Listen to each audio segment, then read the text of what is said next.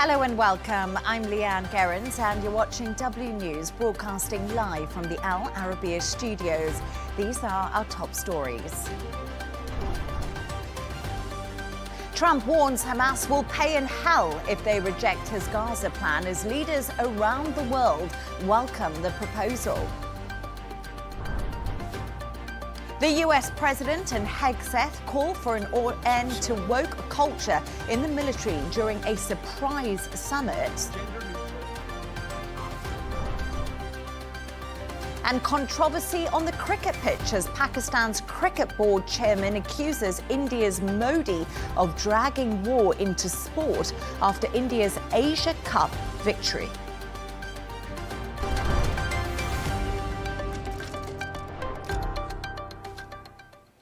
Now, President Trump has warned Hamas they will pay in hell if they reject his Gaza peace plan. He's also said they have 3 to 4 days to respond to the plan that includes an end to fighting, the return of Israeli hostages, and the creation of an international board of peace to help run Gaza, which would include former UK Prime Minister Tony Blair. Here's more of what Trump had to say earlier today. How long do you plan to give Hamas to respond to the ceasefire proposal you put out? We're going to do about 3 or 4 days. We'll see how it is. All of the Arab countries are signed up. The Muslim countries are all signed up. Israel's all signed up. We're just waiting for Hamas. And Hamas is either going to be doing it or not. And if it's not, it's going to be a very sad end. Do you have a deadline, Mr. President? Is there room to negotiate, or is this a take it or leave it deal? Is there room to negotiate with Hamas, or is this a take it or leave it deal? You know, with Hamas, we want very simple. We want the hostages back immediately, and we want some good behavior. And, you know, it's pretty simple. You don't get simpler. Think of it. We've signed every country in the Middle East. This was like an impossible thing. It's never been done before. For more on this, I'm joined by Fatah spokesperson, Dr. Jamal Nazal. Jamal, thank you so much for taking time to join us this evening. Thank you. First of all, does Fatah support President Trump's 20-point Gaza peace plan? We support the plan. We support the ceasefire. And the Palestinian president welcomed this plan. Fatah welcomed this plan. We want this to happen because we see that we are all we need the ceasefire. We need the ceasefire now. And there are positive things in the plan. It's not as if it applies completely to what we aspire to have immediately, but I think it's something we can work on. So you said you think it's something you can work on. In President Trump's peace plan, the Palestinian Authority must reform itself. What will this mean for Fatah? Will your party have to give up its institutional power? Well, first, let me state clearly why we support this plan. Because it puts on hold the forcible displacement of the Palestinian people, and every Israeli politician has talked about that. It also puts an end to the dreams of Israel to annex both the West Bank and Gaza will not be resettled by Israeli and Jewish settlers. So these are 3 positive things that we will have from this. And of course, the role of the Palestinian Authority in Gaza will be gradually implemented.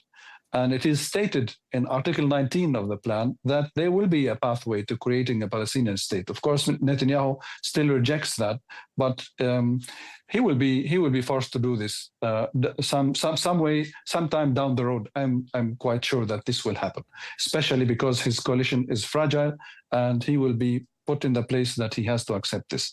And it seems far away from now, but we will be well advised to focus on here and now. We will be well advised to focus on this moment. Reaching a ceasefire is a big thing for everybody who lives in Gaza. It's not a political game for us. We're not playing cards here. We're not playing the card of our interests. We are interested in seeing our people having peace and tranquility. Gaza has to be rebuilt. The people, the aid, international aid has to come in, and trade has to flow so that the people can have a normal life, their normal life back.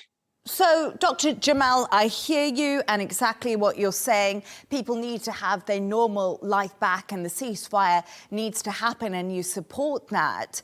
But Fatah's legitimacy and financial problems worsened after Hamas came to power in Gaza, which has weakened your party's credibility significantly. Can the people of Palestine trust you with their finances and to have free and fair elections and trust you to be part of the governing body one day? I believe they can, and we have an independent government in place. We've had this for quite a very long time, and the new government was installed about a year and a half ago as part of the reform process. And the reform process has been ongoing ever since.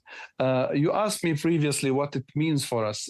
In the statement of the Palestinian president, he pledged to change the scheme of the payment for the families of the martyrs and the prisoners.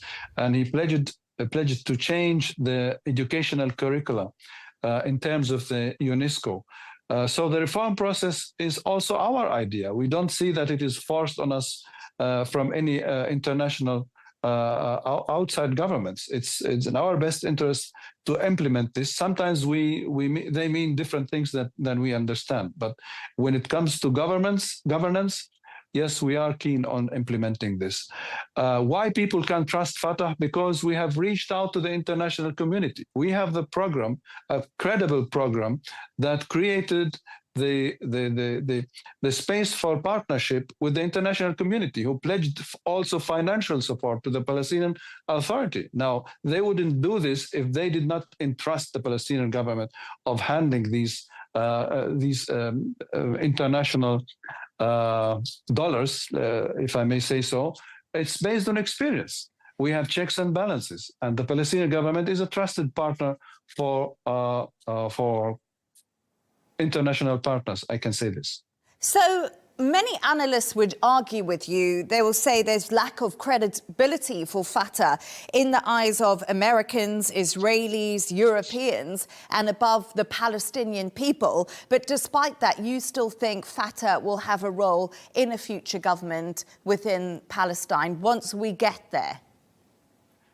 I believe Fatah still enjoys a great deal of support in the Palestinian people. Fatah wasn't part of October 7th, which has brought disasters on the Palestinian people. And we kept our head, and we believed in our president and his program.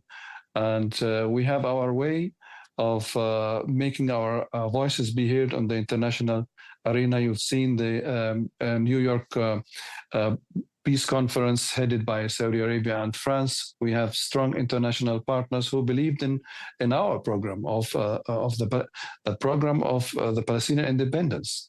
The major countries of the world have recognized the state of Palestine. That was our idea. We created the program of the independence back in 1982 in the 19th session of the Palestinian National Council that took place in Algiers, 1988. We decided to recognize the UN resolutions as terms of reference for a peaceful solution of this problem, and a peaceful solution has to be found. What else can happen? I mean, the military option that Israel had sought and still is seeking has failed. What has Israel achieved through military means? If the military option was a successful option, why has Israel had to fight 77 years till today? So there is no military solution to this problem. There is a political one based on what they call the two-state solution. We are part of it. In fact, we invented it. When the PLO recognized Israel back in 1993, the foundation for a peaceful settlement was created with our hands, with our support. Without us, it will not work. So Fatah is still the biggest movement in the Palestinian arena. And we believe without Fatah, not much can be done. That is an interesting point, because if, as I did say, this 20-point plan does outline that reform is needed when it comes to the Palestinian Authority. But I just want to move on to something else. Do you believe the former UK Prime Minister, Tony Blair, should have a role in Gaza's future? Well, if I had a wish, it would be the immediate installment of the Palestinian government in Gaza with international support. We look forward to having a UN resolution to back the establishment of an international force to support the Palestinian Authority in order to confer international legitimacy on such a body. And I believe Mr. Blair can be given a chance to assist and support, but there should be no international replacement to the Palestinian government. After all, we haven't fought this long against the Israeli occupation and for our independence to end up being colonized by a foreign power. And I hope this is not the intention. I believe it is not the intention. As President Trump has said in the soundbite, a lot of Arab and Muslim countries have signed up for this plan. We trust them.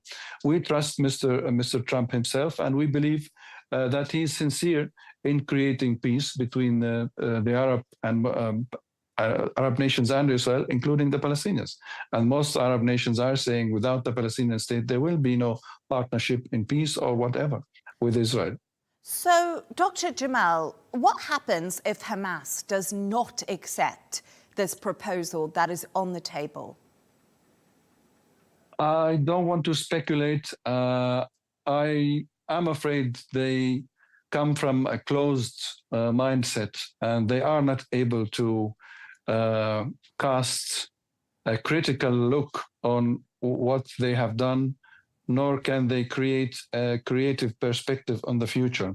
So I'm afraid they're stuck within themselves. And I hope that their friends like Qatar and mediators like Egypt will explain to Hamas that it is time to end this thing and to have a ceasefire. I believe both Qatar and Egypt have a shot at convincing Hamas to do the right thing in this moment. Dr. Jamal Nazal, always great to have your insights and analysis. Thank you.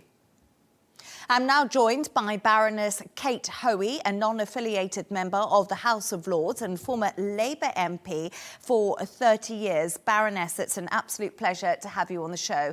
Thank you so much for joining me. I did ask my guest just before you the thoughts on former UK Prime Minister Tony Blair. He's been one of the key architects of the Gaza peace plan. There's opposition to his appointment, but Blair is an experienced negotiator. Where has he succeeded in the past? Well, I think you're quite right. He's been involved very much and was instrumental in helping to bring about what was called the Belfast Good Friday Agreement in Northern Ireland, and that was when the IRA, who had been fighting a war against the people in Northern Ireland for a very long time and wanted a united Ireland, had to accept that there was a peace agreement. They signed up to. The other side, the pro-union people who believed in staying part of the United Kingdom, they signed up to it. And this was at the time when Tony Blair was the Prime Minister. And he made it a very, there was a lot of things going on at that time. We're going back now to 1998, just a year after he took power in 1997. And he really made it almost a kind of zealot job to get peace in Northern Ireland. There'd been some 20 years of bombs and killings and terrorism. And there was no doubt about it. If he hadn't taken the lead in that, although it did make, obviously other people were involved, it would not have happened as it did. So I think he has that track record. Of course, he also has a track record of, Iraq and what happened there. And so I think the announcement by Trump has raised a few eyebrows in the United Kingdom, because he's kept a very low profile here since he stopped being Prime Minister, although he's been very busy internationally. So I think, we will see, but he certainly has got a record in terms of diplomacy and bringing two sides together. Whether that can work, of course, in Palestine is a very different issue. Yeah, absolutely. And you brought up something that I wanted to talk to you a little bit about. So the invasion of Iraq in 2003, you did mention it there, does hang over Tony Blair. And it was quite interesting because Jeremy Corbyn has said Blair shouldn't be anywhere near the Middle East after his catastrophic decision to invade Iraq. How can he ever be trusted by the Palestinian people and also convince his critics? And I guess another question I could add on to that, does this put tensions in the Labour Party? Yes, I mean, there has been a lot of speculation today in the media in the United Kingdom about the Iraq situation. And, you know, I think a lot of surprise, perhaps, that the Arab countries who have signed up to the Trump settlement proposals haven't queried the fact that Tony Blair is involved, given his history of the Iraq war. And, you know, when we had an inquiry into it and it proved that all sorts of things had been said that weren't true, and there was a dodgy dossier and all of that kind of thing. So I am surprised that he's been given, you know, such a sort of almost carte blanche acceptance by some of the Arab countries. And I haven't heard really what the Palestinians said. I noticed your previous interview didn't really answer the question about Tony Blair. But of course, Trump would be leading the peace board that he's going to be put on. And there are presumably going to be other international figures on it. He has spent, I have to say, a lot of time in the Middle East, and he was part of that quartet group that was brought together to try and bring economic development to Palestine some years ago. Not sure that was particularly successful, but he has been, I suppose, what you'd call a mover and a shaker in international affairs, and therefore was someone who Trump, obviously, he had been working himself, Blair, to get in. He'd been meeting with Trump, I think, about a month ago about this. And in terms of Labour, I mean, he isn't a popular figure amongst former Labour people and indeed current Labour Party members. But then the Labour government at the moment, it's the middle of their political conference at the moment. They're going through quite a difficult time. So perhaps the shine of Tony Blair being the Prime Minister who was seen up until the Iraq situation was seen as a very successful Prime Minister. Perhaps the current Labour government and Keir Starmer, the Prime Minister, is hoping that this will rub off on the current government. Yeah, that's really interesting. Let's talk a little bit about this Labour Party conference that's been going on, because one thing I did notice in the speech that Wes Streeting gave and also the speech that Keir Starmer gave, there was a lot of mention of reform and Nigel Farage. I mean, that name came up so much, and Nigel Farage actually said, I'm living rent-free in the heads of the Labour Party, which is absolutely true. And I was surprised by how much he was mentioned, because Reform have 5 MPs currently in the UK, but Labour see them as such a huge threat. What is going so wrong after that landslide majority just a year ago? Well, I can speak very openly because I'm not a Labour Party member anymore, and I do recognise the huge opinion, the huge lead that Reform has in the current opinion polls. Of course, as a general election is some time away, probably 3 years, but they are very, very far ahead of Labour. And of course, the Conservatives have dropped back to, being a poor third.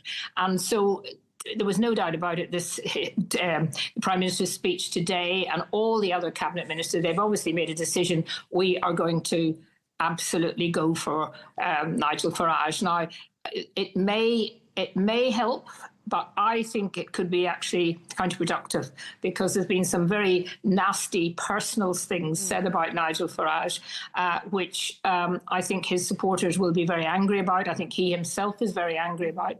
And Labour, in politics, once you start attacking the person and not the policies, and of course now the things that the Prime Minister did say today about policies have kind of been ruled, or overseen by the personal stuff. And I think Nigel Farage was mentioned about nearly a dozen times in the speech. So I don't think that's going to particularly help Labour. But we have to wait and see.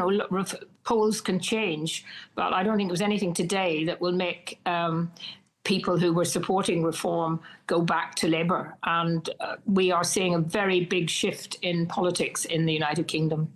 Yeah, absolutely. And I did hear what Keir Starmer said, stop buying this snake oil from Reform seems to be, which I thought was quite interesting because Wes Streeting said it too. But it was great to have you on. Thank you so much, Baroness Kate Hoey, for joining us. I could speak to you all night. Thank you.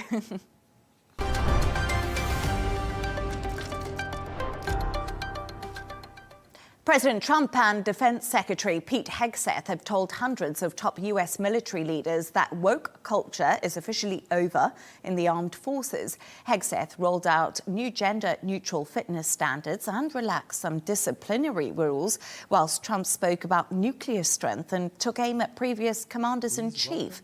The surprise summit comes as global tensions rise and as a government shutdown does loom. Here's some of Hegseth's speech. Frankly, it's tiring to look out at combat formations, or really any formation, and see fat troops. Likewise, it's completely unacceptable to see fat generals and admirals in the halls of the Pentagon and leading commands around the country and the world. It's a bad look. It is bad, and it's not who we are. So whether you're an airborne ranger or a chairborne ranger, a brand new private or a four-star general, you need to meet the height and weight standards and pass your PT test. For more on this, I'm joined by Dr. Darren Porcher, former NYPD lieutenant and criminal justice expert. It's a pleasure to have you on, Darren. Thank you so much for joining us. OK, we just heard there from Pete Hegseth and, well, his speech he gave today to the US Armed Forces and the top brass. Do you think that it was actually a motivational speech? We heard him use the word fat there and had some pretty outrageous things to say. Well, just to give you a background, I'm a former Army officer, and I was an executive officer for a period of time as I served in the United States Army. So when we speak to what's mentioned by Defense Secretary or Secretary of War, as it's now referred to as Pete Hegseth, I think that he's looking to transition a series of regulations within the Army. One of the things, as you mentioned in the earlier part, was the weight standards and the ability to pass a PT, basically a fitness test. And I think that this is something that's important, and unfortunately it's been overlooked for years on end. And now is the time for the people in the upper echelon as well as the individuals in the lower echelon to meet the physical standards of the Army. I think that what's most important is everyone needs to be on board. He makes mention to something we refer to as warriors ethos, in that the lethality of the Army, or I should say the military as a whole, should be something of optimum and supreme importance. And this is very resonating as it relates to the conflicts that we see in places like Ukraine and Russia, as well as what's happening in the West Bank and the Gaza Strip. I think that the United States military needs to provide a level of strength in these conflicts as opposed to just being on the side, because these are two conflicts that need to end, and they need to end now. So are you telling me that really this was Hegseth and Trump putting America's might forward today, a warning to what could possibly happen if US troops were on the ground? Well, I think it's giving the people an agenda that are in the military that, look, we are moving forward. There's some serious agendas at hand on the world stage, and we need to be better prepared if we're going to address them. The war in Russia and Ukraine needs to stop. The aggression of the Russians has just gone above and beyond, and nothing has been done. We need to come in from a position of lethality to ensure that we're speaking from a place of strength. When we look at what's happening in the Gaza Strip, the same holds true there. We need to have the ability to neutralize that conflict in the Gaza Strip. And if we have soldiers or military members that are incapable, it's a moot point. And also, Hegseth used the occasion to rally against the woke values within the Pentagon. As I mentioned earlier, he berated troops for being overweight, bearded, or actually having long hair. I noticed something. Very few people applauded once the secretary finished his speech. Is he respected among US military leaders? I know he was in the military, but he was just infantry. He wasn't the top brass. Well, Secretary Hegseth was a major in the Army Reserve, but he was also on active duty, and he did deploy to Iraq. As it relates to him being openly embraced by the men and women that are, I want to say, the upper echelon of the military, I think oftentimes change can be a disrupting function. And so you have a sense of disruption that's being introduced by Secretary Hegseth. The weight standards, the physical training standards are of optimum importance. And if a person doesn't have the ability to lead by maintaining those standards, it's very difficult for them, being a general or an admiral, to tell someone that's of a lower rank that they need to do something that they're not adhering to. So that do as I say and not as I do philosophy should be out the window. Lead by example. Now to President Donald Trump, who said he's not happy with the look of certain Navy battleships and that he recently sent a nuclear sub to spy on Russia. Darren, are aesthetics important, and is it really going to protect the US from military threats to have beautiful submarines?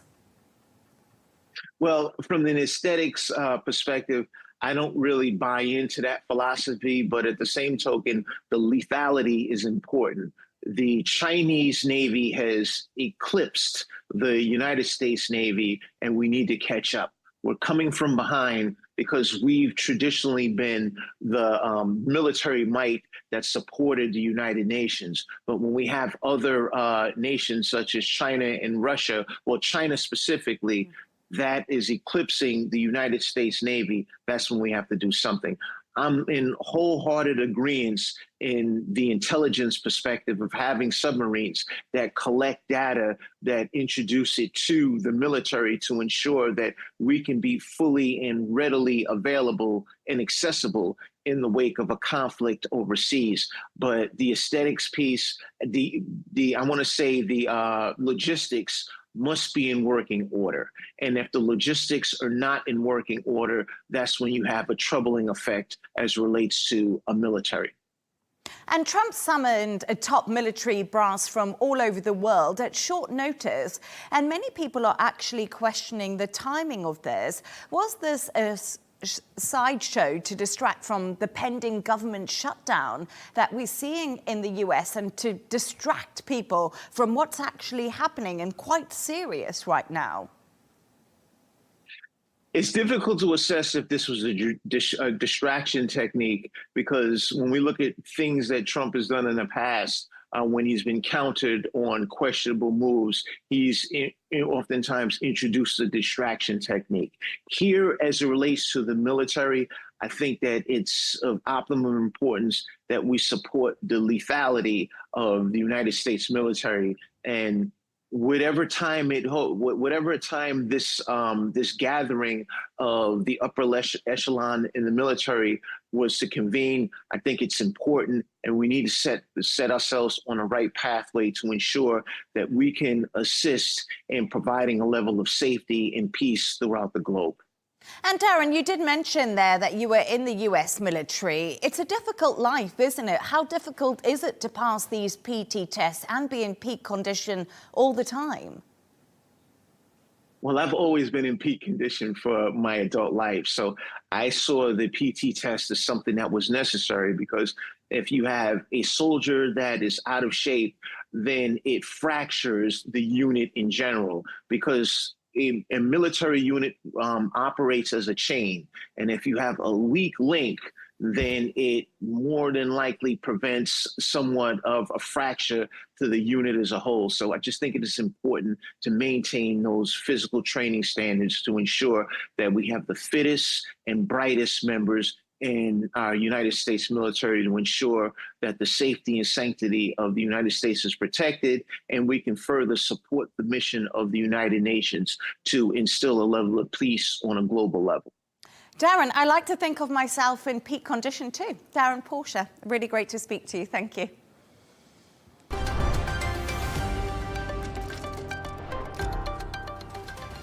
Let's take a look at some of the other stories making the headlines today. The South African ambassador to France has been found dead next to a hotel in Paris. According to reports, Ambassador Nati Motetwa was reported missing by his wife after receiving a text message that did worry her. His death was called a national loss by South Africa's Foreign Affairs Department. The Metropolitan Police in the UK have recovered 61,000 Bitcoin that are worth more than $6.7 billion from a Chinese woman. It marks the single largest cryptocurrency seizure in the world. Jinmin Chang pleaded guilty to illegality acquiring and possessing the cryptocurrency. The 47-year-old was involved in scamming over 120,000 victims in China between 2014 and also 2017.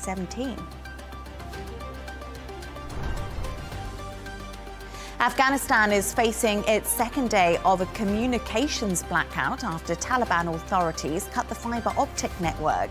They began shutting down high-speed internet connections in some provinces earlier this month in an effort to prevent immorality. The Taliban has yet to give an official reason for that decision.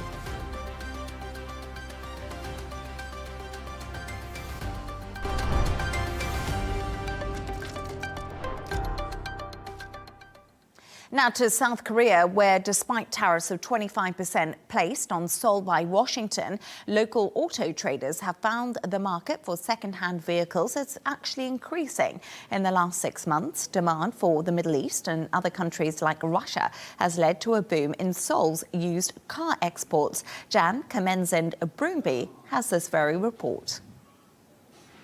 On Korea's western coastline, they stretch out into the horizon. Tens of thousands of vehicles are stored here in Incheon, South Korea, ready to be shipped abroad by auto traders like Kevin So.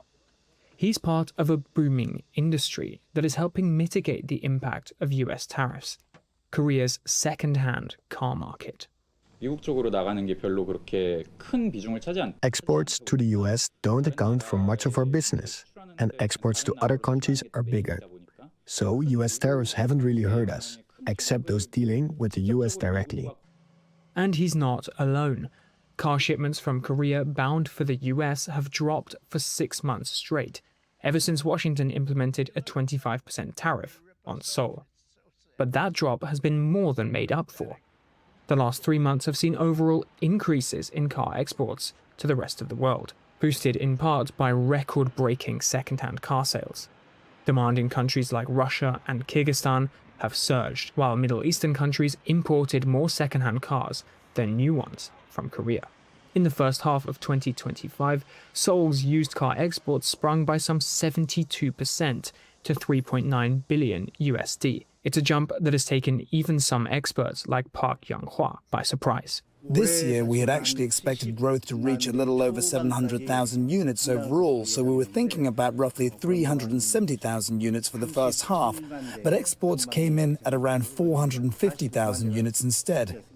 But that success comes with a price. Despite surging demand, Korea's used car industry lacks the infrastructure to deal with the sudden uptick in sales. There's still no proper export complex for used cars, so private business rent these dirt lots here and park their cars there waiting to be shipped. When buyers come in the summer, their feet are stuck in the mud and it's difficult to inspect the cars. Conditions are poor in many ways. As Korea's second-hand car market plays an increasingly important role in keeping the country's car trade afloat, traders like Seoul will be hoping the trend can continue, and that new tariffs from Washington won't similarly leave them stuck in the mud. Jan Kamenzend-Broomby, Arabiya English.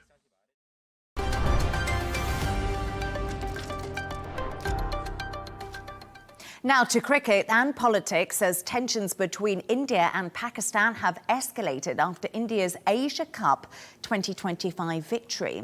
The controversy at the Games began when India refused to accept the Asia Cup trophy from the Pakistani Interior Minister and the President of the Asia Cricket Council, Mohsin Naqvi. After the victory, Prime Minister Narendra Modi posted this message on X: Operation Sindoor on the Games field. Outcome is the same. India wins. Congratulations to our cricketers.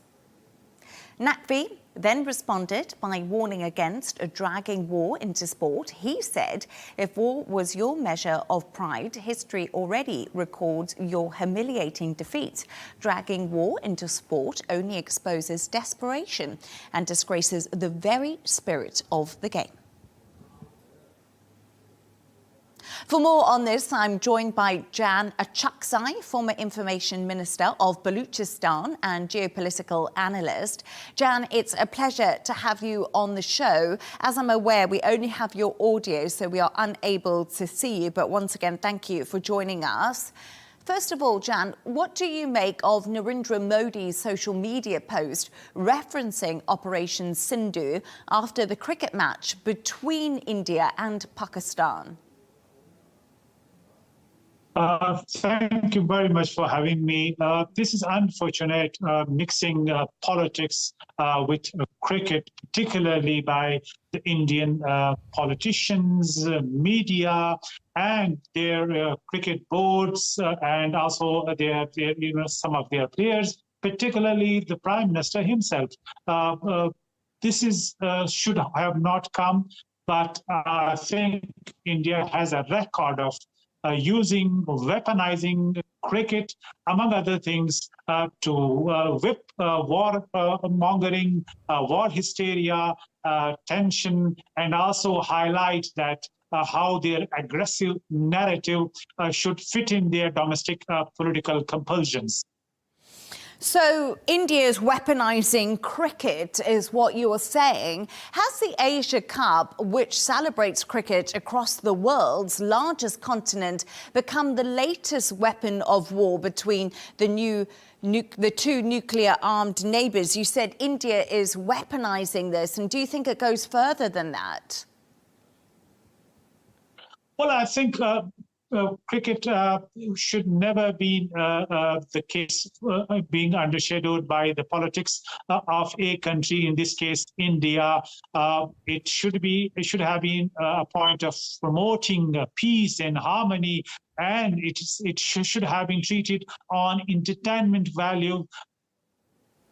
The country we are talking about. However, unfortunately, the history, not only the recent one, but the past tells us a different story, not playing, i.e.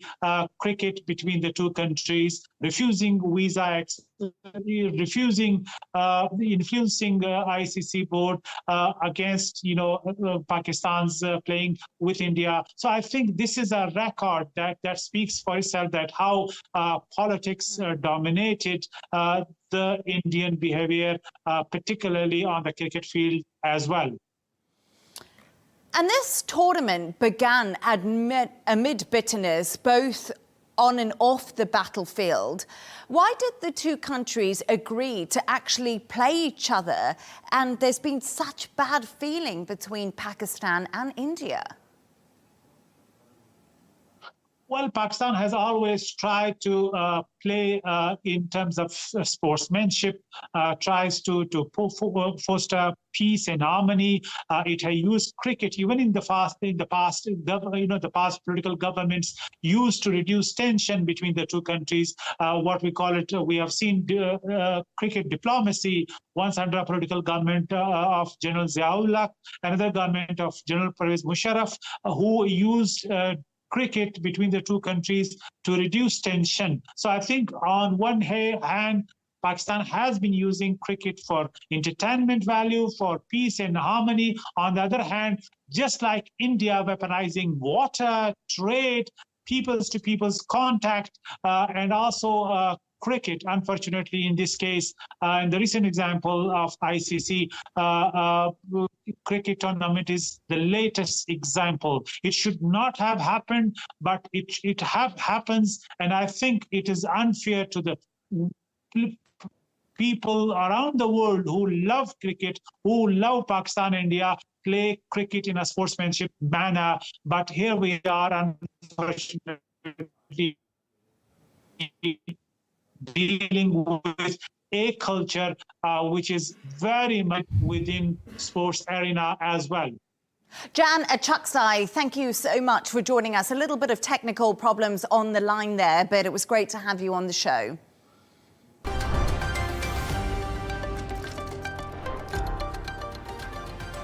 A reminder of our top stories. Trump warns Hamas will pay in hell if they reject his Gaza plan, as leaders around the world welcome the proposal. The US President and Hegseth call for an end to woke culture in the military during a surprise summit.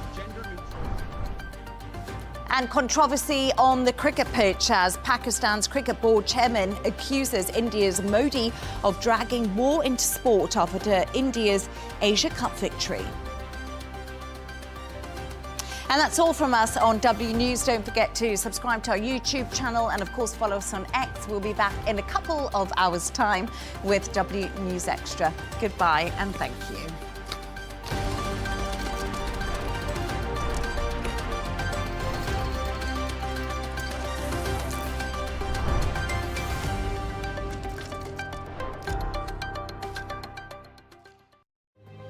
Is President Donald Trump preparing to wash his hands of Ukraine peace negotiations?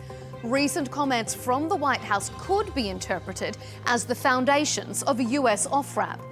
Can Ukraine really reclaim its lost territory? And if so, does that mean Europe should prepare for a longer-term conflict?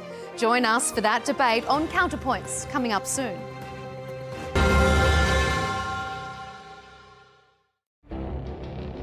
It feels like decades are passing by in a matter of weeks. Seismic shifts in the world order. Never, ever will be part of America. With so much happening and so much noise. Whether it's political upheaval, Canada has been ripping us off for years, economic shifts or social movements. And no one wins from tariffs. I think America can be more friendly to the rest of the world. The in-depth analysis and all the latest developments across the globe. To have an inclusive policy together. The meetings with Hamas gave me some hope. We're in another nuclear arms race. The most important development straight to your screen. Welcome to the dressing room. I'm on my own. I need backup. And an insightful look at the issues shaping our world today. It was not going to happen, that war, and it happened. Join us on Arabiya News, where the world talks.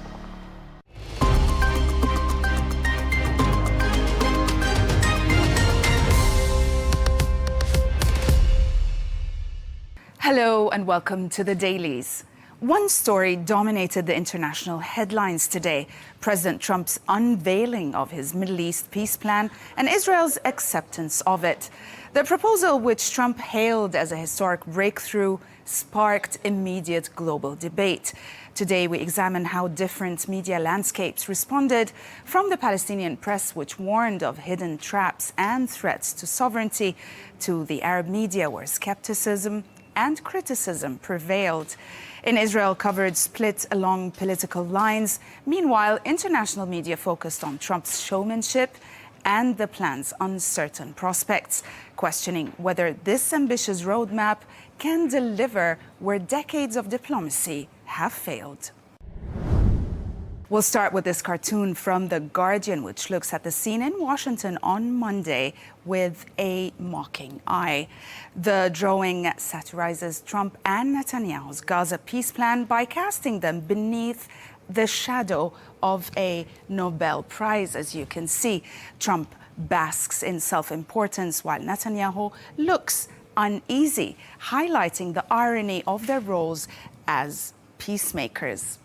Also, the cartoon mocks the idea that their bold claims of eternal peace are really genuine, suggesting instead the plan is more about self-promotion and political theater than real statesmanship. Across Palestinian media, coverage of President Trump's peace plan was skeptical, often outright critical, framing the plan less as a breakthrough and more as an attempt to repackage Israel's war aims under U.S. sponsorship. Arab media coverage of the plan also has been mixed, but equally skeptical. Some outlets noted its humanitarian potential, but most stressed contradictions, political risks, and a tilt towards Israeli interests. The Egyptian An-Nahar provided an analysis of President Trump's Gaza plan, revealing sharp contradictions beneath the White House's celebratory optics. He notes the paradox of Qatar, long accused of backing Hamas, now recast as a mediator, a pragmatic move serving both Donald Trump and Benjamin Netanyahu. The public display of mutual admiration between the two leaders masked divergent motives, Trump chasing an electoral triumph and Netanyahu seeking political legacy. The article stresses Netanyahu's rejection of a Palestinian state, amplified by Trump's attacks on Europe, the UN, and UNRWA, framing the plan as U.S.-Israeli dominance over international consensus. Ultimately, the piece argues that the announcement was less about peace and more about guardianship. Gaza reduced to a security-administered zone under Gulf funding and Israeli oversight, leaving core political grievances unresolved. Israeli media split sharply over Trump's Gaza peace plan. Right-wing outlets like Israel Hayom hailed it as a historic victory for Israel's security, highlighting U.S. backing and Hamas's disarmament. Left-leaning voices such as Haaretz warned it entrenches occupation and sidesteps Palestinian rights, casting Netanyahu's reluctant consent as political survival rather than genuine peace. We'll start with Haaretz, which delivers a scathing analysis of Prime Minister Netanyahu's reluctant acceptance of Trump's Gaza peace plan. He argues that Trump, weary of Netanyahu's stalling and empty rhetoric, forced him into concessions he had long opposed, such as a path to Palestinian statehood and also a near total withdrawal from Gaza. The piece highlights the symbolism of Netanyahu's compelled apology to Qatar and notes how Trump's praise reflected frustration with Israel's leader. The analysis portrays Netanyahu as weakened, isolated, and cornered by both Trump and his coalition hardliners, with early elections in 2026 looming. Ultimately, the piece frames Trump as having saved Israel from itself, while Netanyahu appears drained, cynical, and out of sync with public yearning for an end to the war. The Times of Israel argues that Donald Trump's Gaza peace plan represents Israel's clearest path to victory while reshaping Netanyahu's political standing. The piece highlights how Trump's personal diplomacy managed to unite unlikely players, from Turkey's Recep Tayyip Erdogan to Qatar, which just weeks ago was bombed by Israel. The plan promises full hostage release, Hamas's gradual disarmament, and a new Gaza administration backed by Arab partners, developments Netanyahu cannot ignore, despite resistance from his right-wing allies. Also, the piece notes that while Hamas may stall or maneuver to preserve influence, Israel gains international backing and political or potential regional normalization. The piece views Trump's intervention as a diplomatic breakthrough, offering Netanyahu both risks and lifelines.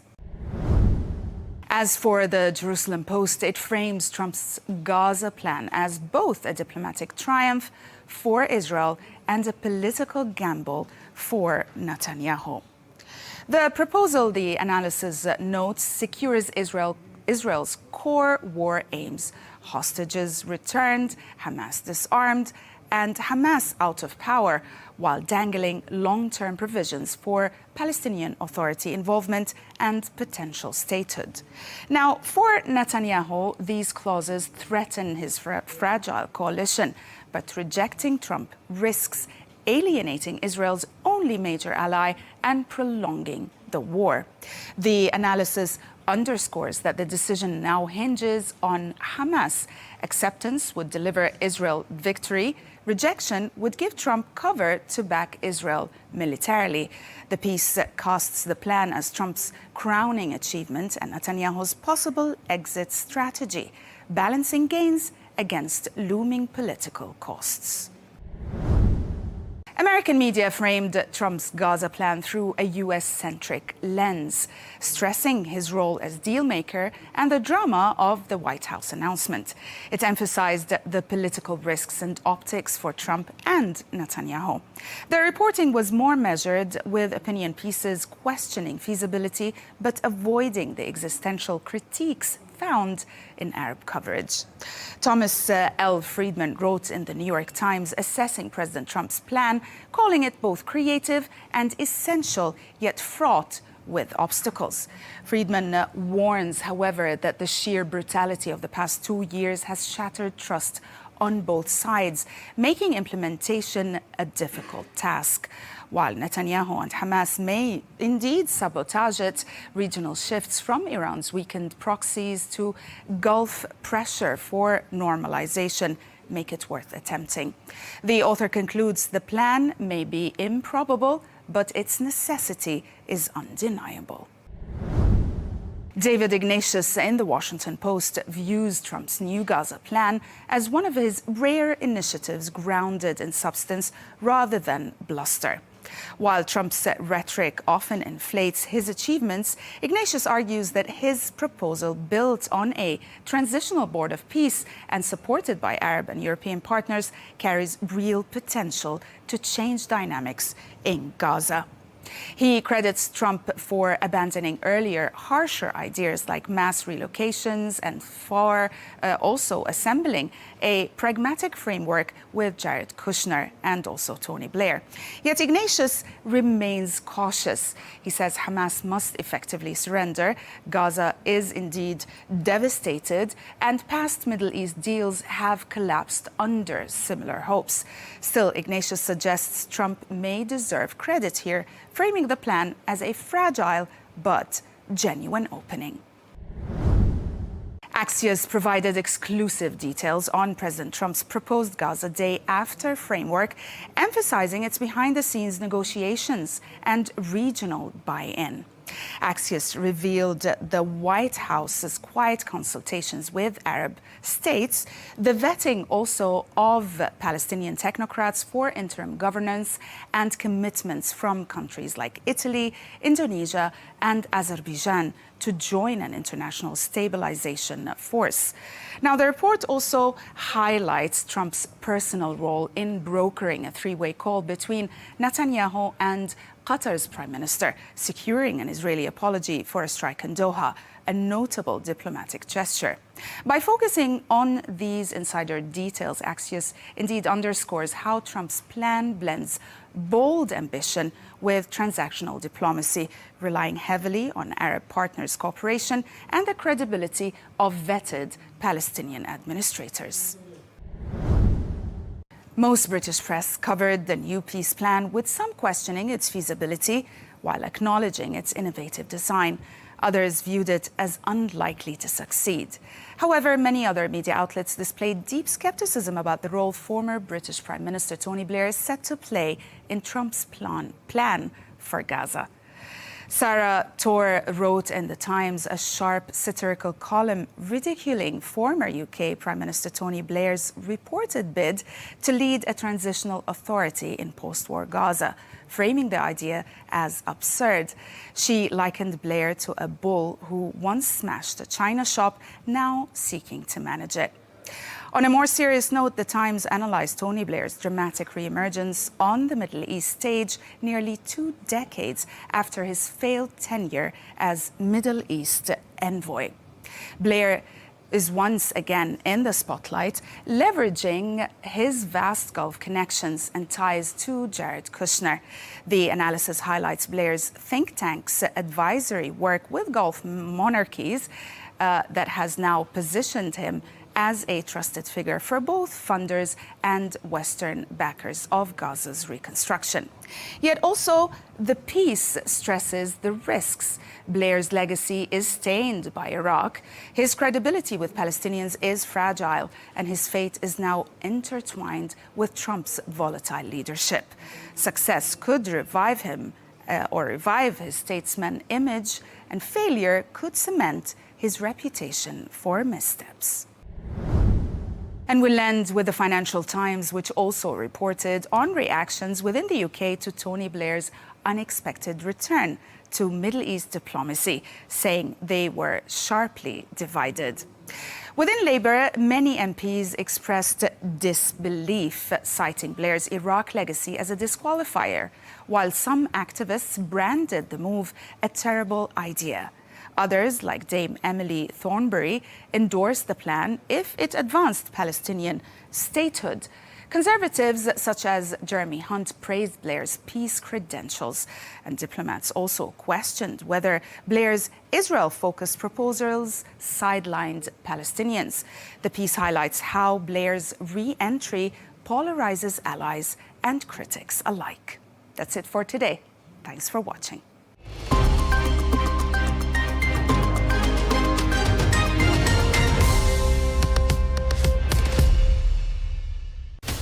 From the White House to Gaza, Kiev to Beijing, elections, economics and the environment compete with conflicts and other complex issues for our attention. In an age of fake news, deepfake and artificial intelligence, they've got to have a vote and a say. It's important to look beyond the loudest voice to understand the truth. From newsmakers to groundbreakers, my campaign is going very well. Presidents, prime ministers, princes and peacemakers, and cultural tastemakers. As Arabs, as Middle Eastern, we're too emotional. Join me on The Riz Khan Show for empowering conversation.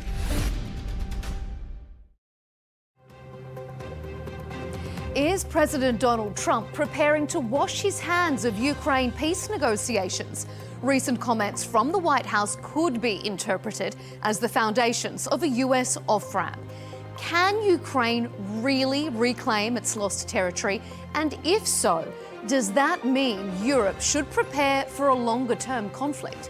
You're watching Counterpoints with me, Melinda Nusafora.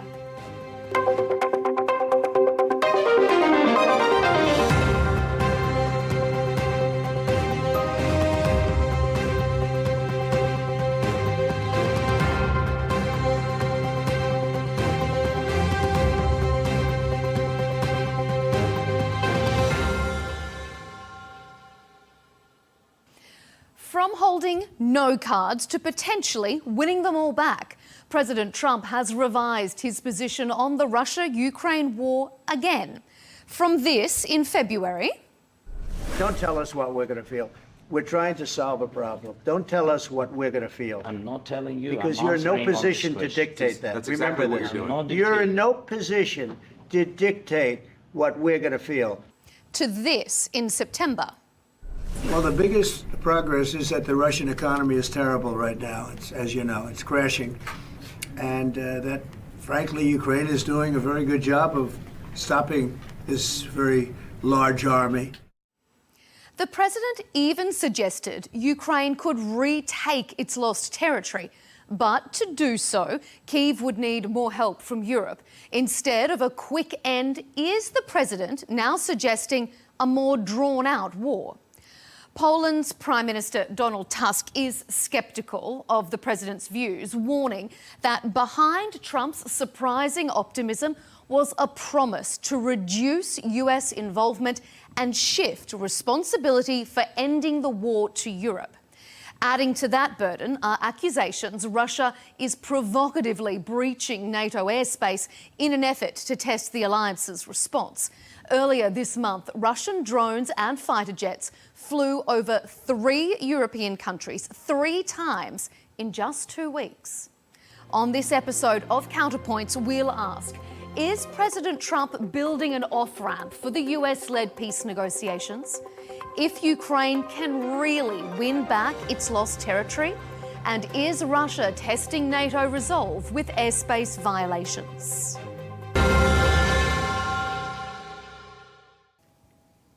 Well, joining us to discuss the latest developments is General Sir Richard Sheriff, a former Deputy Supreme Commander of NATO forces.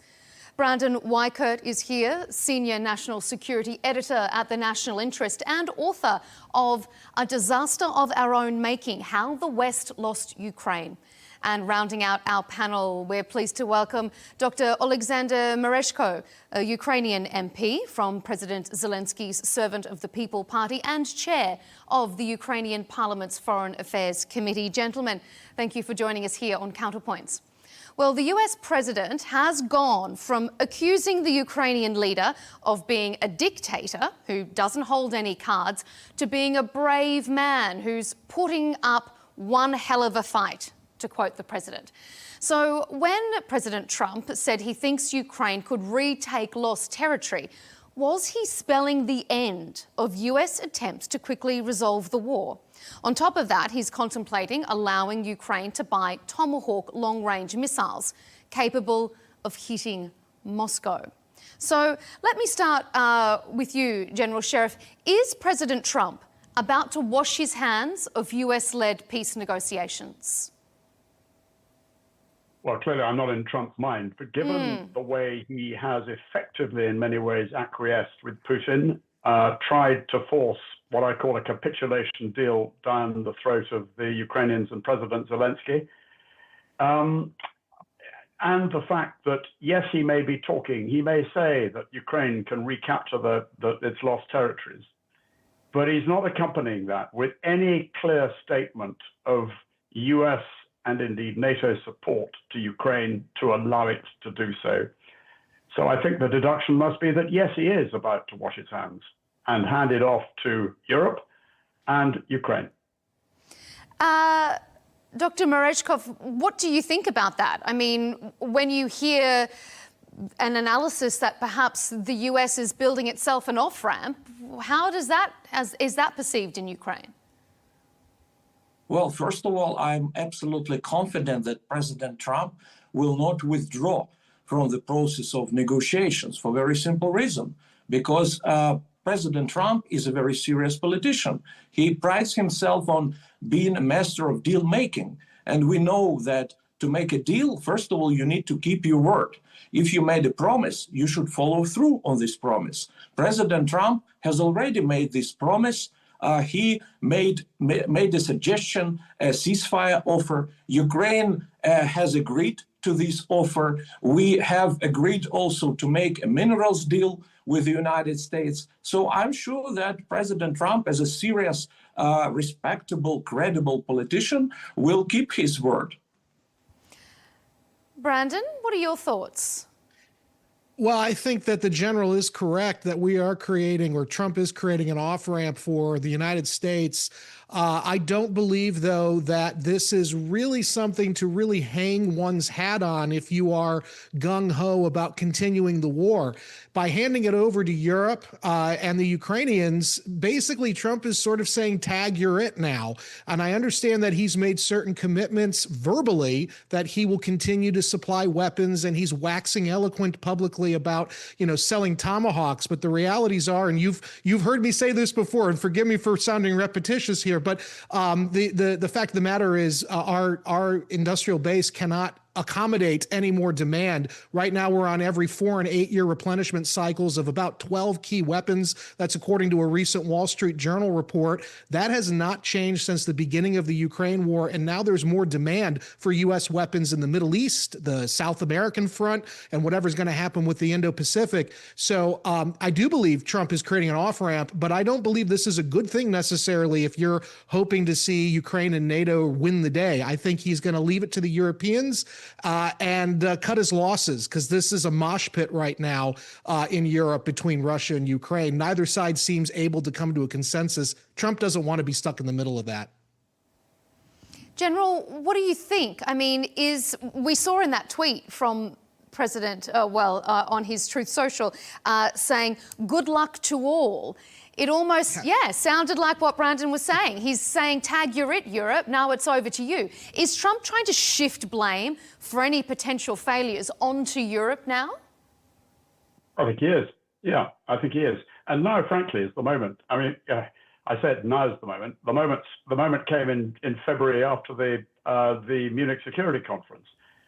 Now, I mean, if Europe doesn't wake up now, then absolutely nothing's going to happen, because it's now up to Europe to put together a properly thought through strategy, military, financial, and economic, to give Ukraine the support it needs to achieve the defeat of Russia, without which there will not be a lasting ceasefire. Isn't that a little bit too little too late now? I mean, with more than 3 years into this conflict, has Europe really dropped the ball? And now Trump is saying, well, it's over to you, Europe, good luck to all. But Europe doesn't seem at all prepared. Yeah, Linda, you're absolutely right. It is too late, in the sense that Europe should have done this NATO should have done this right at the very start, on the 23rd of February 2022, when immediately after the invasion. And actually, I would go back. I would say that Europe should have stepped up to the mark when the war started in February, March 2014, with the invasion of Crimea. But it's never too late on these occasions. And if Europe got its act together now, Europe could do it, but it requires political will, it requires moral courage from Europe's leadership, and it requires European populations to make real sacrifice, which they've not done. They haven't begun to make any sacrifice. Compare the sacrifice Ukraine is making for European freedom and the fact that Europe just blathers on regardless, without really digging deep. Dr. Mareshko, what do you... The point that Brandon made about the fact that the US just simply doesn't have any more capacity to continue to provide Ukraine with the support it needs, what do you make of that? Do you think that that's true, or do you think that that's a way that the president is going to try and relinquish some of his responsibility as a NATO partner here? Well, first of all, I believe in capabilities of the United States. It's the biggest economy in the world. It's the most powerful in military terms country in the world. So I believe in their capabilities. They have enough capacity. To say that they don't have capacity to help Ukraine to fight Russian aggression, it would be too defeatist. So I believe that the United States have enough resources to continue to help us. We should remember that we are waging this war not only for our territorial integrity, we are waging the war against a coalition or an axis of evil, including not only Russia, but also China. They act in unison, they coordinate their efforts. And Russia is waging war not only against Ukraine. Putin and his propaganda are openly state that they're waging the war against NATO, against the West, against rules-based order with the American leadership. So to support Ukraine, it's not only about European security issue, it's also about direct American national interest and American security issue. Okay. Go ahead. So I was just going to say, in my argument, the rules-based order, as we understand it, is gone. There's a meeting between Hegseth, Secretary of War, and now President Trump will be joining in Quantico, Virginia tomorrow, between 800 of our flag officers. I have been told by numerous sources involved that this is in relation to Elbridge Colby's new national strategy document, in which it outlines for the United States a new grand strategy of deprioritizing Europe, the Mideast, and Indo-Pacific and Africa, and reprioritizing, elevating the importance of Northern Command and Southern Command. This is why you see this buildup off the coast of Venezuela, for instance. Furthermore, I have been told that there's going to be talk regarding the Unified Command Policy, UCP, which was basically written in May of this year, in which Hegseth basically said we're going to reorganize the commands of the U.S. There's talk about merging EUCOM with AFRICOM. There's talk about merging NORTHCOM with SOUTHCOM. So what this means, in my opinion, if you pair what I'm hearing with what is going on in Ukraine, the tag you're it sort of thing going on between Trump and Europe, Europe, to me, it does look like we are stepping back and we will not be continuing. And I would just add on, in terms of capacity, I don't think people overseas realize how broken America's defense industrial base is, especially with all these crises now pulling on it. We do not have the kind of latent industrial capacity we enjoyed in World War II. Ironically, it's China that has that kind of capacity right now. So this is a big problem, not just for the U.S., but all of our allies who are depending on us. Is that troubling to hear, Dr. Mereshko? Well, it's not troubling to hear because, well, first of all, yes, there are people like Elbridge Colby. I read his book, The Strategy of Denial, but he doesn't make U.S. foreign policy. There are different voices in the Mr. Trump's entourage. Yeah, there are people like Mr. Colby who are in favor of Asia first and so on. Yeah, let's focus on containment of China. But there are also other voices like Mr. Kellogg, like State Secretary Rubio, for example, who are more realistic about what's going on in the world and who understand the strategic importance of Ukraine and Europe for American security. And I more rely on these people. I think that would be a mistake. General, what do you think? The 20th century demonstrated 3 times that Europe's security is America's security. The First World War, the Second World War, and then subsequently, of course, the Cold War. And I'm with, I think it would be from a global perspective, and I think America's perspective and certainly Europe's perspective, if America withdraws again into isolation as it did in the 1920s, it's not isolation. I'm afraid the future is very gloomy. It's not isolation. There is a reorganization of the world occurring, whether we like it or not. And I think what I am hearing, at least, and again, we'll see what happens, but what I am hearing from certain people close to the president is that this is just a realistic recognition of a new tripolar world, at least between the U.S., China, and Russia. The rules-based order that dominated from 1945 to maybe 2003, I would argue it died when we went into Iraq. That is pretty much gone now, and there's a new reorganization underway. And I think that what you're seeing with this Ukraine thing is the kind of quiet recognition by Trump that I got to back away from this because it's going to suck me in even more. And the president does not want to be sucked in anymore to the European front. Well, if that's the case, I go back to my point about Europe stepping up to the mark. And this is yet another wake-up call for Europe. I mean, NATO should have started the process of Europeanizing itself, because it was quite clear after the Munich Security Conference that America was not in the game as an effective NATO ally. And we saw 3 weeks ago when Poland was attacked by drones, Trump wrote it off as an accident. This was an attack on a NATO. I would just like to say real quickly, I'm state. sorry, I have to correct you. We've been the most effective NATO ally since the entire formation of NATO. So in my opinion, we've given much more to NATO than anybody else. So I would say that we've been a very effective ally. None of our other partners have really, except for maybe like Poland and some of these handful of other countries, but none of these other countries in Europe, for the most part, as you rightly note, have stepped up to the plate. And I suspect they won't be either, because they don't have the capacity right now to hit the Russians the way they're talking about hitting them. America walking away from NATO, and let's be clear, America was the absolute underpinning of the alliance for 70 years. The reason the alliance has been so successful is because of the total certainty that whatever president was in the White House, America would, no ifs, no buts, come to the aid of a NATO member if attacked. And of course, in terms of burden sharing, America paid the bills for the alliance. And so Europe has got to wake up to the fact that much of this is down to Europe, that Europe has really got to dig deep. And Europe, yes, of course, it's going to be a major capacity issue for Europe. But that's why I say Europe has to be prepared to make the sacrifices in order to step up to the mark and fill the gap. It's not going to happen overnight, but if it was prepared to do so, Europe could do so.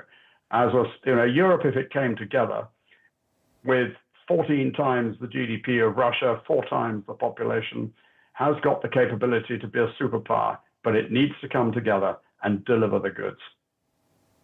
Brandon, I mean, do you think that European security is America's security? It sounds like you're saying that Europe's problem is no longer America's problem.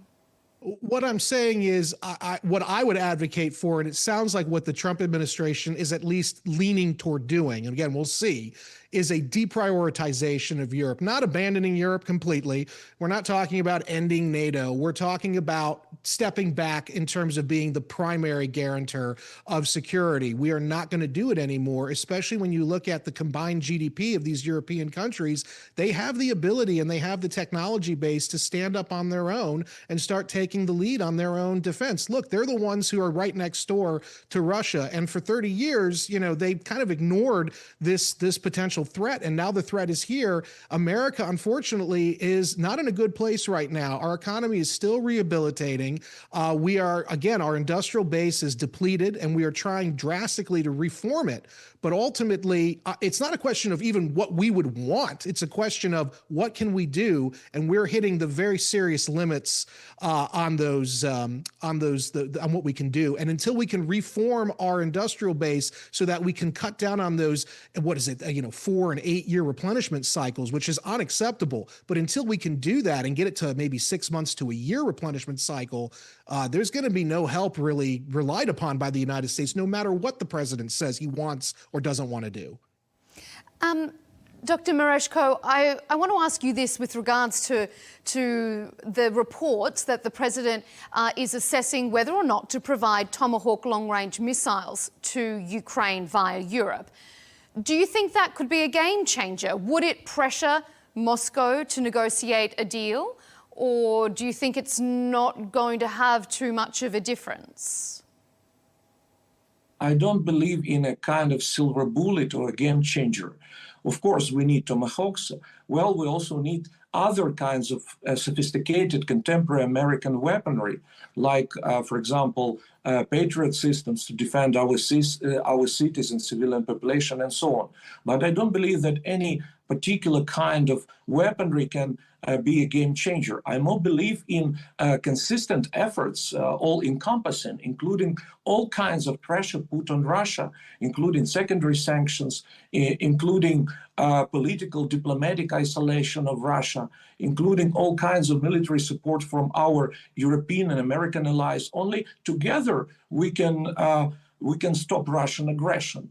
But of course, it would be a welcome gesture from our American allies to give us Tomahawks. It will increase our chances to completely defeat Russia, because Russia was already strategically defeated. But we need, as Churchill once put it, asking President Roosevelt, he said, give us the tools, we will finish the job. We can finish the job, but give us the tools. General, do you think that these long-range missiles, say a Tomahawk, could force Russia to rethink its intransigence with regards to negotiations? I think they'd be part of the mix. I'm with Dr. Mereshko here. That I come back to my point about the need for an overarching strategy with a clear vision and goal. Being a Europe whole, free and secure from Russian aggression, Ukraine as part of it, as part of NATO, and to achieve that, the first objective has got to be defeat of Russia in Ukraine. And that is going to need military support, all the military support that Ukraine requires, including long-range precision missiles such as Tomahawk, but much more besides, with equipment, logistics, support with training and organization. But in addition to that, it requires economic measures, it requires secondary sanctions, it requires Europe to wean itself off its dependence on Russian gas. The fact is that European countries are bankrolling Russia at the moment because of the gas they're buying from Russia, as well as financial measures as well, all designed to put pressure on the regime and force Putin to recognize that he and Russia will never achieve their aims in Ukraine, and force them into a position where they finally recognize President Zelensky, the Ukrainian constitution, and Ukraine's right to exist as a sovereign nation. Mm. I mean, I appreciate the sentiment, but unfortunately, it doesn't look like this is going to change on the battlefield.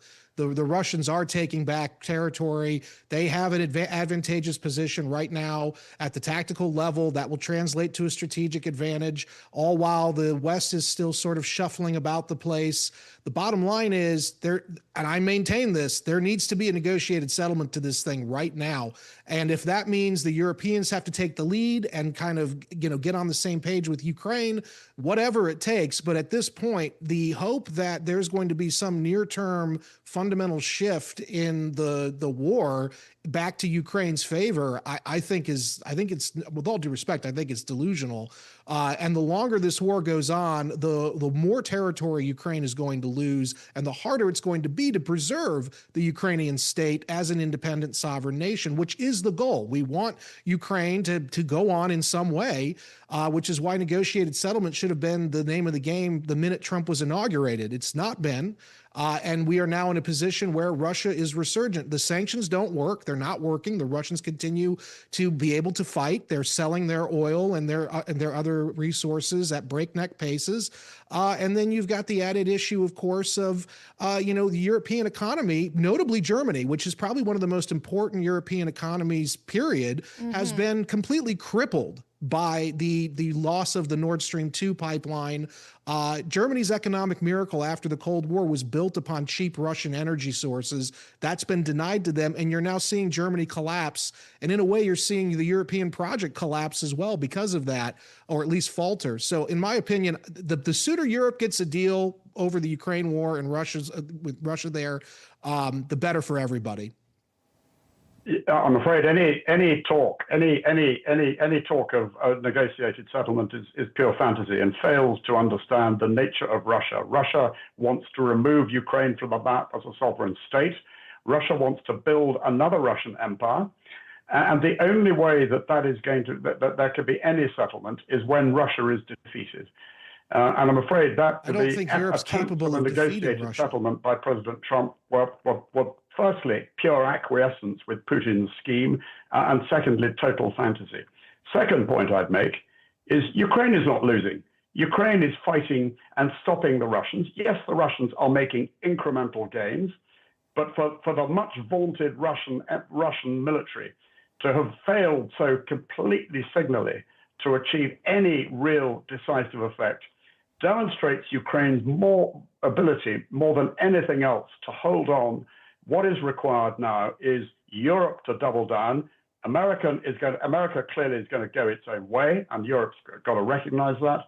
But Europe has to double down and provide Ukraine with the support required to finish the job. And we could do that. Well, I would not say it's fantasy. I would say that this was something that was very seriously discussed.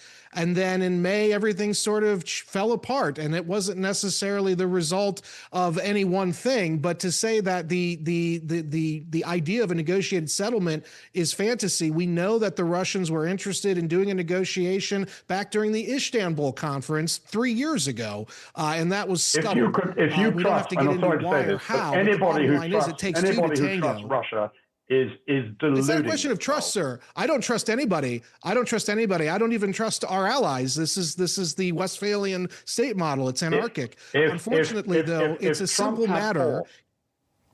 It's a simple matter of who has the leverage, who has the juice on the ground. And right now, the Russians have all the leverage. The only thing that is going to happen if there is a ceasefire forced on Ukraine is that Russia will recover, rebuild, regain, and have another go. But so would Ukraine 2 years, and NATO. 5 years. Okay, I'm going to bring Alexander Mereshko back into this because I want to drill down onto this a little bit more about what success looks like, because we had talk from the president saying on social media that Ukraine can reclaim back all the territory it's lost. It looks as if maybe he isn't pushing for a quick settlement after all. I mean, so far, as of August this year, Russia has taken control of about 20% of Ukrainian territory. After rapid early advances, Russia's recent progress has been pretty slow. Since about late 2024, the front line, which stretches about 1,000 kilometres, has been largely frozen in place, give or take. So, Dr. Mereshko, I want to ask you and respond to what our other panellists were just talking about as well. But can Ukraine really reclaim its lost territory? I mean, it failed to do so in that highly anticipated summer counter-offensive in 2023. So why can it turn the tables now? Well, first of all, Russian troops have already bogged down in the territory of Ukraine. Their advances are extremely modest. For the last several years, it was only 1%. And interestingly, Ukrainian troops even managed to reclaim our territories. So we very effectively repel Russian attacks.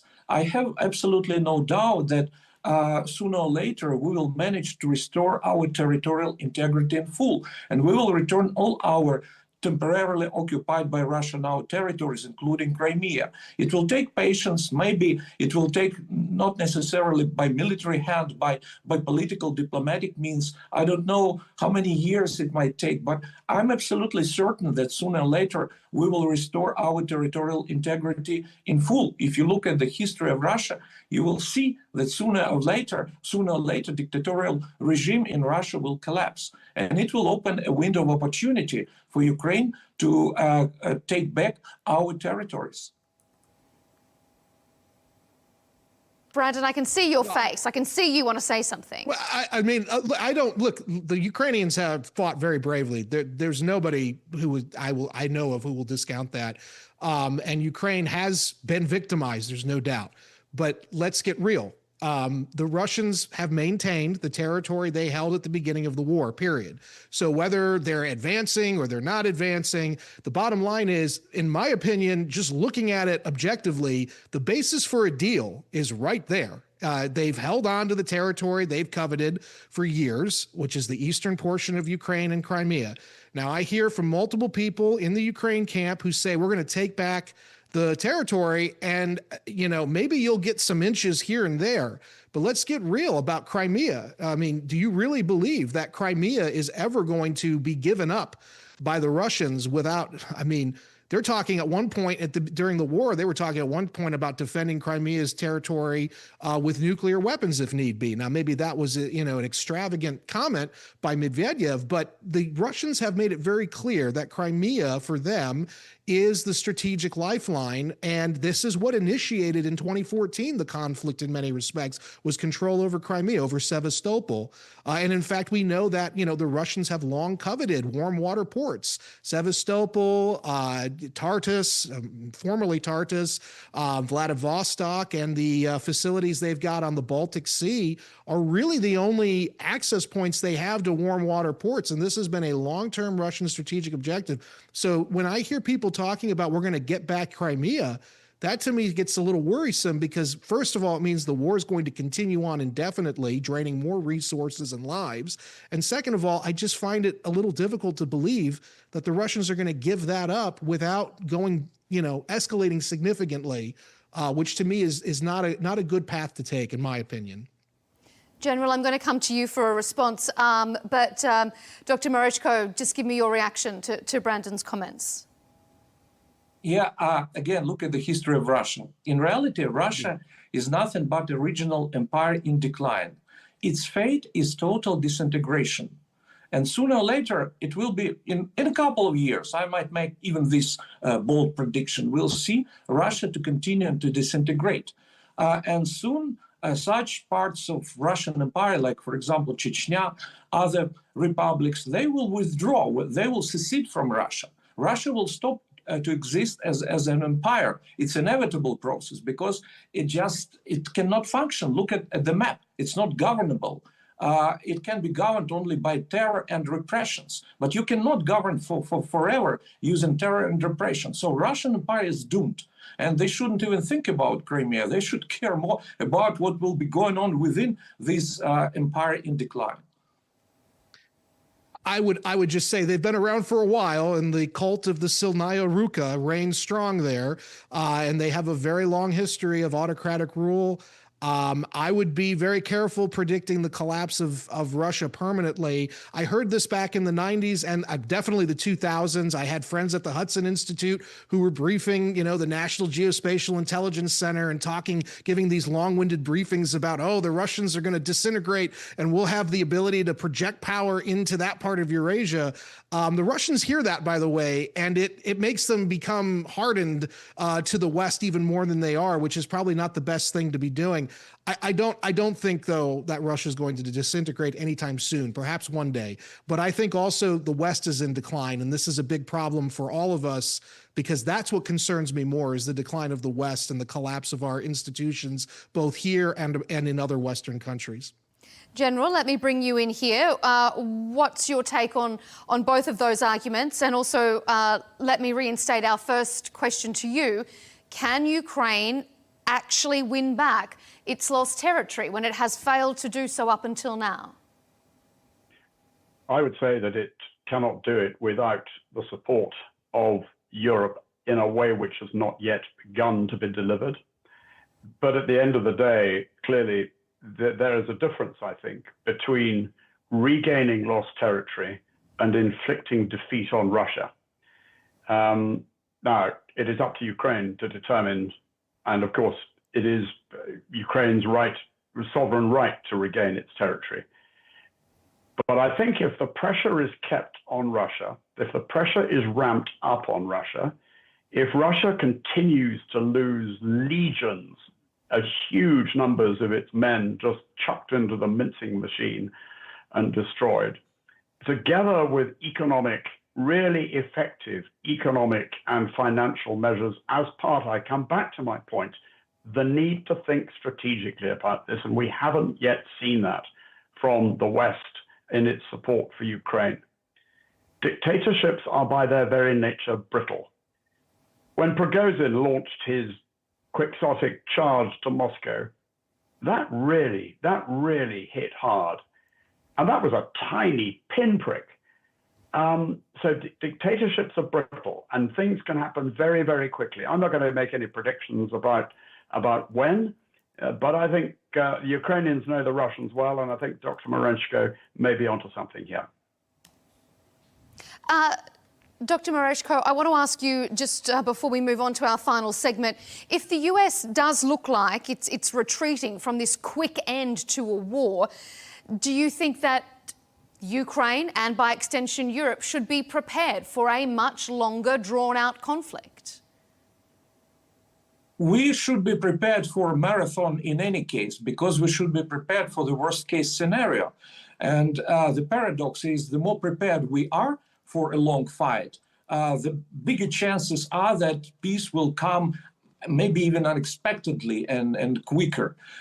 Yes, we know that we can rely on our European partners, but I don't write off the United States for a very simple reason. United States is not only about the president, it's about society, it's about democratic institutions, it's about the Congress. And majority of congressmen and senators, we continue to enjoy the bipartisan support. So we still believe that the United States remains our closest ally and friend. And luckily, you can see yourself that President Trump's stance is changing. He makes a progress. There is a certain evolution. And the chances are that finally we will manage to persuade him and to stand firmly on the right side of history and on the side of American interests. General, what do you think? Do you think that if the US is not going to push as hard, perhaps, as it has for a negotiated ceasefire, that Europe needs to be prepared now for a long and drawn-out war on its border? Absolutely. Absolutely. And I think, as I said, I think we've sort of been around this boy. I think we have to write off America because America has decided to go somewhere else and do its own thing and cut loose. I think that that is for America to determine. That leaves the ball firmly in Europe's court.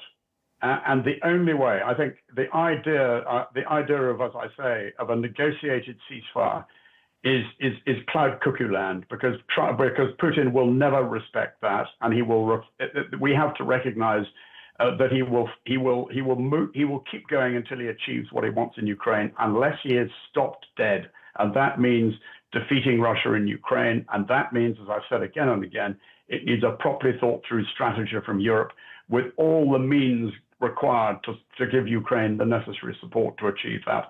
And that is going to take a long time, potentially, and we need to be in it for the long haul. As it is, don't forget. In the meantime, how many Ukrainians are going to be slaughtered? Fighting this war, and this is a long war anyway.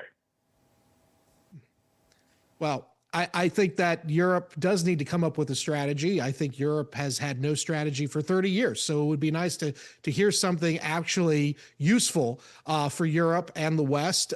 Good luck to them. But my ultimate point here is there is no capacity in the West right now that I'm seeing that can beat the Russians in the field. I had a 3-star general tell me at the beginning of the war, I was out in a West Coast facility talking to them about something else, and this came up in the Q&A, and this general told me, "Don't you understand? We're bleeding the Russian army in the field." Well, it looks a lot like actually they've bled U.S. supplies, completely depleted us of those critical supplies. They are draining the coffers of Europe. They're draining Ukraine of young men who should be used to build that economy in Ukraine. So to me, the longer this goes on, it looks like actually we're the ones who are going to lose. And it certainly looks like the longer this goes on, the closer, which is the nightmare scenario, the closer China and Russia become. Because I would point out that historically, Russia and China are not partners naturally, and they only are getting together because of the last several years of the war in Ukraine and all of the pressure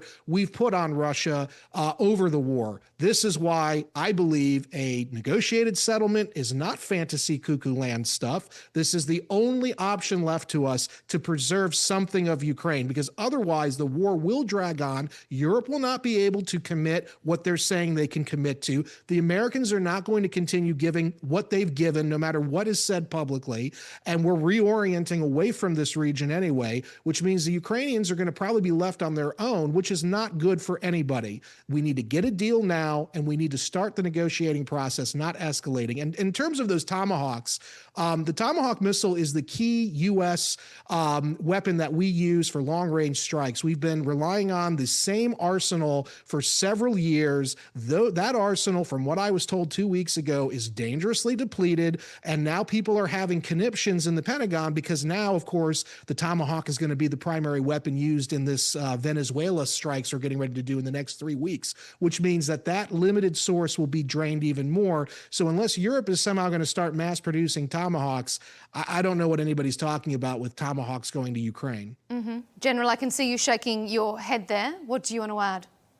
I think senior political leadership and other opinion formers need to be very careful about swallowing hook, line, and sinker the Russian information operation, which says that Russia is all-powerful, that Russia cannot ever be defeated. I think that is a fantasy. I think it is pure propaganda. And I'm afraid a lot of people who really ought to know better have swallowed it. And they ought to know better. Well, having lived through 10 years of the Russia collusion scandal here in the United States, I can tell you that a lot of people throw the Russia disinformation moniker at people they disagree with unfairly. I'm not spreading Russian disinformation. I'm telling you what I'm hearing from my sources, of which I have many in the U.S. defense establishment. I'm not telling you what I'm hearing from Russia. I know what Russia's going to say. You know what Russia's going to say. I'm telling you what I'm hearing from people in the U.S. defense establishment, and you're welcome to challenge me on that, but please don't accuse me of being a Russian apologist, which I am not. The Russians killed my extended family in 1945. I have no love for the Russians, okay? I'm just telling you like it is. You're giving me ideology, and it's going to be on Europe to figure out what they're going to do, because I'm giving you a friendly warning that what I'm hearing is there is a reprioritization already underway in the Pentagon away from Europe. Dr. Mereshko, do you want to respond to any of that before we move on? Yeah, I would like to emphasize only one point, that what we need most of all, we need weapons, of course, we need sanctions, but most of all, we need leadership, American leadership, because it's a key issue. As for any prospects of negotiations, on the basis of my modest experience of negotiating with Russians, I was a deputy head of the delegation, Ukrainian delegation to the Trilateral Contact Group. It's a Minsk process. I can absolutely confidently state that it makes absolutely no sense to negotiate with Russians. What's the point to negotiate with someone who will sooner or later will break the agreement? It's impossible to reach any agreement with them, and it's impossible to make sure that they will comply with this agreement. So we tried it for years and years, and the result was a full-scale invasion. General? Dr. Marashka is right. You cannot negotiate with Russia. Russia will never give up its intent to remove Ukraine from the map and to incorporate Ukraine in another Russian empire. And I think the sooner senior leadership across Europe and indeed America understand that, then they might think through policy rather more effectively. Well, another issue. Point out okay. Sorry. Go ahead, Brandon. I was just I reiterate the fact that American leadership for many years, going back to the first Trump term, gave way more to Ukraine, lethal aid, than the Europeans ever did. And so this idea that Americans don't recognize the threat or whatever of Russia, I would say deeds, not words. Our deeds indicated that we were fully supportive of defending Ukraine. We are at the end of our rope, though. And I know Europe says it wants to, take over and contribute, but I don't see any real capability on their end for 30 years. And even you, General, admitted that the Europeans have not, quote, sacrificed, getting ready to fight Russia. I think that there won't be any major sacrifice on the part of Europe. Why would they want to do that? This is not worth their time either, an effort. They have to rebuild their own countries in Europe. There's a lot of problems internally in Europe. So this is an ongoing issue, but it's not going to be resolved by Europe somehow filling the gap of the United States. And the United States simply cannot continue doing what it's doing, not when we've got, as they say down in the South, bigger fish to fry. Mm-hmm. General, your response? Oh, I agree that the European performance has been pretty pathetic. But that doesn't mean to say that it can't change and that it must change. And I would also highlight the fact that the war in Ukraine is not just a war in Ukraine. It's a war by Russia on the West. It's a war against Ukraine joining the West.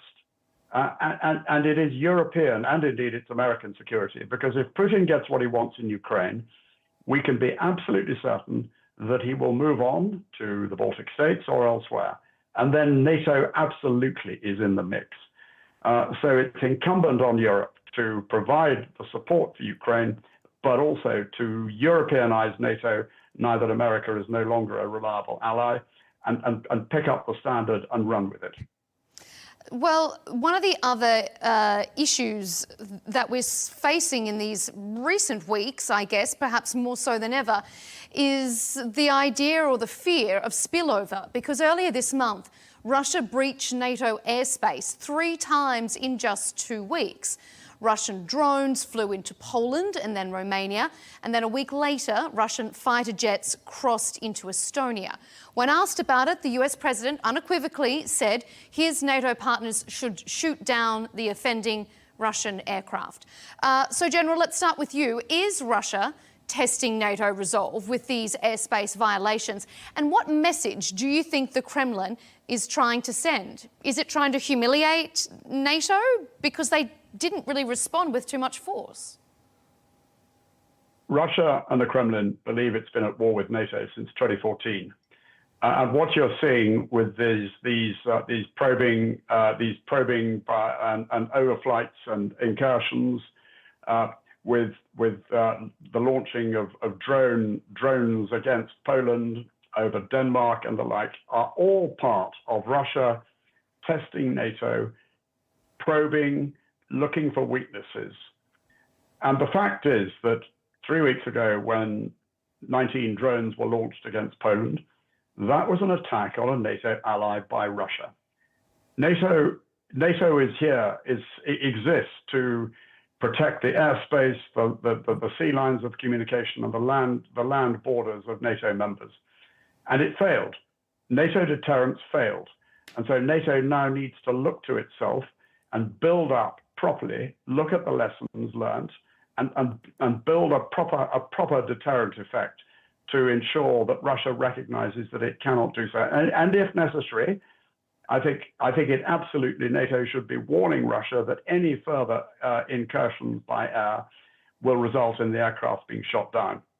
And it must be absolutely clear that it's prepared to meet Russia with strength rather than let Russia get away with believing that it can continue to probe and do what it wants.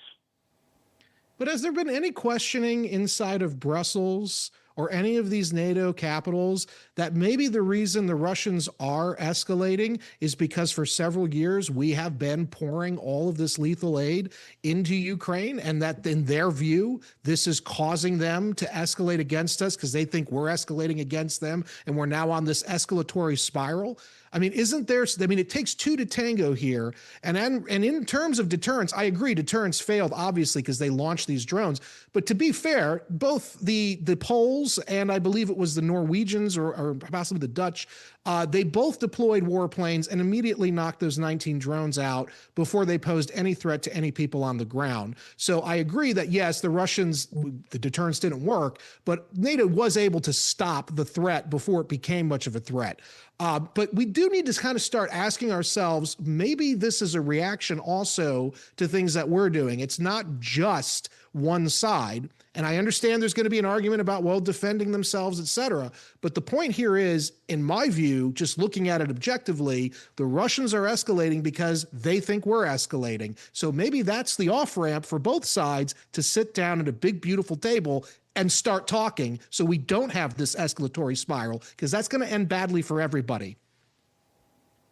The only way to meet Russia is with strength. Where Russia finds weakness, it probes. It will stick the bayonet in until it finds, and if I understand that, but if we've depleted ourselves, then we're already weak. Just let the general finish, Brandon, and I'll come back to you. Sorry. No, I apologize. I'm sorry. Let me finish. The only way to meet Russia is with strength. If Russia finds weakness, it probes. And it is probing. It has been conducting a covert war against Europe for the last 11 years, and it will continue to do so. Assassinations, arson, espionage, manipulation of minorities, that is the Russian way. And so NATO now needs to absolutely show strength for whatever reason. And actually, generally speaking, in history, where Russia is met with strength, it backs off. And again, that has been the case. And it should be no different this time. Brandon, your response, and then I'll bring you in, Dr. Maresco. I don't disagree with what you're saying about probing. This is exactly what Russia does historically. But again, this is not happening in a vacuum. It's not like the Russians just woke up one day and said, we're going to pick a fight with NATO.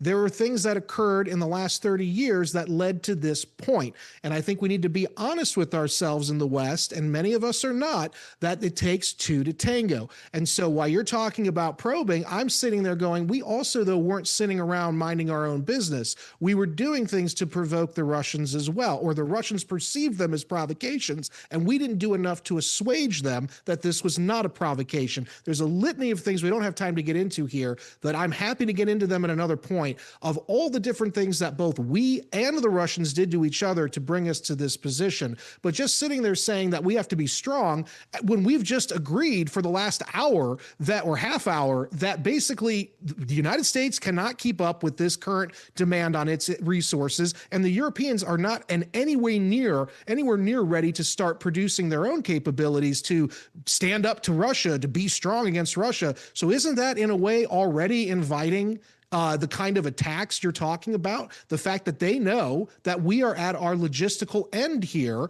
in the West. This is the problem, and we've put ourselves in this position. And I would remind everybody, this is not the first time we've done this to ourselves in the last 30 years. This happened throughout the Middle East wars, where we would drain ourselves, and then we were delayed being able to get resources where we needed to. Luckily, we didn't have a great power threat at that time, but Russia's a different animal now. It's a great power threat. They've got capabilities on hand that we haven't had to face in 30 years. Dr. Maresco, what do you think about Europe's response?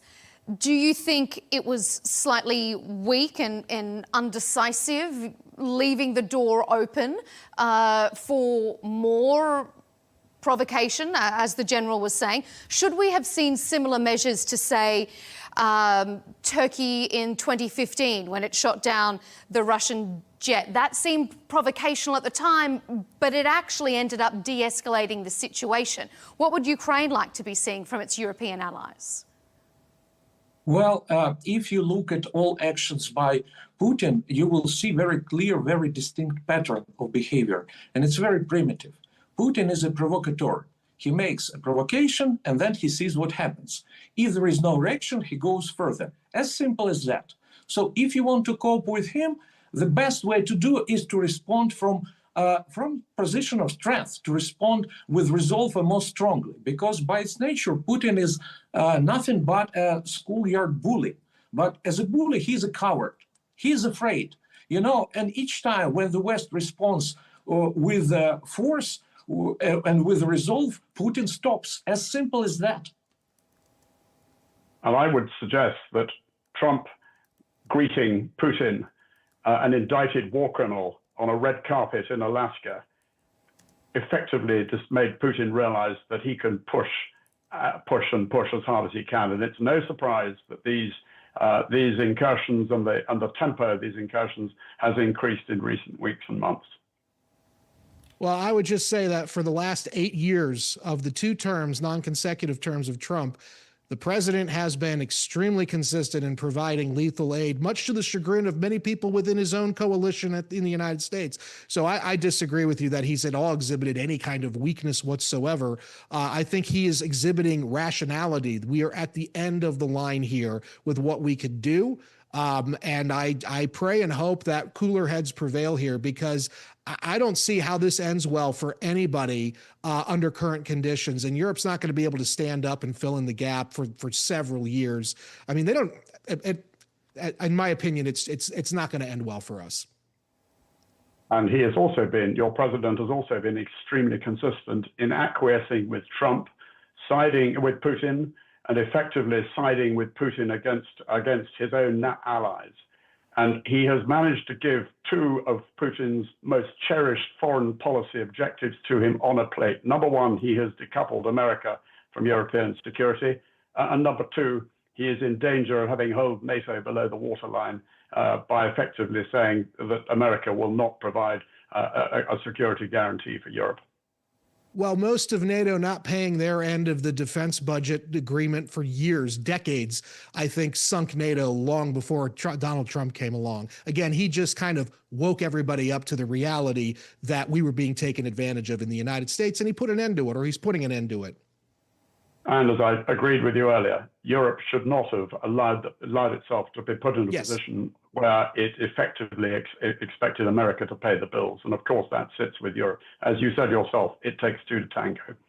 And a final word from you, Dr. Merezhko.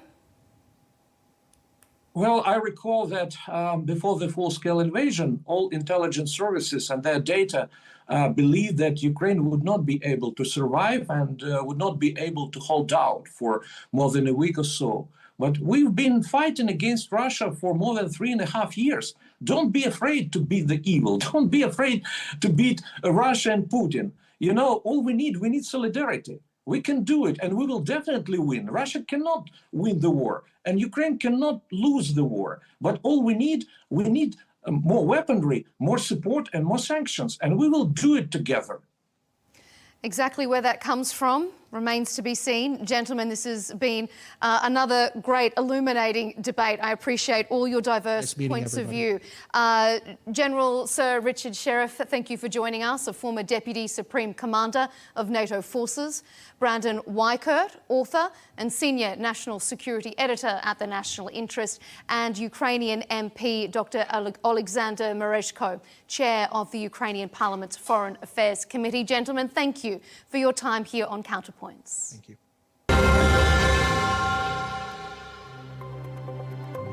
And as always, thank you to you for tuning in to this episode of Counterpoints. To keep up to date with all of our latest debates and interviews, be sure to subscribe to Al Arabiya English on YouTube, and don't forget to follow us on X and TikTok. We'll see you next time.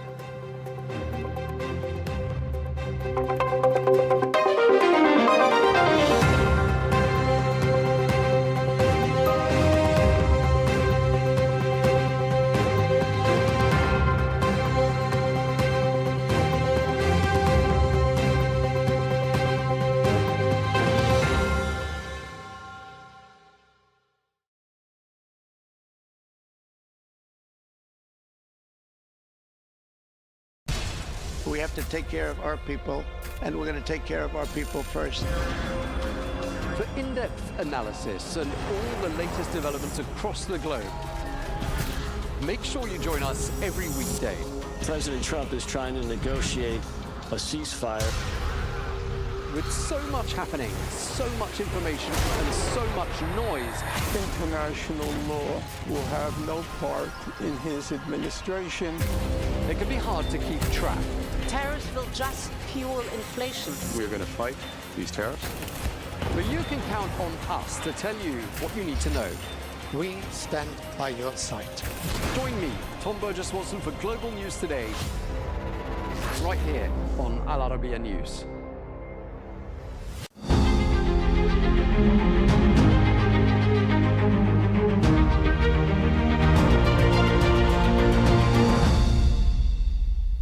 Minister Prevost, thank you so much for your time today. I wanted to start off by asking about the UN, about the UN's role. You are here for a week of diplomacy at a very complex time for international affairs. What role do you think the United Nations plays in all of that?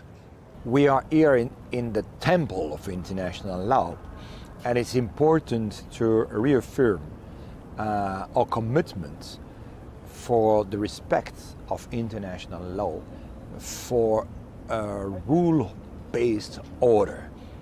In such troubled times, it's really important, facing all the different places in the world with different conflicts, not only in the Middle East, but certainly there. It's really important that many countries continue to be defenders of the international law. We've seen that it's no more the case for some of them, included some big country with a lot of power. It's why it's important to reaffirm this important commitment. And do you think that the UN is still able to do that? There's been plenty of discussion about reforming the UN. Is it still fit for purpose? I think it should be, because we do not have a better solution. It's like democracy. Some of them express that their lack of consistency. We need to renew the model, okay, but we do not have a better alternative. And I think that it's still important, more than ever, to continue to work together and to discuss in order to find solution on international level for different situations and issues located in different parts of the world. I want to ask about the conflict between Israel and Gaza at the moment. Belgium recently imposed sanctions on Israel. Why was that, and what message do you think it sends? It was important, according to us, to define a package of sanctions against the Israeli government, not against the Israeli people, neither, certainly not, the Jewish community. It's really against the political leaders of Israel, seeing the attitude they have on the ground against the Palestinian people. They have decided to launch a project like E1 with the creation of new illegal settlements. They've decided to extend the current and already existing ones.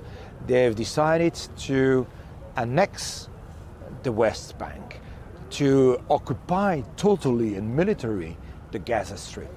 This is not acceptable. These are clear violations of international law and humanitarian law. People are starving, children, women, citizens, and it's on a voluntary basis that the Israeli government has decided to cut off any kind of humanitarian aid, to cut off any providing of water, electricity, healthcare, food. And we absolutely need to put pressure on the Israeli government in order to enable a massive deployment of humanitarian aid to the Palestinian people in the Gaza Strip. And I regret that the EU, till now, has not taken important sanctions, significant sanctions against Israel. So we've decided to take such decision on national basis. But it's true that if we are looking for having a biggest impact, the EU level is certainly the right one. So there isn't that unity across all of the EU at the moment. I mean, how difficult is that to engage with Israel, to work out a unified position for the European Union? But you know that the European motto is unity in diversity.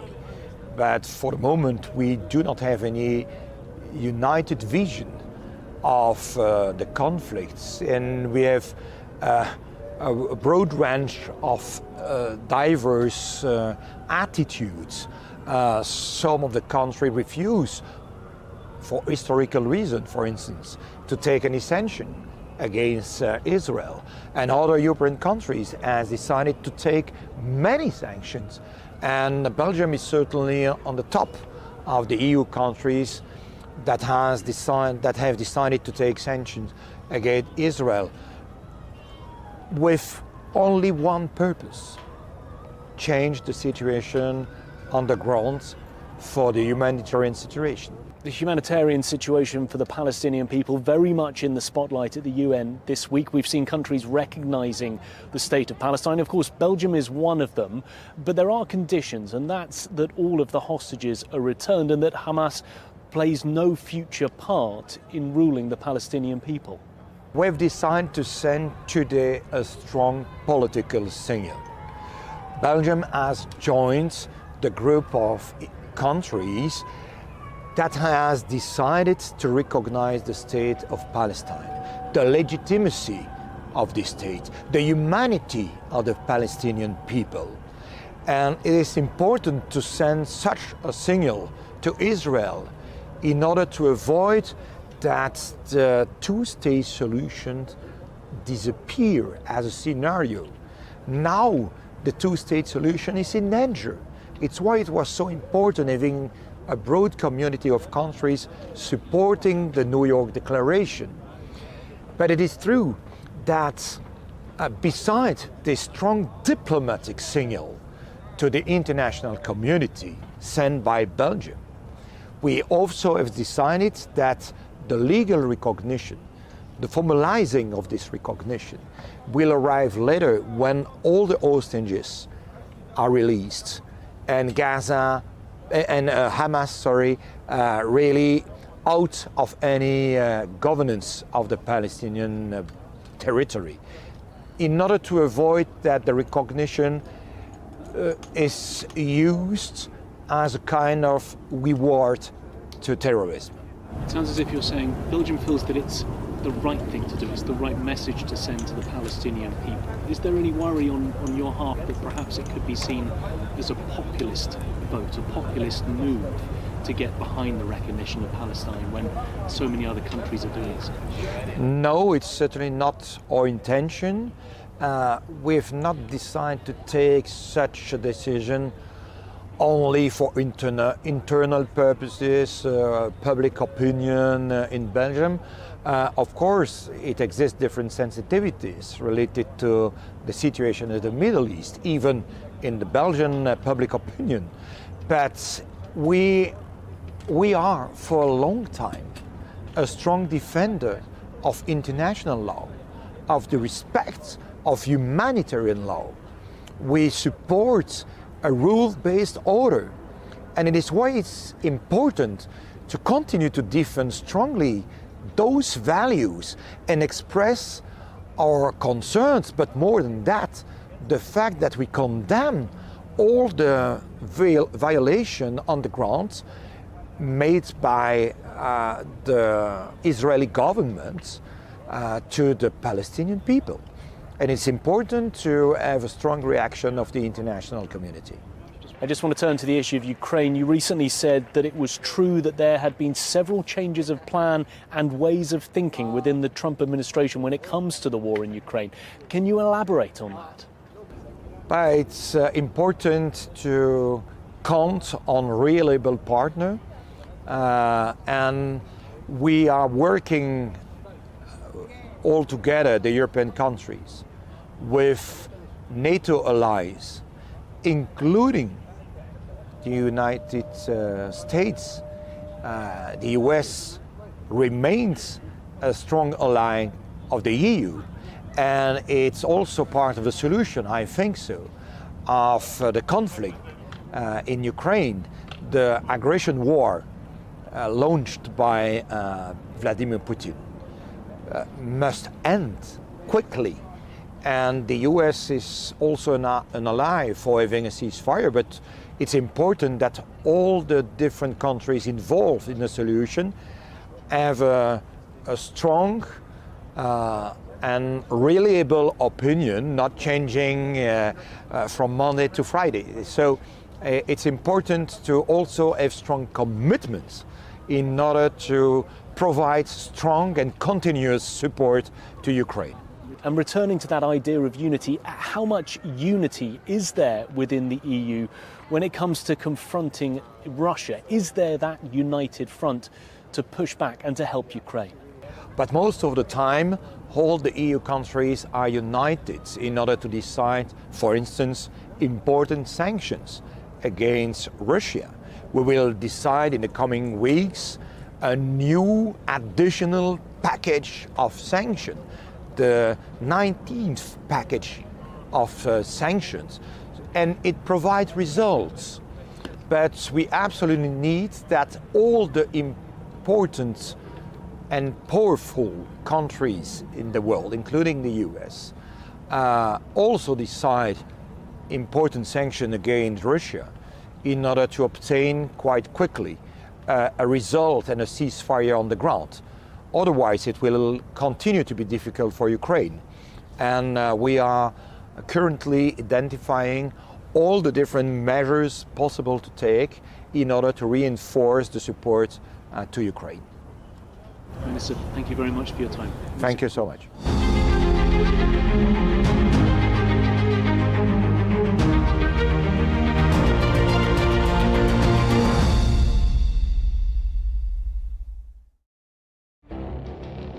It feels like decades are passing by in a matter of weeks. Seismic shifts in the world order. Never, ever will be part of America. With so much happening and so much noise. Whether it's political upheaval, Canada has been ripping us off for years, economic shifts or social movements. And no one wins from tariffs. I think America can be more friendly to the rest of the world. For in-depth analysis and all the latest developments across the globe. To have an inclusive policy together. The meetings with Hamas gave me some hope. We're in another nuclear arms race. The most important development straight to your screen. Welcome to the dressing room. I'm on my own. I need backup. And an insightful look at the issues shaping our world today. It was not going to happen, that war, and it happened. Join us on Arabiya News, where the world talks. We have to take care of our people, and we're going to take care of our people first. For in-depth analysis and all the latest developments across the globe. Make sure you join us every weekday. President Trump is trying to negotiate a ceasefire. With so much happening, so much information, and so much noise. International law will have no part in his administration. It can be hard to keep track. Tariffs will just fuel inflation. We're going to fight these tariffs. But you can count on us to tell you what you need to know. We stand by your side. Join me, Tom Burgess-Wilson, for Global News Today, right here on Al Arabiya News.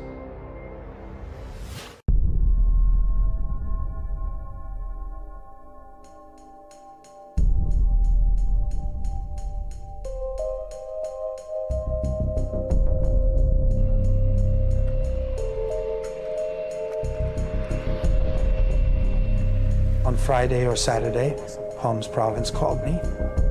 There was great terror.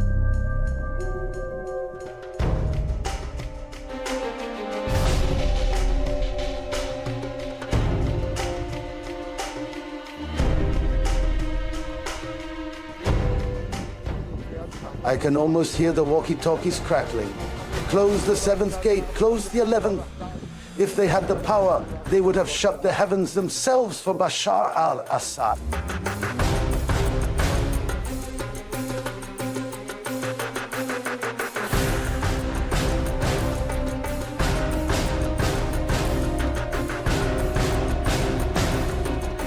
Everything unfolded within just a few hours, from 11 at night until 2:30 on Sunday morning.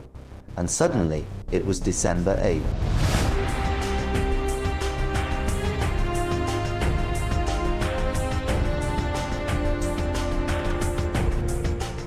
The choice to escape was not impulsive or abrupt.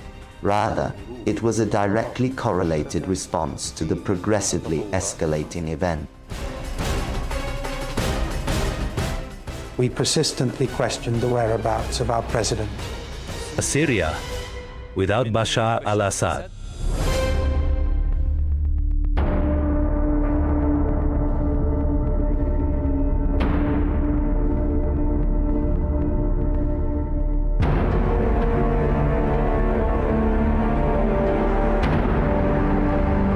In the heart of Damascus, the once secure ruling class found itself on shaky ground. Trust had started to decay within the inner sanctum of power, and allies began to realign, thus revealing glaring weaknesses that could no longer be conveniently overlooked. In his final days, his grip on power appeared to wane, and the once unassailable leader faced genuine political isolation.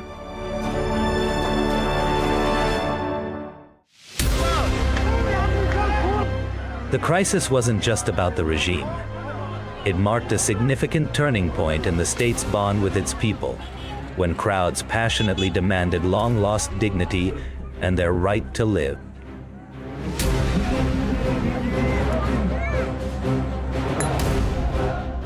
In the spring of 2011, in the southern city of Daraa, the first spark of the uprising was a simple message scrawled on a school wall by the innocent hands of children, oblivious to the profound impact their words would have.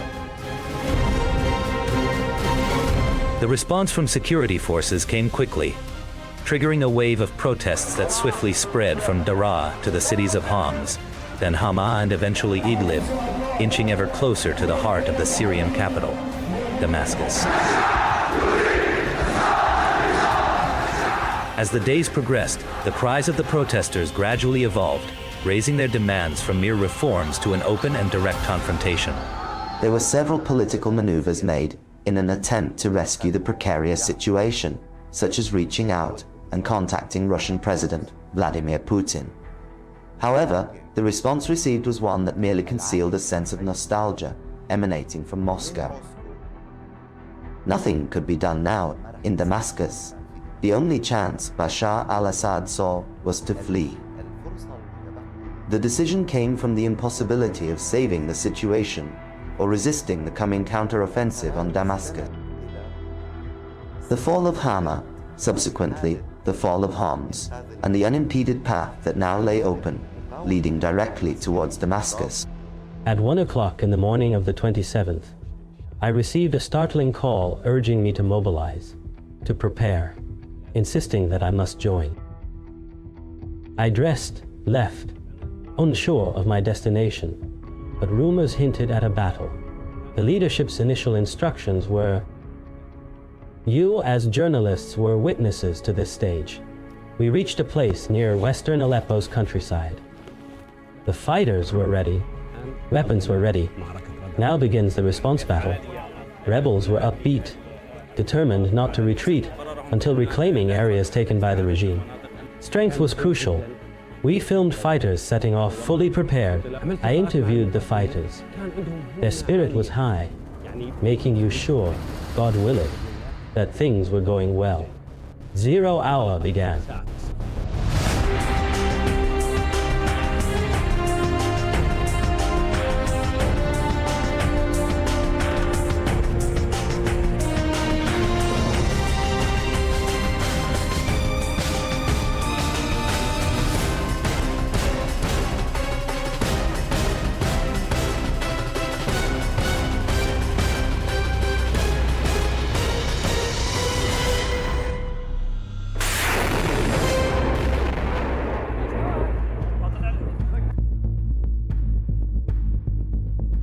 The final events began with a call from the governor of Aleppo at that time, telling me that the military had begun a major assault toward the western countryside of Aleppo.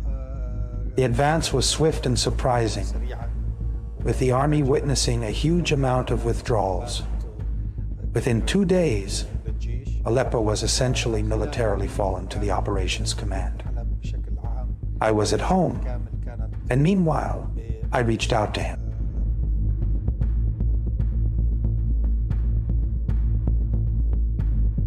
During a call at 10:30, I expressed to him how difficult things were, the fear gripping the streets, and that something urgent had to be done.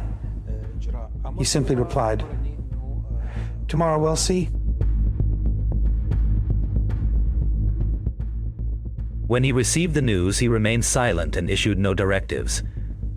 Unexpectedly, the north fell out of the regime's hold, a jolt the palace had never anticipated.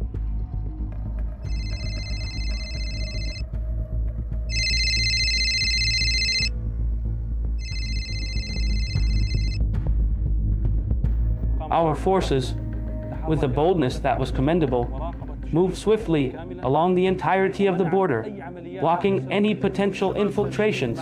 With the invaluable aid of our supporting partner, we ensured that no military units, regardless of their size, could penetrate the front lines or create any semblance of a new reality that could possibly bolster the crumbling military order that had previously dominated.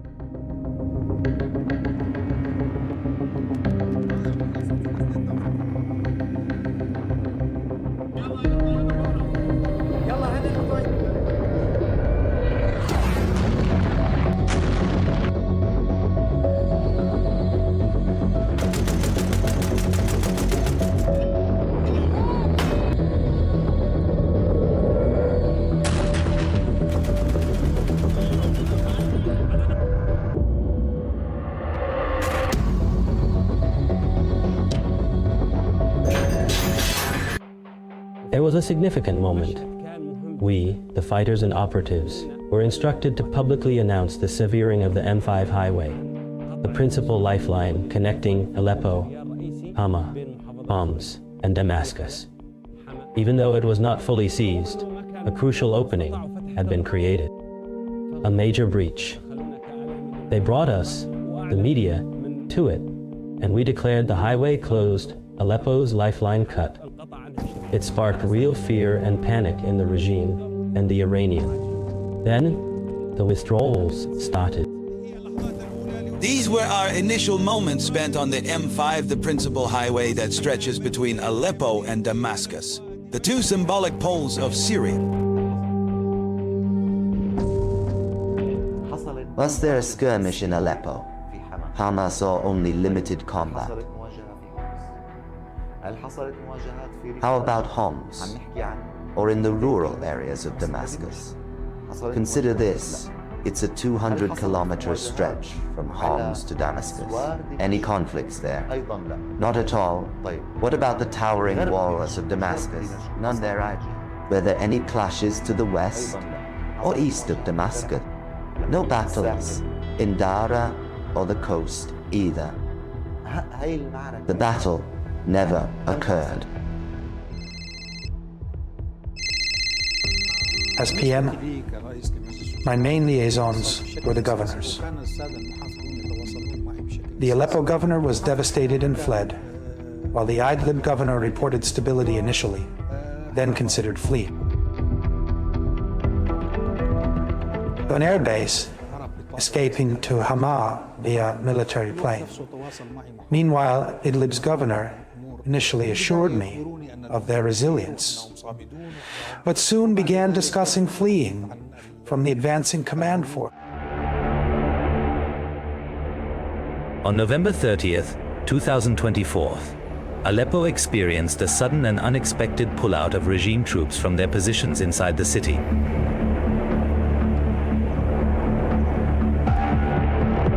Airstrikes finally stopped and checkpoints were removed from the streets for the first time in over 14 years. Opposition flags were proudly raised over the central post building, and celebrations erupted in some neighborhoods.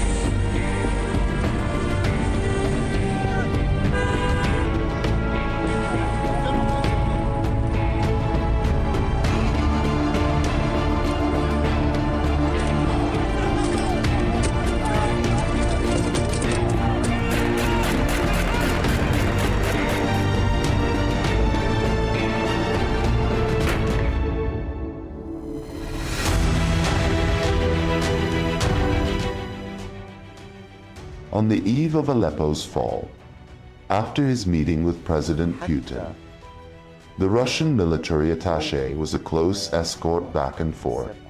So, I'd say, things began to take a terminal turn. Up to Saturday, which falls on December 7, and before the frantic calls from Bashar al-Assad to Putin are met with no reply. Aleppo has returned to center stage amid sharply differing international coverage, as political labels and military assessments varied widely. However, on the ground, from a city worn by war, the pullout clearly signaled a significant shift in control.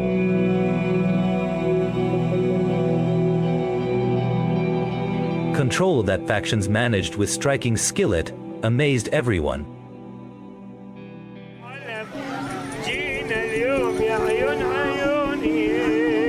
We came today, my love. We came to the citadel, my love. Oh, mother, my strength is gone.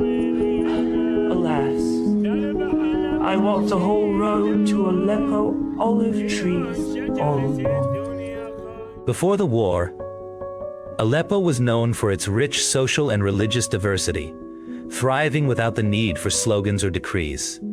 Daily life itself fostered coexistence, with calls to prayer mingling alongside church bells, and accents blending in the bustling markets. The city never needed tolerant slogans. It lived them in its very essence. Even as things changed over time, Aleppo retained traces of what it once was, a city holding on to a shared memory despite shifting maps and deep divides.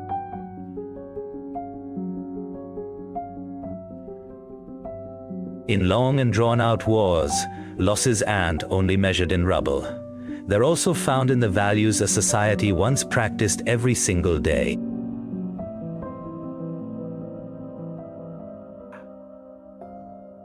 When the insurgent forces first made their entrance into the city of Aleppo, all the young men who knew me from our shared time in Idlib, they all sought me out. The chief greeted me and asked if I wanted to speak with the Sheikh. Certainly, I responded, then proceeded to express my congratulations on the newly achieved liberation. Aleppo was now emancipated. He responded with a clear directive: tell your people to strive for excellence in everything they do, to elevate their standards from what they were before.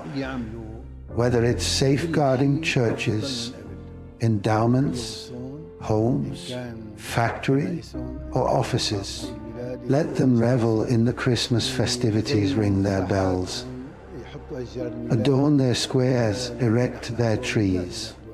We were on the cusp of the holiday season then. Aleppo embodies the diverse sects and ethnicities of Syria. The regime, a criminal entity, recognized this truth and for decades attempted to sow discord and division among these groups, but ultimately it failed. Aleppo endured, and so did its remarkable social fabric. Protecting Christians and other minorities in Aleppo was a critical red line. From the ops room, the order was always mercy first, and that message truly mattered. It affirmed that you're in the right, and they genuinely are our brother. We worked closely with the new authorities to calm people's fear and build trust. We held several meetings as Christian heads of churches and with the state. And this time, the state stood with the people. For the first time,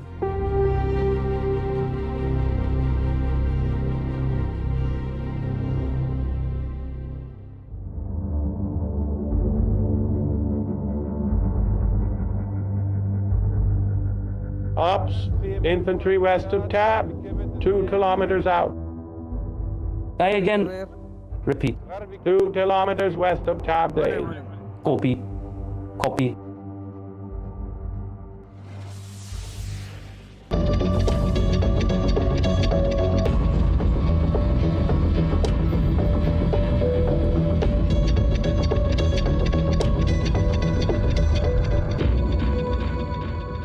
We thought we'd finally have a moment to rest, then get back to our coverage. But no, the orders came in. Head straight to Hama. Hama. Did you hear me clearly?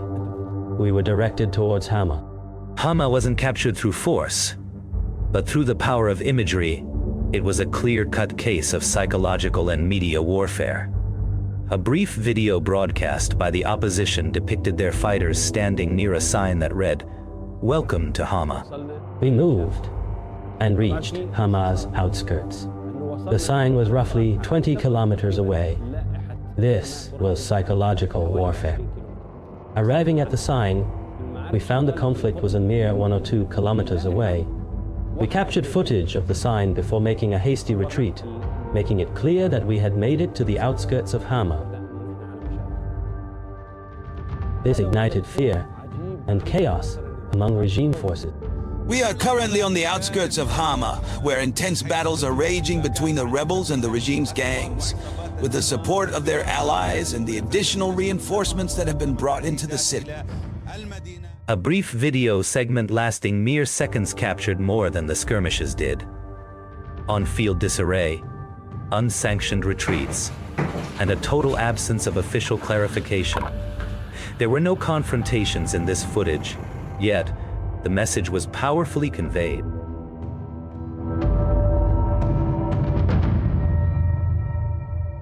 The battle's focus wasn't in the city, but rather on the height dominating Hama's east and west countryside Jabal, Zain al-Abidin, one of the regime's most fortified sites, featuring underground bunkers and camouflaged artillery that provide wide fire control and long-range observation capabilities.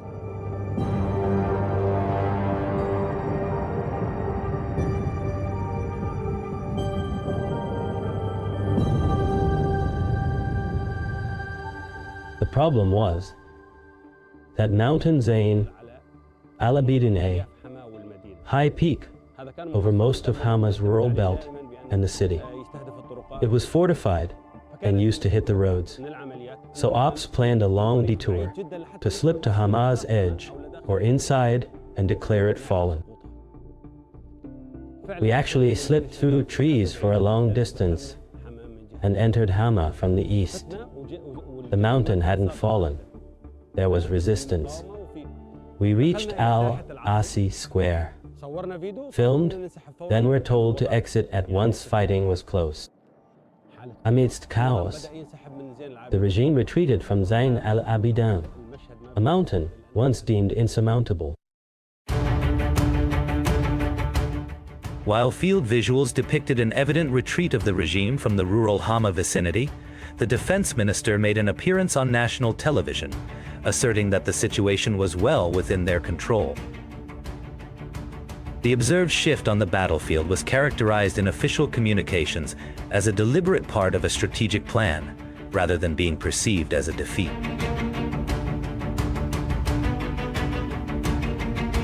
Today, we are engaged in a fierce and ongoing battle against the toughest terror groups that employ guerrilla tactics, which compels our armed forces to adapt their strategies.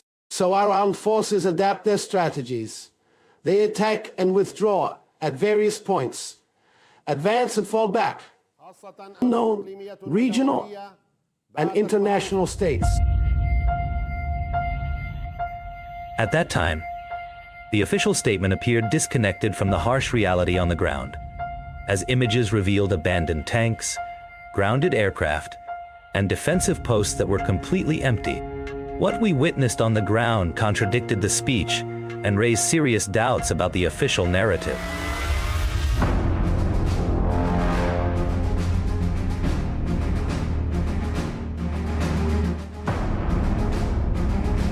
We strongly urge our people to remain patient and steady, trusting that we will not relent in our efforts to restore security to the areas seized by the terrorists. The Syrian Arab army, as you have known throughout this long war, will continue to stand as the solid dam. On the contrary, it was a brittle system, but it fed every claimant their share. And I think Bashar al-Assad worked by the creed of the last Abbasid caliph. Baghdad is enough. He would grant every seeker what they desired in order to keep that chair secure.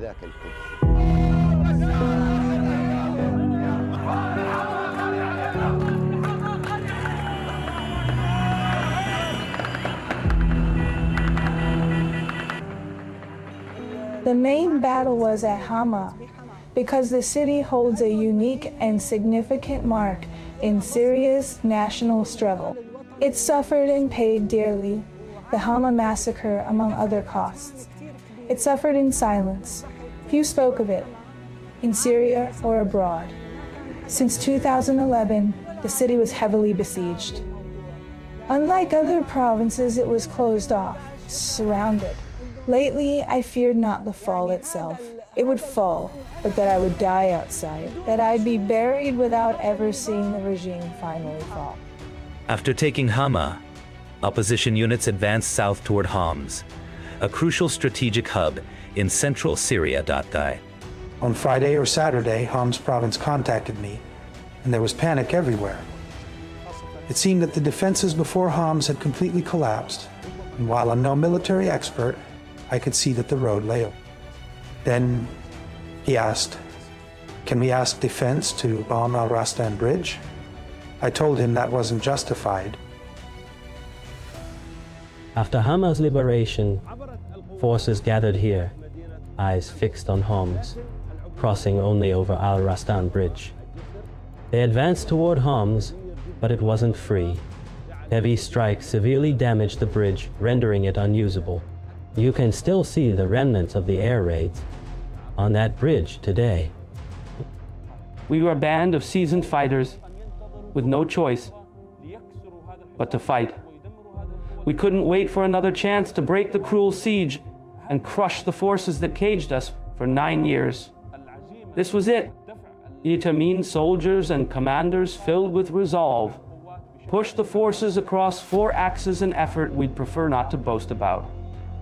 Syria is far greater than just saying we delivered. Syria is greater than saying we fought and broke through. Syria is greater.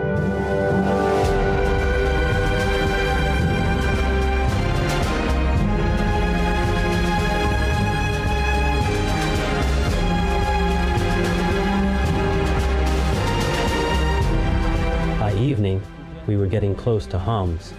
Resistance from the city's north was fierce, and the jets were relentlessly bombing.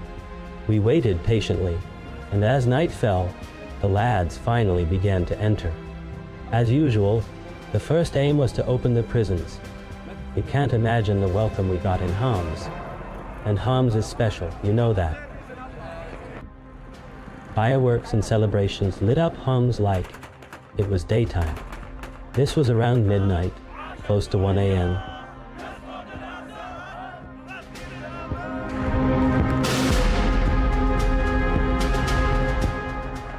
We're talking about a distance of 200 kilometers from Homs to Damascus, and by that time, discussions had already begun on how to escape and how to take flight.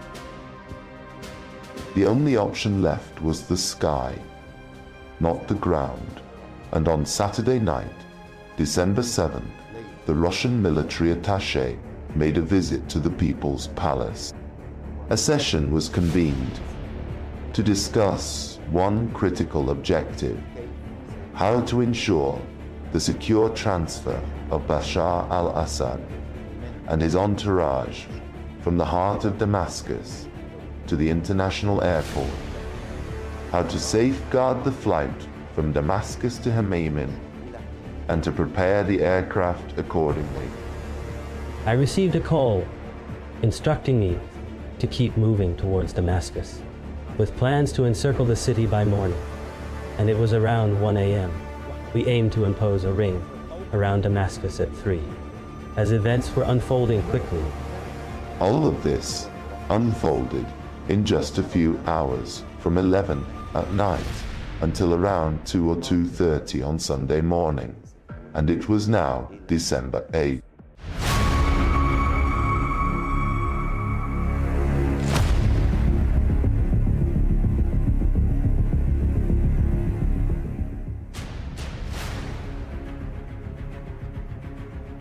I remember the protocols cars and weapons everywhere to protect Assad. How would he manage to leave tonight? How did he escape? In the palace that evening, almost everything looked normal. In the kitchen, dinner was being prepared as usual. Simple meal for a man who knew the table no longer mattered most. Forces known as Repel, the aggression, were already at the gates of Damascus, and I believe he was part of those forces. They reached the airport road's edge. In his office, he sat still and motionless, his mind adrift in thought, the heavy silence only broken by the persistent ringing of the landline.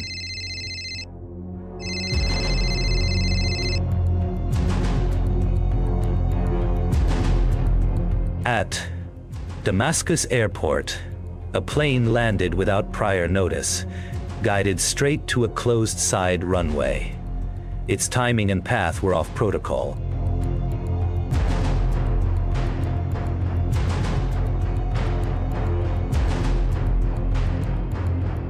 We were surprised at how quickly a plane was prepared and parked in an unusual location that clearly wasn't designated for.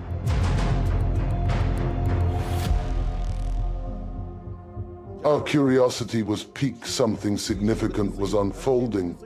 What could it be? Inside the palace walls, unusual movement was noted. 2 cars entered quietly through the back gate, avoiding routine routes and unseen by the guards. That night's actions broke all established protocol.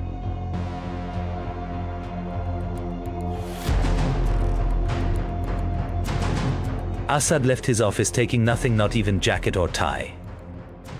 He walked the palace corridors alone. No orders, no escort. In the basement, a waiter lined dishes, expecting a normal meal.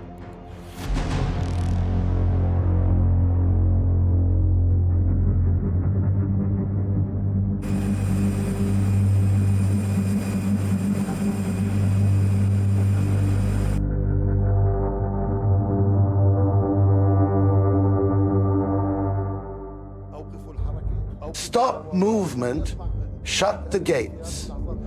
I still hear the devices. Close gate 7, close gate 11. If they could, they'd close heaven's gates for Assad to pass. Suddenly, cars rushed in, faster than words can tell.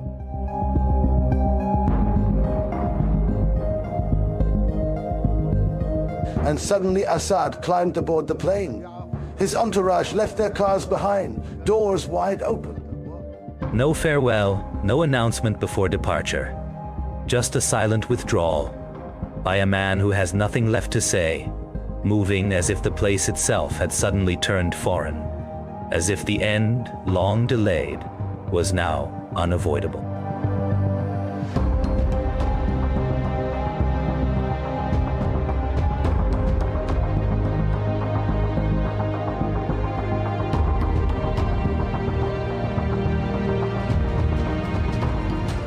From the cockpit came the clearance to move forward. The plane rolled slowly toward an unknown destination, leaving everything behind. Assad sat by the window, staring at a city he was leaving behind, just as it was leaving him, in silence. A clear break marking the end of one era and the beginning of another that was just starting to form.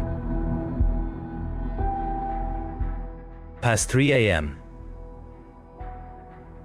The plane took off, then landed at the Russian base. A new tense phase began. Reports said Assad and his sons stayed for hours in a private hall at Maimim. His entourage also waited for a plane able to evade radars, secured to fly safely to Moscow, where Assad landed for the first time without title or office, a fugitive in guilt. The palace lights dimmed. At 10 minutes to 3, I left the People's Palace and made my way to Umayyad Square. I drove on Mezi Highway and other streets. After 3:30, news began to spread that Assad had left the palace, neither a secret nor widely known. His true departure, marking his arrival in Memim, occurred at 6:10 or possibly 6:20. At 6:18. At that time, Assad was no longer president. No state of emergency was declared in Damascus. No sirens wailed. Yet the city acted as if bracing for an unmatched event.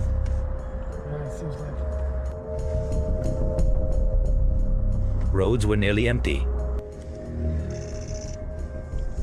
Fear spread ahead of the news into homes before official reports.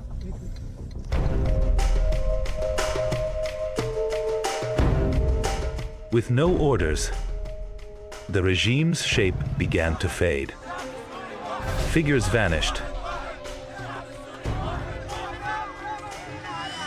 Slogans no longer raised. Sights pulled from command. The institution seemed to dismantle itself step by step, quietly, without announcement, without resistance. The same unsettling picture repeated in other corners. Weapons abandoned, uniforms left behind without their owners. A system quietly collapsed in shadow as it slowly departed into the darkness.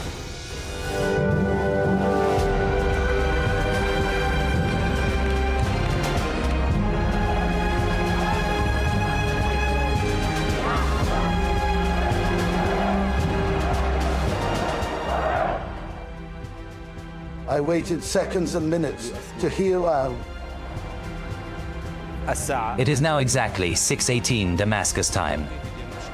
Syria without Bashar al-Assad.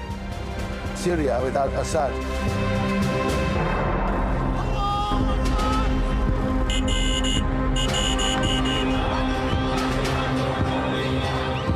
When Hatim's song played, Hold Your Head High, You're a Free Syrian, they danced, and I danced with them, despite all Syria's pain.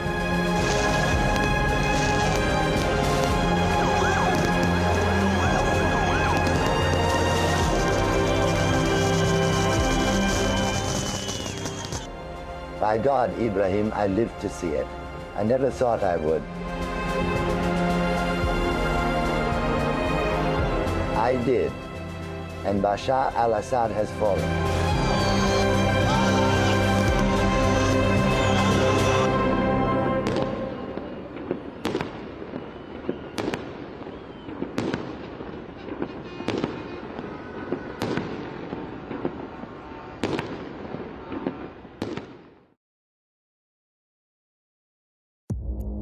Our allies, in many cases, are worse than our enemies. Stay informed and connected with the latest international headlines.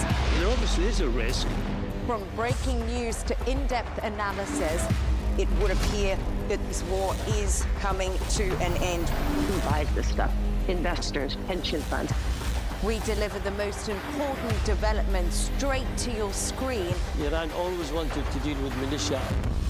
Join us for compelling, expert-driven conversations. A curfew order has been established. And an insightful look at the issues shaping our world today. There are a lot of proposals about European architecture for security. I'm Leanne Gerrans, and this is W News. We dealt with this when I was Chief of Staff in the first term. Where you don't just hear the headlines, you get the full story.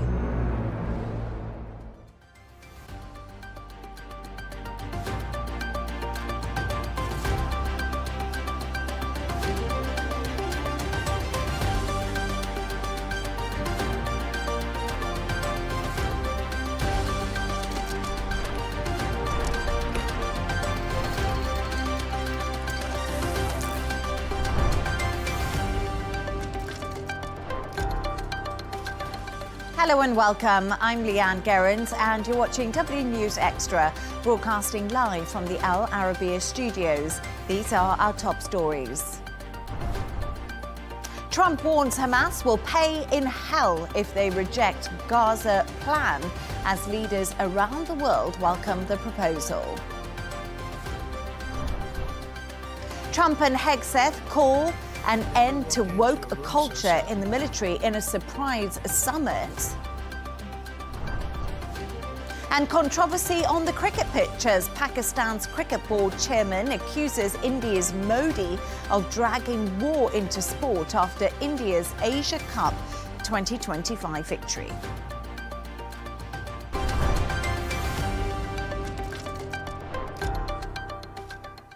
Now, President Trump has warned Hamas they will pay in hell if they reject his Gaza peace plan.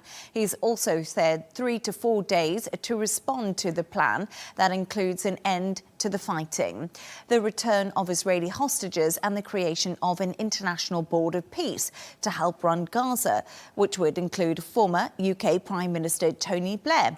Here's more of what Trump had to say a little earlier. How long do you plan to give Hamas to respond to the ceasefire proposal you've laid out? Well, we're going to do about 3 or 4 days. We'll see how it is. All of the Arab countries are signed up. The Muslim countries are all signed up. Israel's all signed up. We're just waiting for Hamas. And Hamas is either going to be doing it or not. And if it's not, it's going to be a very sad end. And do you have a deadline, Mr. President? Is there room to negotiate, or is this a take it or leave it deal? Is there room to negotiate with Hamas, or is this a take it or leave it deal? You know, with Hamas, we want very simple. We want the hostages back immediately, and we want some good behavior. And, you know, it's pretty simple. You don't get simpler. Think of it. We've signed every country in the Middle East. This was like an impossible thing. It's never been done before. To discuss this and all of today's stories, I'm joined by correspondent Sarah Firth, who is in Washington, and managing director of This Is Dubai, Michael Jabri-Pickett, who's in the studio with me. Thank you for both being here. Michael, let's start with you. OK, we've been discussing this plan since it was announced yesterday by President Donald Trump. Alongside him was Benjamin Netanyahu. But the key to all of this is we're still waiting for Hamas's response to this plan. Do you see Hamas actually thinking, OK, I agree to this proposal and to the terms in it? I don't know that they have much of a choice. You know, there's a genocide unfolding in Gaza. They're seeing, so far, more than 65,000 Palestinians have been killed. I'm sure they're receiving pressure from the PA and from the Palestinians that they communicate with. The Qataris certainly, as well as, you know, the Turkish government, are also, I'm sure, applying pressure. There is a groundswell within the global community. So many countries, so many Western countries have recognized Palestinian statehood. If you were to have given Hamas a checklist on October 6th and say, this is what you will have achieved over the course of the next 2 years, I would think that Hamas would see a lot of victories in this list. Now, there's also a lot that they definitely would not be comfortable with. But in answer to your question, I do think that they will accept, mostly because I don't know that they have a choice.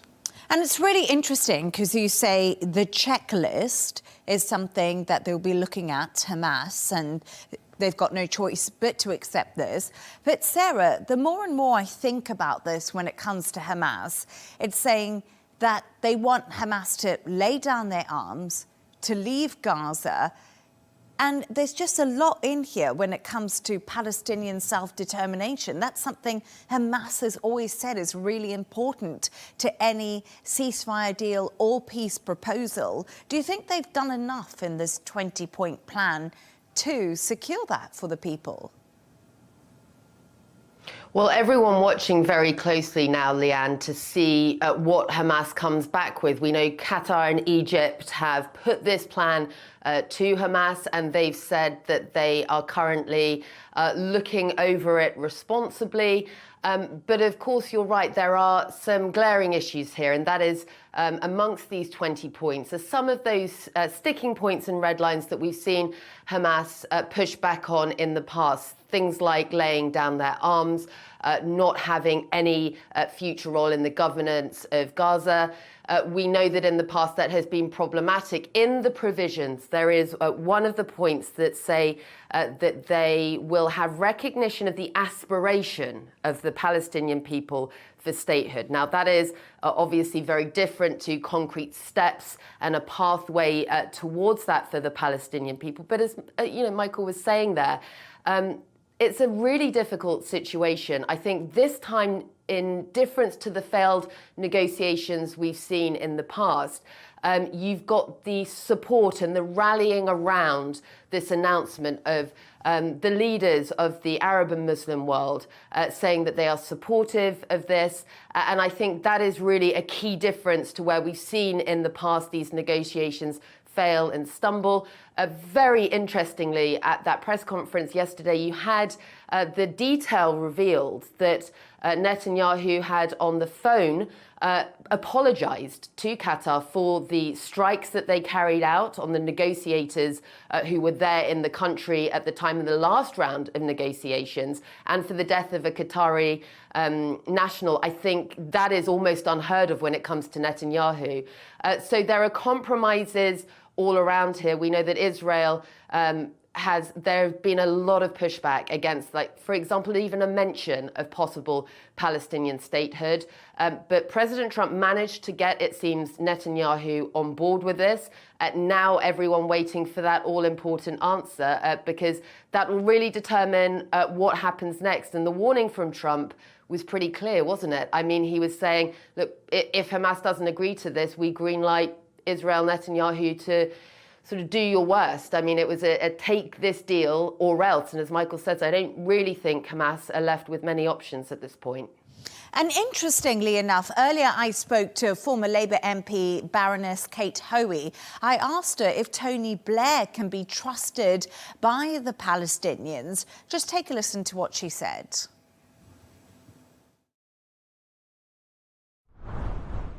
A lot of surprise, perhaps, at the Arab countries who have signed up to the Trump settlement proposals haven't queried the fact that Tony Blair is involved, given his history of the Iraq War. And, you know, when we had an inquiry into it and it proved that all sorts of things had been said that weren't true, and there was a dodgy dossier and all of that kind of thing. And Michael, really, let's come to you about Tony Blair. So we did hear Tony Blair's name mentioned yesterday by Donald Trump. And the plan is to have this board of governance in once the transition begins. And Tony Blair will play a vital role in that transition. And I don't know what your thoughts are on that, because we've seen a lot in the press today. Iraq War, 2003. Is he the right man for the job? Tony Blair has, I think, a complicated history with the Middle East. There's the perception, perhaps, that he might have with many people in the West who might see him as the former UK Prime Minister who did great work as the US went into Iraq. On the Palestinian side and the Arab side, they see him very differently. I think what was key, though, is that we haven't heard from Hamas. Hamas hasn't been involved in this. They're not being involved in who's being a member of this board, at least not as of yet. You have Donald Trump, Benjamin Netanyahu, and those are the two people, as well as some of the Gulf leaders, who would want someone on the board that can focus on it full time, because Donald Trump, of course, is busy with many things. But they want him to be the head of the board. Of course they do. And of course he accepted. Yes. But Tony Blair is somebody that they know and that they trust. You know, the Gulf leaders, Donald Trump, Benjamin Netanyahu, they would know and be familiar with Tony Blair, and there's a comfort factor there. And I don't think that they're too concerned with Hamas's concerns at this point. And Sarah, you know, we speak right now about what's going to happen if Hamas is going to accept this deal. What happens next? Everyone's on tender hooks. They're looking over this 20-point proposal, wondering and reading between the lines. But at the same time, we have to remember the people in Gaza, and we talk about a plan in place, but almost 66,000 people have already lost their lives. There's a genocide, according to one of the UN bodies, happening within Gaza City, and it's going to be very difficult to get a whole country back together with aid, with the necessary things that they need. Yeah, it's such an important point, isn't it, Leanne? I mean, even if best case scenario here, the peace plan is agreed on by all sides and you actually see that ceasefire and an end to the fighting, the damage that has been done to Gaza and the Palestinian people will haunt, I think, an entire generation. And into the future, there are going to be so many questions asked about how we were able to get to a stage where you have the UN calling this a genocide, where you have more than 66,000 people killed, many of them children, and Gaza essentially leveled. Generations upon generations are going to be dealing with the aftermath of what's happening. And I thought it was really striking today, you know, as we're seeing the reaction from world leaders, and yes, there's a lot of support and a lot of optimism being voiced around this 20-point peace plan. You have aid workers on the ground in Gaza. You have the Palestinian people who are there on the ground talking about the ongoing targeting of civilians, about the ongoing strikes, about the ongoing starvation, hospitals seeing children being brought through the doors. So it's a stark contrast, the reality on the ground right now, and that sort of optimism that we saw being voiced at the White House and now around the world. But there is no other game in town. That's the reality of the situation at the moment. This is the best chance to silence those guns, silence the strikes, and give the Palestinian people a chance. And I think there's a real push now, particularly given that you've seen some of these leaders, you know, Turkey's Erdogan was here in Washington, D.C., just ahead of Netanyahu's visit. You saw that very, very strong camaraderie between President Trump and Turkey's Erdogan. And I think really that's the main difference this time, is that you have got that regional push now behind them. But, you know, at one point yesterday, you had Netanyahu saying, look, we can do this the easy way or we can do this the hard way. I think given the situation and where things are at right now, you know, there is, it's been noted by multiple organizations, a genocide ongoing in Gaza. It's difficult to see how there is any harder way. But everyone now waiting with bated breath to see what the response from Hamas will be. And just interestingly, guys, one further point on the peace plan, there is a point in there that says, even if Hamas refused, there's the potential for Israel and this international stabilization force to potentially go across with some of these steps in the areas that Israel currently occupies. So question marks right now over whether there's a potential for Gaza to be partitioned, even temporarily in the future, if Hamas come back and refuse.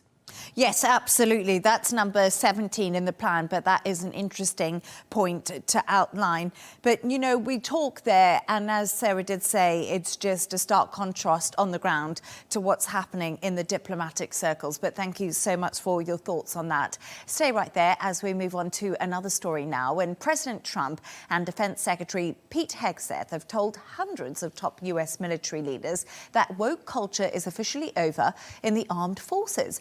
Hegseth rolled out new gender-neutral fitness standards and relaxed some disciplinary rules, whilst Trump spoke about nuclear strength and took aim at previous commanders-in-chiefs. The surprise summit comes as global tensions rise and a government shutdown is looming. Here's some of Hegseth's speech. Frankly, it's tiring to look out at combat formations, or really any formation, and see fat troops. Likewise, it's completely unacceptable to see fat generals and admirals in the halls of the Pentagon and leading commands around the country and the world. It's a bad look. It is bad, and it's not who we are. So whether you're an airborne ranger or a chairborne ranger, a brand new private or a 4-star general, you need to meet the height and weight standards and pass your PT test. Sarah, there we are. We see Pete Hegseth standing up on the stage, walking around. This meeting was actually intended to galvanize the troops as part of the new Department of War. You know, we heard a few words there from Pete Hegseth calling the troops, telling them basically don't be fat. Did he do that? Did he galvanize them? It is what he said. Yeah.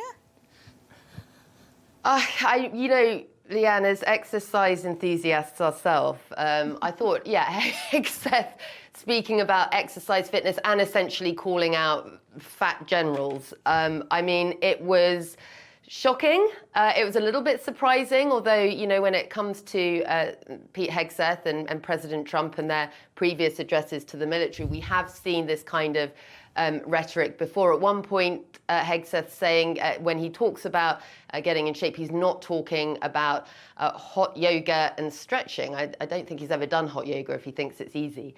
But look, it was a slightly strange messaging to those gathered. Many of them, you know, they were serving men and women from around the world. Many of them had travelled from abroad from their post to attend this pretty last-minute gathering. And a lot of effort going into putting something of that scale together, where you had the Secretary of Defense and then President Trump addressing the troops.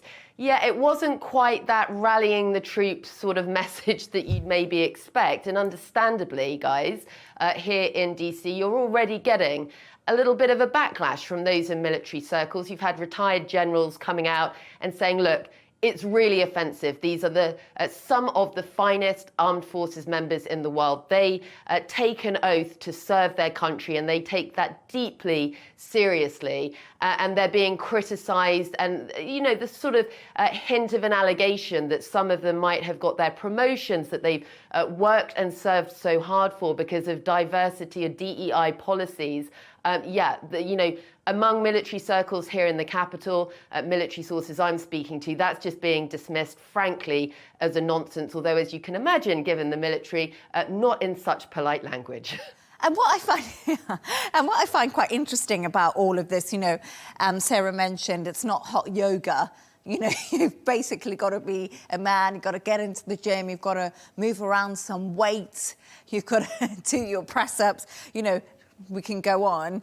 But it was very much about the warrior ethos, this whole speech that Hegseth was giving. Is he right that to be prepared for peace, we should be prepared for war? The armed troops should be in peak physical condition? I guess you could argue. 100%. And, you know, doing a little bit of research I'm a fan of speechwriters. So I'm always curious to find out what's the inspiration for a particular part of, you know, a person's speech. And in this particular case, you know, some of what Secretary Hegseth spoke about, you can trace back to Plato and even to Roman generals in the 4th and 5th century. Certainly since the Second World War, you've had American politicians talking about the best way for us to be prepared for war, to be in a peaceful situation is also to be prepared for war. So that's not a new concept. And I know this is one of the pillars upon which the American military system is based, that you have a civilian secretary at the top. And in this case, Secretary Hegseth is a veteran. But still, the optics don't look good when you have a civilian at the top telling 4-star generals that they, as you said, don't be fat. But you did say that he did serve, and we do know that he went on deployment to Iraq, but he wasn't top military brass. He was infantry, Pete Hegseth. Sure. He didn't have a huge role in the military, or he wasn't at the level of these military people. So, as Sarah, you just said there, the speech hasn't gone down well because it's not rallying the troops. And then we also heard, basically, Donald Trump saying the aesthetics don't look good of some of the battleships. I mean, this isn't surely not helpful, Sarah. No, and I mean, it's not good for morale amongst the troops. That's being discussed at the moment as well. That, you know, the sort of humour of some of what was said aside, it's being seen as, certainly from the Secretary of Defence, as pretty crass, unbecoming language for someone in that role. And yeah, very corrosive to the morale of those serving men and women who were in attendance. And I think there's also, you know, again, it was President Trump, when he followed the Secretary of Defense, he sort of came out and he made a joke, but saying, well, look, you know, you can relax, you can laugh. I've never heard the room so silent. But if you don't like what I'm saying, well, that's it. You can leave, and your rank will be your rank and role will be over, essentially. That's being seen by some here amongst military circles as a bit of an ideological loyalty test. It's not the sort of thing that goes down well with the serving men and women in this country. Certainly not from the top, and those sort of jokes carrying a pretty serious undertone when you consider the fact that right now here in the country there is a huge debate about presidential overreach, about the president exerting his powers into areas that should be separated. So, yeah, I mean, you can kind of see from the video and reading that room, the atmosphere wasn't perhaps what you would have expected for the kind of event that this was supposed to be, and what the message that actually got delivered to the troops was. And I would also say that there was a definite performative aspect to it. And I think that this was done for the American audience. Mm-hmm. I don't think you have foes overseas or for Russians who are thinking that the American military is weak or the ships don't look so good. I think this is very much in keeping with a lot of the comments that Donald Trump would have made on his campaign, during his campaign. And I think it's in keeping with the message that they want to send to Americans. And that's where I think the military members who were in attendance probably felt that they were used for less than honorable reasons. Quick question to you, short answer. Do you think this was a distraction because the government shutdown might be happening? There's lots of rumours about that online, that this was hastily organised to distract from what's been going on politically at home. So it won't be such a quick answer, but I will say that the government, this administration, does a very good job of flooding the zone and distracting you. When something is pressing, then they'll throw something else out, which will attract people's attention. Is it something that was done purposefully? I don't know that this administration thinks that strategically, because this was a costly venture and it took a fair bit of time to organize. I don't know that in this particular case it was for a distraction. Lots of thoughts on that online, but thank you to Sarah and Michael for your thoughts there. Let's move on to another story now, and we're going to go to cricket and politics as tensions between India and Pakistan have escalated after India's Asia Cup victory. The controversy at the Games began when India refused to accept the Asia Cup trophy from the Pakistani Interior Minister and the President of the Asia Cricket Council, Mohsen Naqvi. After their victory, Prime Minister Narendra Modi posted this message on X: Operation Sindoor on the Games field. Outcome is the same. India wins. Congrats to our cricketers. Naqvi then responded by warning against dragging war into sport. He said, if war was your message of pride, history already records your humiliating defeat. Dragging war into sport only exposes desperation and disgraces the very spirit of the game. Michael, this has been quite an interesting rivalry that we're seeing playing out. We just heard there from Narendra Modi. Do you think that politics should be kept far away from the cricket pitch? And what do you make of all of this? So in theory, it should be, but in reality, it never is. For instance, the Russian team is not allowed into the Olympics. Mm-hmm. And that's because Russia invaded Ukraine. And there you have an instance of politics playing or having an impact on sports. You can go back to the 1936 Olympics that were held in Berlin. Hitler was determined to show the world that his way forward, the Aryan race, was the true sporting example of what could be achieved. Myself, I play ice hockey, and in February of this year, you had Canada and the US playing off against each other in a couple of games. In the first game, it was just days after Donald Trump was ratcheting up the 51st state, Canada being the 51st state. And within 90 seconds of the start of that hockey game, you had 3 fights. And there was a real sense of pride, like nationalistic, patriotic pride on the Canadian side. And the idea that you could somehow separate politics from the world of sports. Yes, there is, on the playing field, I want to defeat you and you want to defeat me, but there's also the reality which talks about how if I win, then maybe my way of life is actually right and your way is wrong. There's so much to sport, isn't there? And Sarah, could we see new regulations and rules brought in to allow sport to become more separate? Or are we just way too naive to think like that? It's very difficult. I mean, as you guys were discussing there, if you look back in history, there are moments where sporting events, despite political tensions and what's happening in the world, have been this wonderful moment for diplomacy and the chance to, put a good sporting face on, be sportsmanlike and get on and relieve the tension a little bit. Whereas in this instance, what we're seeing is, the sports field turning into a bit of a battlefield as well.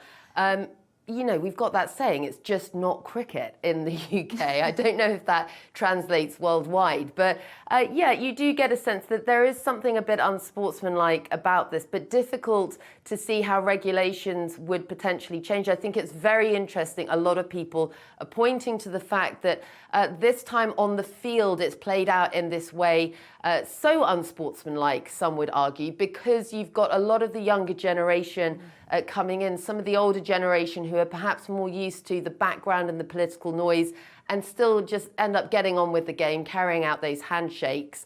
So a difficult moment for sure. You'd hope that moving forward, they'd perhaps take the leaf out of the books where sports teams have used it as a moment to extend their hands and sort of ease tensions. One very important point though, Michael, I'm going to need to know who won in your ice hockey Canada-US game, please. So in the first game, Canada lost, but we ended up winning the championship again against the U.S. team. And that was certainly for this year an incredible point of pride for Canadian patriotism.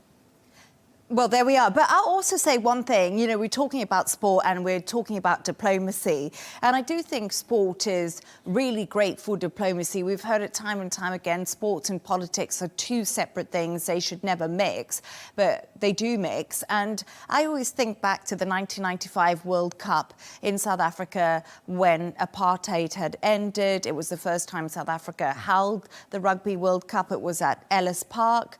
Nelson Mandela then became the President of South Africa, Francois Pienaar, of course, the captain of the South African rugby team. And that's been seen as one of the major things that solidified a change in a country, diplomatically especially, to put on a huge event like that. And I do think that we have to think about the soft power in sport. We have to think about the different countries attending these events and how sport is actually very unifying in many respects. I don't know if you agree with me, but I think it's actually one of those things that unifies a nation. It unifies people together.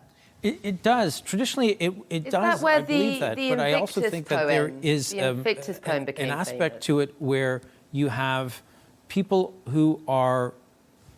It was that way, but now it's drifted. Much like in the U.S., when you talk about Democratic and Republican politics, there doesn't seem to be a lot of common ground. And I think when it comes to the sporting community, it used to be what happened on the ice or on the playing field stayed there, and it was an opportunity for opponents to come together and to recognize their commonality. Now it seems to be just an opportunity to continue the hatred that they feel for others. But Sarah, yeah, you're absolutely right. Invictus was the name of the film made. I think it was Matt Damon who played Francois Pienaar in that. And I'm not sure if there's a poem. Did you say there's a poem? It's the Invictus poem, I think, was presented to Nelson Mandela, or Nelson Mandela gave it to the captains of one of the team. But it's that famous, I'm the master of my fate, the captain of my fate, the master of my soul. Very interestingly, and a quick point, guys, when it comes to sports and politics, here in the US, President Trump has been making noises about potentially not allowing the World Cup to be held in cities that are deemed unsafe. So some of the democratic cities that currently are in President Trump's political firing line. So more on that. But yes, it is a difficult subject, isn't it, when it comes to sports and politics? It's always a tricky one, but thank you so much for your thoughts on that. Now, let's move on to another story that we have. And in California, police were forced to stop a car after it performed an illegal U-turn at traffic lights. However, the San Bruno officers soon discovered it was actually a driverless Waymo vehicle. So with no human driver, no ticket could actually be issued. However, it's prompted safety concerns about the cars. Waymo have said it's looking into the situation and aims to make improvements. Okay, Sarah, more about driverless cars. I always feel like we hear about these. What's your take on driverless cars? Are they dangerous, or are they still so new that it's not really fair to comment as of yet? They're still really new. I mean, they generate a lot of excitement and debate as we're having now. I don't know about you guys, but I, for one, am a passenger princess. So I'm very happy with the idea of the future of potential driverless cars. Anything for an easy life. But it is amusing that you had the police department in this instance carrying out their usual road checks. They stopped this Waymo, realised there was no driver, and had come out and said, well, they don't know what to do because they don't have a provision for issuing a ticket to a robot. So Waymo has exposed a flaw, I suppose, in the driverless car situation where, you know, they can perform these illegal U-turns and not held to the same standards as the rest of us in public. Very clever of the Waymo to have found a way around that, but certainly something that the makers are going to be scrambling now to see if they can fix. And presumably, actually, police departments will have to look at how you police this kind of thing in the future as it becomes more prominent. Well, I know another carry-on when it comes to these driverless cars, Michael. But we're also seeing 2 US senators looking into the safety of Tesla, aren't we? And does this spell disaster for the brand? And it's all over their driverless cars too, isn't it? Yes, it is. And I don't think it does. I think for a couple of reasons. One, I think as long as Elon Musk is associated with Tesla, I think that brand will be fine. And certainly the Tesla shareholders believe in Elon Musk. I also think it's interesting that you have 2 Democratic senators who are going after or investigating Elon Musk. And I think he has a bit of a target on his back, perhaps rightly so. But one of the things, you know, that Sarah mentioned being a princess or a passenger princess, I wish that I could have been a passenger prince. The amount, I've been here 22 years, the amount of money I have paid in fines during the time I have been here. The country introduced cameras, which I didn't think would be very effective. The cameras are far too effective. I've paid too much. I've lost my license. My car has been impounded. It has not been good for me. So I would 100% be in favor of a driverless car, or a driverless car where I could make sure that I wouldn't have to pay any more than what I'm actually paying for the use of the car. Well, you know what? Then what could happen is you don't have to pay the ticket, because obviously Waymo, as Sarah said, you know, couldn't get charged for the legal U-turn.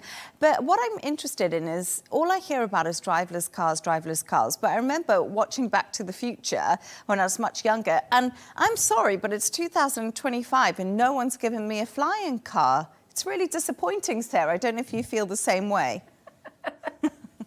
Hugely disappointing, but weren't you guys saying there's potentially a flying car expo at some point in the near future? I think one of us has to go along and check that out, because I am totally with you, Leanne.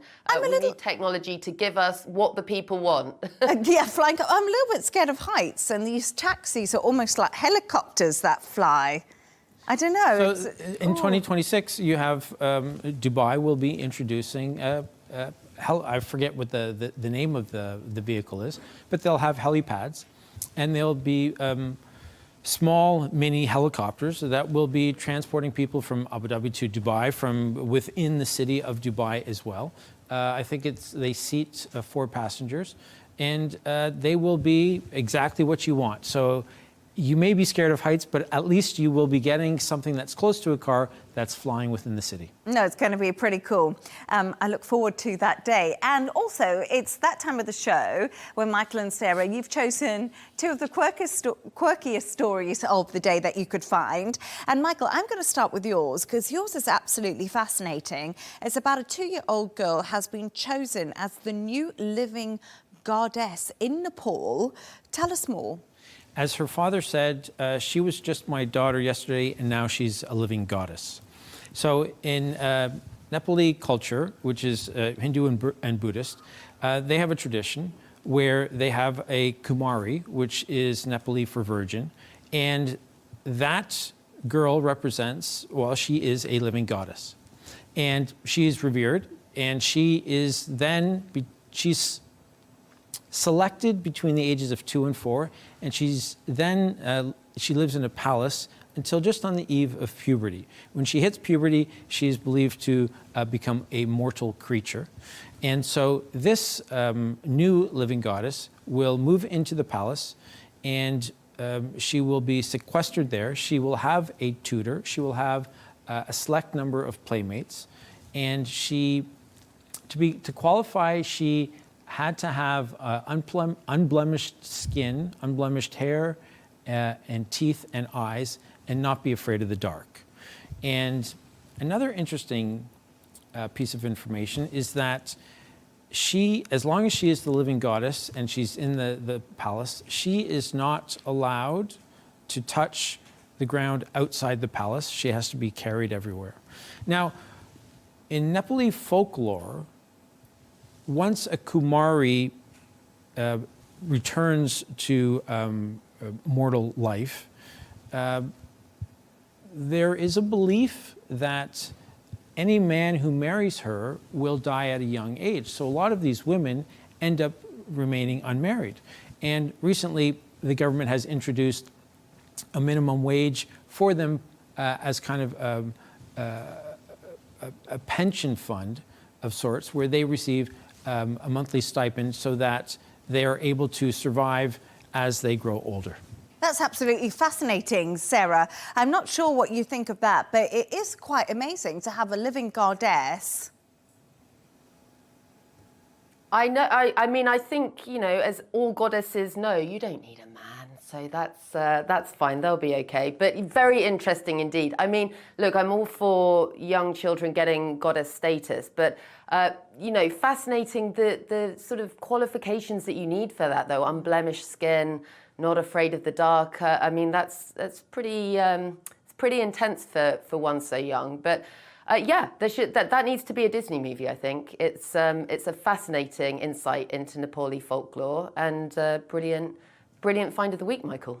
Yeah, I love that. And as Sarah said, you know, we don't need a man necessarily. But Sarah, there's been, let's go into your story. There's been a very surprising family reunion in a chance encounter, and it happened at a graveside. This is absolutely fascinating. Tell us more.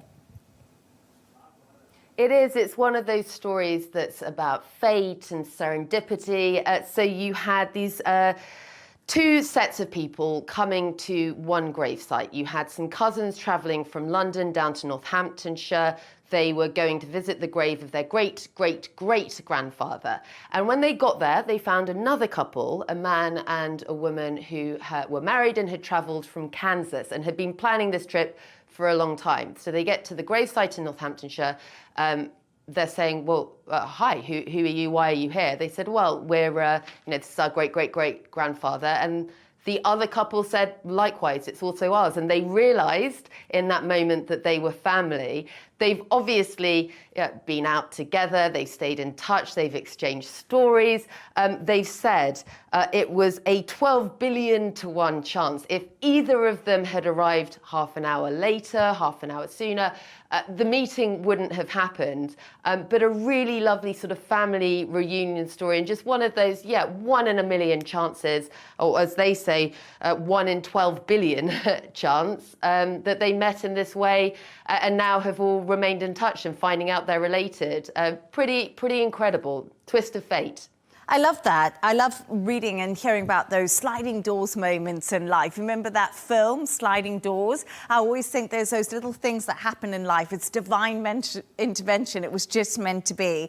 And thanks to our guest today, correspondent Sarah Firth in Washington, and also managing director of This Is Dubai, Michael Jabri Pickett, who was, of course, in the studio with me. And that's all from us on W News Extra. Don't forget to subscribe to our YouTube channel. Of course, follow us on X. G&T is coming up next with Tom Burgess-Watson. Goodbye, and thank you for joining us.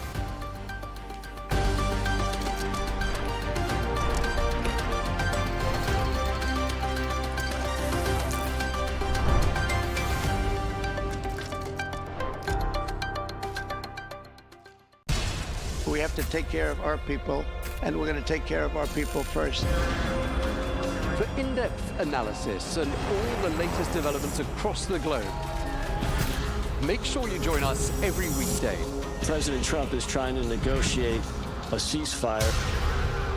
With so much happening, so much information, and so much noise, international law will have no part in his administration. It can be hard to keep track. Tariffs will just fuel inflation. We're going to fight these tariffs. But you can count on us to tell you what you need to know. We stand by your side. Join me, Tom Burgess-Watson, for Global News Today, right here on Al Arabiya News.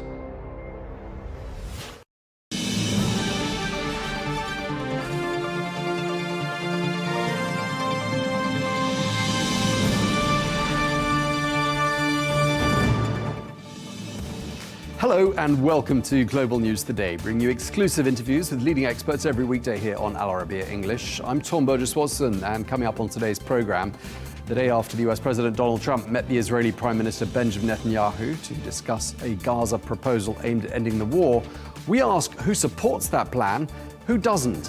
What was Netanyahu's response, and how are Hamas and the Palestinian authorities reacting? All of that up for discussion.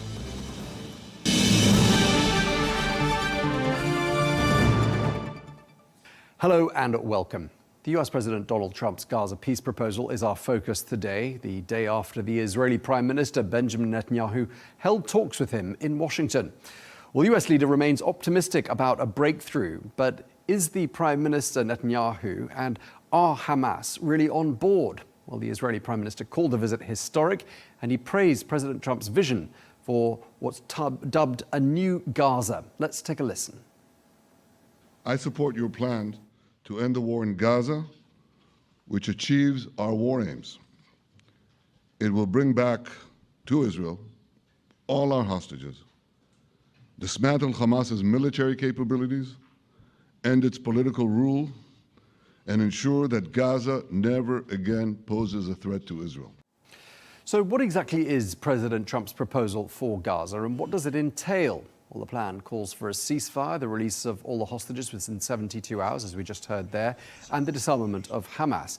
But it also outlines a post-war transitional authority to be led by President Trump himself. Well, let's take a listen to some of the key conditions from Prime Minister Netanyahu. All our hostages, both those who are alive and those who died, all of them will return home immediately. Hamas will be disarmed. Gaza will be demilitarized. Israel will retain security responsibility, including a security perimeter for the foreseeable future. And lastly, Gaza will have a peaceful civilian administration that is run neither by Hamas nor by the Palestinian Authority. Prime Minister Netanyahu speaking there. Well, despite him agreeing to President Trump's Gaza proposal, when asked if he supported a two-state solution, his response was absolutely not. Will we agree to a Palestinian state? Absolutely not. And it's not written in the agreement either. But one thing we did say, we will strongly oppose a Palestinian state. And President Trump also said this. He said that he understands this. And he said it is obvious that this would be a huge reward for terrorism and a danger to the state of Israel. And of course, we won't agree to this. Well, let's get more now. We can speak to Ambassador David Satfield, who's a former special envoy for the Middle East humanitarian issues under President Joe Biden between the years 2023-2024, and also a former US ambassador to Turkey. He joins us from Houston. Ambassador Satfield, thank you very much indeed for taking the time to speak to us. Really appreciate it. I mean, what does this deal look like to you, this 20-point peace plan? Does it look to you like a step closer to ending the war in Gaza? Well, the points contained in this plan, the outline, because there are many details that need to be filled in, but the outline is consistent with discussions that have been had with states in the region, particularly the Gulf, with Israel, with others, since the end of 2023, shortly after the October 7th massacre. All of that is appropriate. There is critical reference, and it is critical, to a transition which brings in a reformed Palestinian Authority, underscore reformed.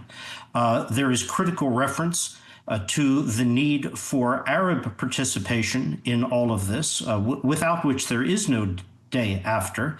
And there's also reference, difficult as it is for the government of Israel and for many of the Israeli people to accept, there's a reference here to the national aspirations of the Palestinians for a state.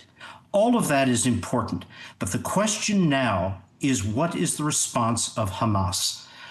Hamas, I believe, I assess, believes it's winning, believes that if more Palestinians die, if Israeli hostages die in the process of a ground campaign, it will increase international pressure, domestic Israeli pressure on the government to bring an end to all of this. I hope I am wrong.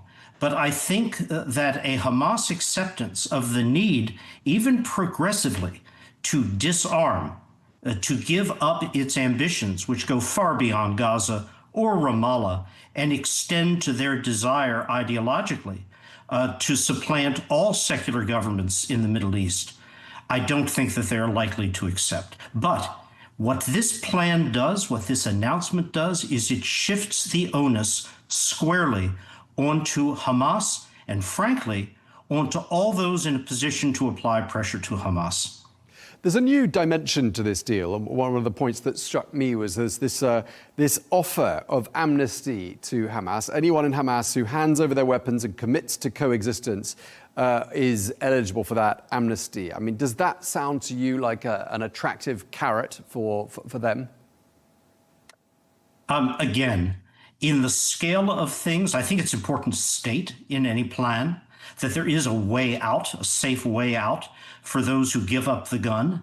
But again, I don't see the Hamas leadership as willing or believing it necessary to give up their arms, to give up their chance, not just to governance of Gaza, but also at their broader regional objectives. I'm afraid all of those provisions, while necessary, are not sufficient to lead Hamas to the conclusion that they must accept this. There are people in the Israeli government who might not accept this deal either, one of them being the finance minister, Bezalel Smotrich, who called this plan, quote, a resounding diplomatic failure. How difficult do you think it's going to be for Prime Minister Netanyahu to sell this 20-point plan back home? Well, I think the Prime Minister's requirement to sell the plan is very much dependent, again, on what the Hamas response is. If Hamas is the party that now rejects this or comes back with counter proposals that throw the entire negotiation back to where it has been stalled for the past year, then Prime Minister Netanyahu won't have to deal with his cabinet. If Hamas, though, were to genuinely, wholly accept these provisions, then indeed the Prime Minister is confronted with the need to carry through on the commitments he made at the White House yesterday. And in that regard, it's very important that Donald Trump, President Trump, is at the head personally of this putative structure, which means that any defiance of, rejection of this plan strikes directly at him. And I think that's a powerful force. Is it sufficient to move Hamas? There I have significant reservations, but it is worth absolutely the try. I mean, a lot of people have been involved in building this deal or framework, the 20-point plan that's been under discussion. Obviously, the Trump envoy, Steve Witkoff, someone I'm sure you've worked with yourself, and of course, President Trump's son-in-law, Jared Kushner, very much involved. I mean, it does look like it's a very sort of short to medium term plan, doesn't it? It doesn't seem to have a huge amount of detail or focus on what happens in the longer term. Well, actually, the plan does contemplate, with details to be filled in over time, a true day after. Those are the provisions that call for a reformed Palestinian Authority, which then would have a role in the governance, the administration of Gaza, and it calls, most importantly, for a recognition of the aspiration of the Palestinian people for a state. Okay, so it sounds one of the things we learned from the last couple of days is that the idea of Israel annexing the West Bank is sort of no longer on the table. And it also looks pretty clear that Gaza becoming the Riviera of the Middle East is also off the table. I mean, that's pretty revealing, isn't it? The law of gravity has a way, the law of reality has a way of intruding itself. Okay, fair enough. Obviously, this is President Trump's plan and vision for ending the war. But having worked under both President Trump and President Biden, I'm told, do correct me if I'm wrong, I mean, is there anything that sets this apart from a document or a framework that President Biden would have spelt out? It does, Tom. And the difference here is the extraordinary position, influence, agency that Donald Trump enjoys right now. No U.S. president, arguably since Dwight Eisenhower, in a very different world, has had the standing, the stature, the commanding position with respect to policy decisions that Donald Trump now has. That does not mean that Israel does not remain an absolutely sovereign state, capable, willing to take its own decisions. Of course it is. But it has to reflect very seriously on any fundamental conflict with, contradiction of Donald Trump. And that is very different. But do you think it's important that Palestinian statehood is made a little bit more, you know, the chances of it made a little bit more explicitly clear, especially to get the buy-in from world leaders and leaders in the region of the world that I'm speaking to you from, namely the Middle East? I mean, do you think that's something that they perhaps wanted to hear more about? Tom, I think that you are quite correct. The regional parties, and let's be specific here, the United Arab Emirates, Saudi Arabia, Egypt, all want to participate in both stabilization, interim governance of, and ultimately reconstruction of Gaza for their own reasons, security and stability for themselves, for the region as a whole. They want that. They want to do it. But the door through which that critical participation can come, and the only door, is one in which there is a commitment or recognition by the government of Israel on the need for ultimately a direct negotiation with Palestinians on a permanent resolution of the conflict between Israelis and Palestinians, and a recognition that there needs to be a role, I underscore, a role for a reformed Palestinian Authority. It's absolutely essential. Does it look to you, just, I mean, when you see the amount of activity there's been diplomatically these last couple of weeks, I mean, pretty unprecedented, with some countries taking matters into their own hands, recognizing a Palestinian state unilaterally, and of course, all these discussions on the sidelines of the UN General Assembly and that summit between President Trump and Prime Minister Netanyahu. Does it look like we've got a similar or comparable amount of momentum towards finding a solution to this long-standing dispute and war, something comparable to what we saw in the 90s under President Clinton, perhaps the Oslo Accords of 1993? I mean, are we there? No, Tom, I don't think we're there. We're at the very start of an extremely steep slope. What happened in the early 90s, the Oslo process, the September 13th, 1993 handshake on the South Lawn of the White House, those were events that represented or were reflections of a ripeness in terms of the global climate, the regional climate, the mood and the political direction in Israel, and conclusions drawn by Yasser Arafat over what he needed to do to survive and advance the Palestinian cause. I would argue, I think most would, those conditions of ripeness do not exist today, but there must be a day after this kinetic ongoing campaign, almost 2 years old in Gaza, has to be. And I think this 20-point or 21-point outline, with all of the details that remain to be filled in, hits the critical points. What is essential, I repeat the bottom line here, is whether or not Hamas is willing to accept any plan that does not require it to remain armed.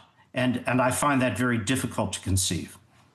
Okay, we'll have to wait and see. Just very briefly, I wanted to ask you something I'm going to be asking a couple of my other guests today, which is, what I was just speaking about there, and you didn't pick up on it, the recognition of a Palestinian state by countries like France and the UK. Do you think they helped this process by adding some momentum, or do you think they hindered it by creating an unnecessary and unwelcome distraction? It's the latter. In no fashion did these unilateral recognitions, which were driven, let's be honest, by the domestic politics in the countries concerned, do not advance the Palestinian national aspiration 1 inch, 1 whit.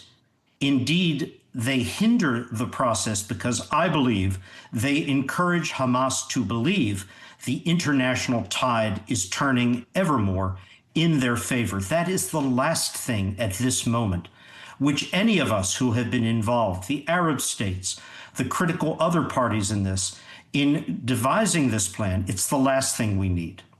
Okay, well, we're going to have to leave it there. We're out of time, but really appreciate you taking the time to speak to us. Ambassador David Satterfield, thank you for your time, sir. Thank you.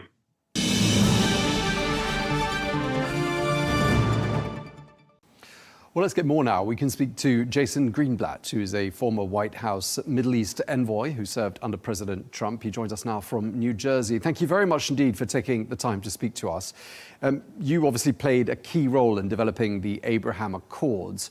And I'd like to start by asking whether you think this US framework that was discussed between Prime Minister Netanyahu and Donald Trump represents a step closer to ending the war in Gaza. Thanks for having me, Tom. Look, I do. I think that what President Trump presented yesterday is a win for Israel. It's a win for the Palestinians who aren't devoted to Hamas or Hamas type of terrorists. It's a win for the region. So I think we are going to take a step closer, but it always hinges on Hamas. Is Hamas going to agree to the deal, finally realize that their ways don't work, and let the Palestinians thrive and prosper like the rest of the region? Is it a breakthrough? Is anything in those 20 points is something that would strike you as being uncharted territory or something that perhaps hasn't been really openly up for discussion up until this point? Well, the families of the Israeli hostages would argue it's a tremendous breakthrough for them, and I think it is. They've been, these Israeli hostages and others have been suffering in the dungeons of Gaza and under unspeakable conditions. I think it's a breakthrough for Palestinians.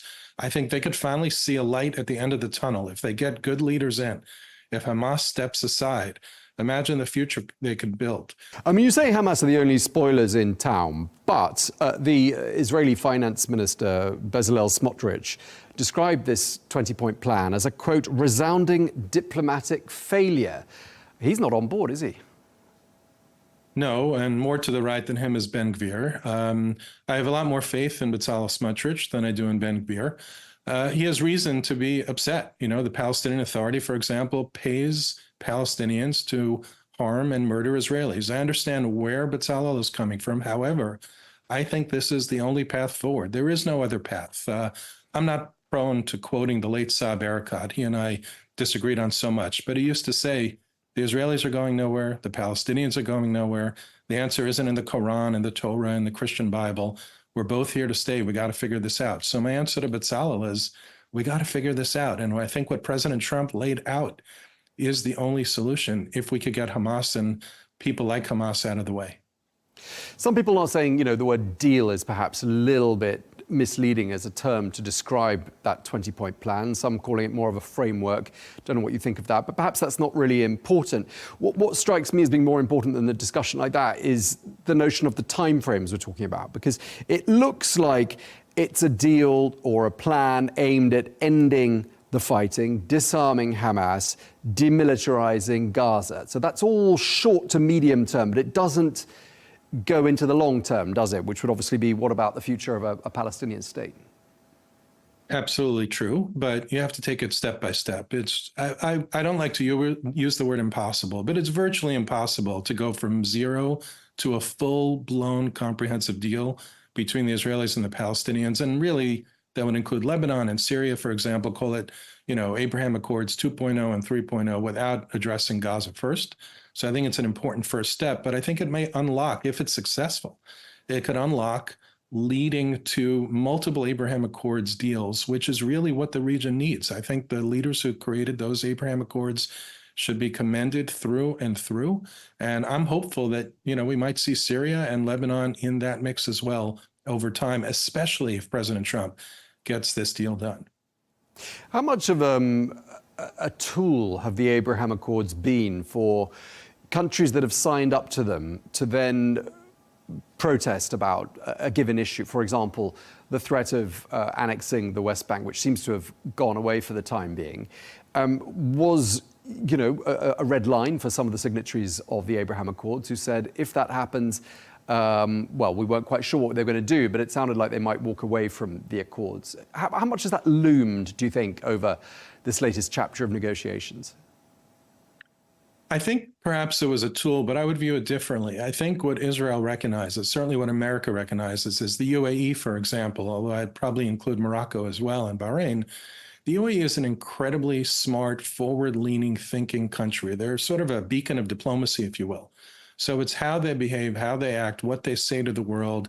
They stayed in Prime Minister Netanyahu's speech in the UN when most countries so many countries shamefully walked out.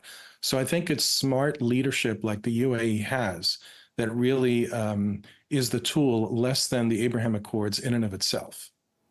And what about the diplomacy of some other countries, sort of more historic allies of the United States and Israel, like France, Britain, and a number of other Western powers, that all took this step of announcing recognition of a Palestinian state last week and the week before?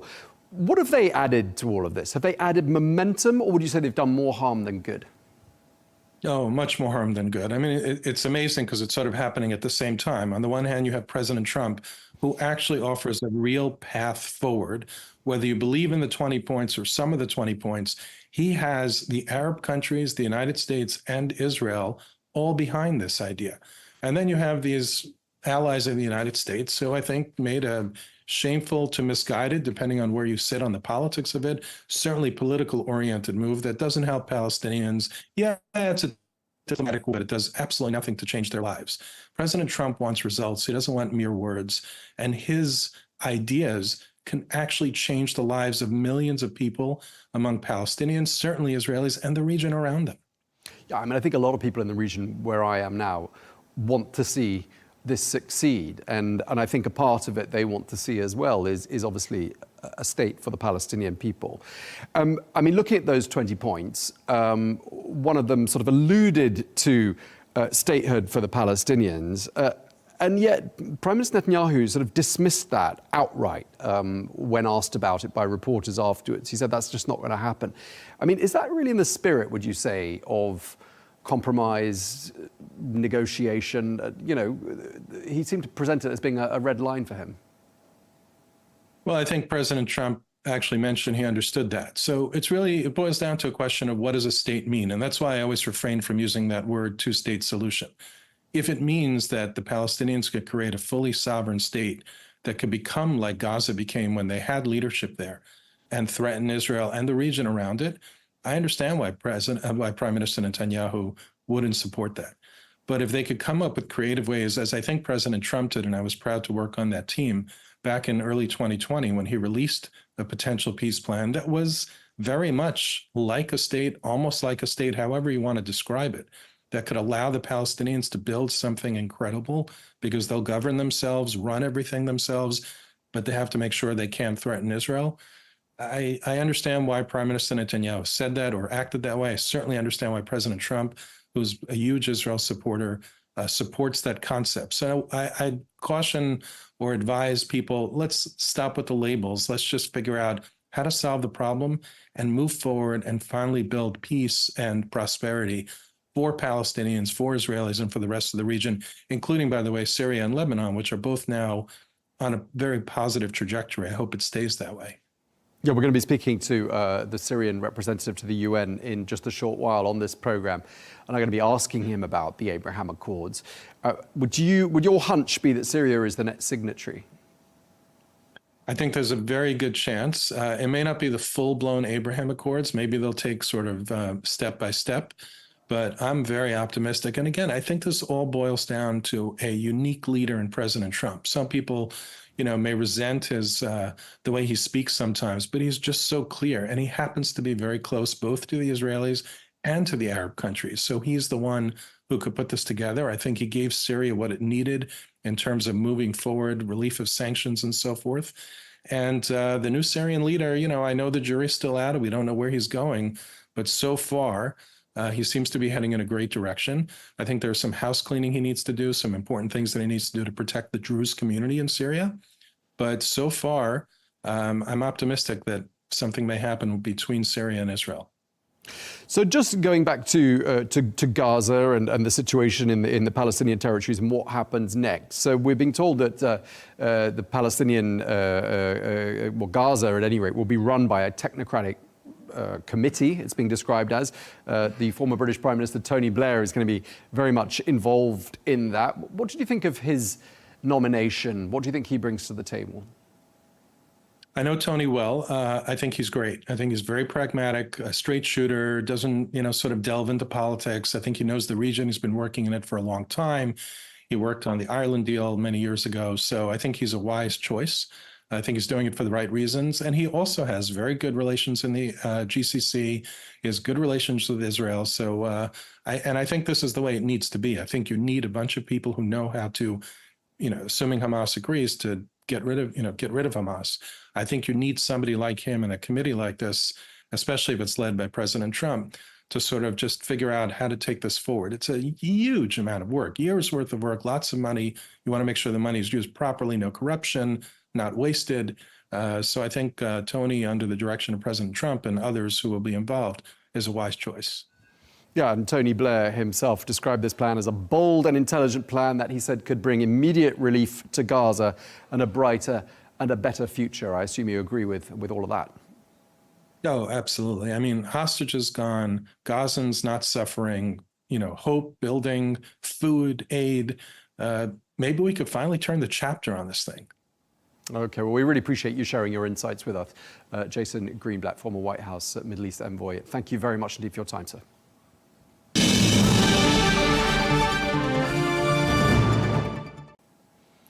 Well, I'm joined now by Michael Orin, who's a former Israeli ambassador to the United States, who joins us now from New York. Thank you very much indeed for taking the time to speak to us, Ambassador. In your opinion, does this 20-point plan, this US framework, represent a step closer to ending the war in Gaza? I think it's more than a step. It's potentially a giant leap. It could spell the end of the war in Gaza. There are many moving parts. Things can change. I would say generally that as a work of statecraft, of diplomacy, it's kind of a masterstroke. How President Trump's team, this is Steve Witkoff, Jared Kushner, and others, managed to get all these disparate states on board, states that don't agree with one another on very much, certainly don't agree on Israel, Palestine at all. This is still states on Turkey and Qatar on one side, Saudi Arabia, UAE on the other, Jordan. Get them all together to agree to these 20 points. And then get Israel to agree, get Netanyahu to agree. That has got to go down in the history books as one of the great masterstrokes of diplomacy.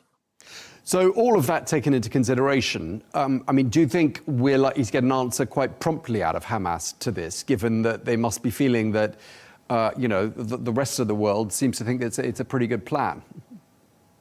Well, what the plan does is basically give Hamas a simple choice. Either you surrender or you die. I put it most frankly, that if Hamas rejects the plan, then President Trump will give a green light to Israel and the Israel Defense Forces to continue its ground operation in Gaza City and to eliminate the last pockets of Hamas resistance. So it's not much of a choice for Hamas there. And then it goes to the essence of what this organization is. It is a Islamicist jihadist organization, which, in any other circumstance would prefer martyrdom to surrender. Well over almost 2 years now, at the beginning of the war, I gave an interview to the Wall Street Journal where I suggested that we revisit the 1982 evacuation of Beirut by Yasser Arafat and the PLO, that we could do the same thing with Hamas, offer Hamas the opportunity to get on boats and go somewhere safely, and Israel would commit not to harm them. And at the time, that suggestion was kind of laughed off, even by Israeli policymakers, saying that Hamas would prefer to die rather than get on one of those boats, and explaining why, that this is not just about the way Hamas sees young Muslims looking at them today, but the way they'll be looked at 50, 100, 1,000 years from now. And that made sense. It made sense. Right now, though, it's still on the table, and that offer is hardwired into the 20 points. Those members of Hamas who do not want to take swear an oath that they will no longer pursue terrorism and that they accept peaceful coexistence with Israel, have the option of leaving Gaza on that Yasser Arafat-like boat to where is uncertain. But I remain unconvinced that Hamas will avail itself of that offer. Okay, so there are 20 points in that plan, and obviously the goal is to get Hamas to agree to all 20 of them. One of the points alluded to Palestinian statehood, and on that particular point, when asked about it, Prime Minister Netanyahu said, quote, absolutely not, when asked about the prospects of a two-state solution. So does that set the right tone if the Israeli Prime Minister is outright ruling out one of those 20 points before we've even heard back from Hamas? Well, I'm sure the tone will not be welcomed in many quarters in the Middle East, and not only in the Middle East, certainly in Europe. But here, the devil is not so much in the detail, but the angel's in the detail. The 20 points talk about not creating a Palestinian state. It talks about taking steps toward a credible pathway to a Palestinian state. Now, the pathway term, the word has been used frequently by the Saudis. And I think that this is the way the Saudis, who don't necessarily have public opinion, they're not a democracy, but they do have to assuage popular Arab opinion about the Palestinian issue, say they want a pathway to Palestinian statehood. Now, what does that mean? A pathway could be something with gravel. It doesn't necessarily lead to anything. And I think the Saudis would be very, very cautious before creating a Palestinian state that could become a Hamas state and that would threaten Jordan and threaten much of the Gulf. So they'd like to have this discussion. And I've long been an advocate that Israel should say yes to this, that Israel should engage in a dialogue about a pathway to a Palestinian state. And here it is. It gets hardwired into the 20 points. So Netanyahu says he's going to oppose the state. He's going to oppose the creation of a Palestinian state, a two-state solution. But he's not going to oppose that part of the 20 points that says that Israel at some point must enter into a discussion about a credible pathway. And I think that gives him a little bit of wiggle room politically. And so far, the radical right components of his coalition have not bolted that coalition. I mean, on that note, how politically risky is all of this for Prime Minister Netanyahu? Because there are some who are speculating and suggesting, some analysts are out there saying that this deal with President Trump could cost Netanyahu his government. I think Netanyahu is too cunning politically. Yes, there are risks. There are definitely risks. And there is one particular member of the government, Mr. Ben-Gvir, who's riding very high in the polls, who could bolt the coalition and bring down the government. And the big question is whether other opposition heads will come into the government again. Now, Benny Gantz, for example, the head of a large opposition party, says that if these radical right-wing parties leave the coalition, he will come in and support Netanyahu if Netanyahu goes toward agrees to an end-of-war hostage release agreement. So let's see if that happens. This is not the first time we've been in a situation like this in Israel. Mr. Netanyahu bears what I call the Y plantation scar. And if you remember old enough to remember this, the late 90s, his first term as prime minister, President Clinton negotiated an agreement between Israel and the PLO. It was actually the last agreement between Israel and the PLO, between Benjamin Netanyahu and Yasser Arafat, in which Netanyahu had to concede large parts of the city of Hebron, which is a holy Jewish city. And Clinton assured him that if he made this decision and the right-wing members of his coalition left the coalition, that Clinton assured him that left-wing Israeli parties would come into that coalition. So what happened? Netanyahu signed on the agreement. The right-wing parties made the agreement, left the coalition, and the left-wing parties took several steps backward to let Bibi fall. That's what I call the Y plantation scar. And whether this time Netanyahu can be assured that should the radical right-wingers lead this coalition, the centrists will come into it. One of the other things to emerge from those talks at the White House was an apology for Qatar from the Israeli Prime Minister. And I'm just wondering if you think that's significant and whether it brings Qatar back into the fold in that role of negotiator. I think this was also a stroke of genius, I must say. Israel has apologized many times for mistakes made of this nature. Netanyahu, this would be the third time, if anybody's counting, that Netanyahu has apologized. He apologized to King Hussein of Jordan back in his first term in the 90s for a failed attempt to assassinate Hamas leader Khaled Mashal. He apologized, and I helped draft that apology. In 2013, he apologized to President Erdogan of Turkey for the Mavi Marmara affair. And so here again, another apology, a very similar apology, by the way. He said that Israel did not intend to attack Qatar. It wanted to attack Hamas, who just happened to be on Qatari territory. And he committed to not do it again. But the masterstroke is that Qatar, in return, promised to enter into a dialogue with Israel about how we can best address our mutual grievances, our mutual outstanding complaints. And I think that's very, very productive. Okay, I mean, there are so many striking elements to this deal and so many striking developments over the last 24 hours. I mean, one person I want to ask you about is Tony Blair, who is obviously going to be potentially very much involved in overseeing the next chapter of Gaza's governance. I'd like to ask you how he's perceived in Israel and whether you think he's the right man for this job. Well, first, I was delighted to hear about Tony's involvement. When I was in government, I worked with Tony Blair on a Gaza project. So I know that Gaza has been a source of deep concern for him for many years. It didn't start just with this war even. And very productive. He has a very fine reputation in Israel and remembered fondly. And he has the trust. He has the trust of just about, I think, all sides. Everyone likes him in the Middle East.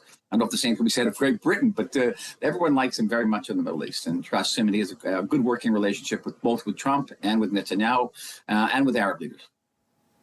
So where we go to from here, I mean, obviously Hamas is going to be under a lot of pressure, not just from the United States. We understand President Trump is suggesting a 3 to 4 day deadline for them to respond to this deal.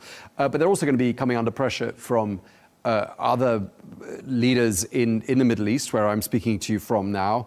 But on the other side, I mean, it does look like Israel's under a certain amount of pressure, not just domestically, Prime Minister Netanyahu, but internationally. I mean, Western leaders, all of the countries that have recognized a Palestinian state in the last couple of weeks, I mean, they're also going to be applying pressure to Israel. I mean, does it look like, with pressure coming from all these different directions on the two parties that are concerned, mean that perhaps we're going to be inevitably in a situation where there is a result?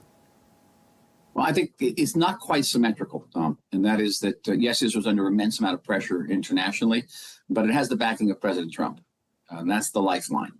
And as long as Israel has that backing, and by the way, I think to maintain that backing was one of the reasons that Prime Minister Netanyahu made some significant concessions in this agreement. For example, discussing the possibility of a future Palestinian state, the involvement of the Palestinian Authority in the future governance of Gaza under certain circumstances. Netanyahu had completely ruled it out. He conceded that because he needs to stay on the right side of Donald Trump. And he managed this. He navigated those shoals very, very well, I thought. So Hamas is a completely different situation. I think that even Hamas's primary backers, once upon a time, Turkey and Qatar, have had it. I think one of the background to this agreement is that the leaders of the Middle East without exception, look at October 7th, 2023, and said, what do we need that for? Hamas brought untold suffering and instability and violence to the Middle East. Who needs it? And it's the time for Hamas now to pack up and leave. And Israel made it clear that it was not going to stop. It wasn't going to stop its pressing its invasion of Gaza City. And leaders of the Middle East don't need that type of instability, as you know. They need quiet, especially around the Israel-Palestine, because what begins with Israel-Palestine doesn't end with Israel-Palestine. Israel-Palestine ends up in the streets of Riyadh and Doha and other places. So they wanted to put an end to it. Now the question is, does Hamas bend to that pressure? Does it find some face-saving mechanism that will enable it to evacuate Gaza, its leaders, and to demilitarize, to hand over its guns? I can't tell you that. I know that within Hamas itself, in their DNA, and I've spent a lot of time studying that DNA, there'll be tremendous opposition to this. There's be a preference to say, okay, we will fight to the bitter end. We'll fight to we're martyrs. I don't know. What is very important, though, is that really this agreement represents a sea change. It puts the bulk of the pressure on Hamas, not on Israel, and it provides a very clear pathway toward relieving this conflict. The key to it, it's interesting, there's only one time specified in the entire 20 points, and that is the 72 hours that Hamas has to release all the hostages. And it will probably try to prevaricate. It'll probably say, oh, we like this agreement, but we have questions, or we have corrections. And they'll say, oh, we don't know where all the hostages are. They're already saying it, by the way.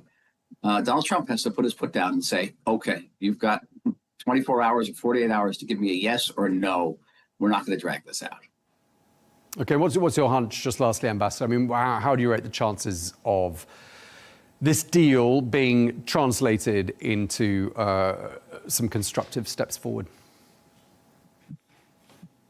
That's probably the hardest question you got to ask me, Tom, because I'm not I'm a historian, and I got enough problems to predicting the past. I always say, my gut feeling is that Hamas won't go for it. I don't care what kind of pressure they're under, and it goes against everything that they believe in and everything they've been educated to believe in. And I don't think there's a face-saving device out there that will enable them to speak to generations of people who come after them and look back at this period of history and ask themselves who won.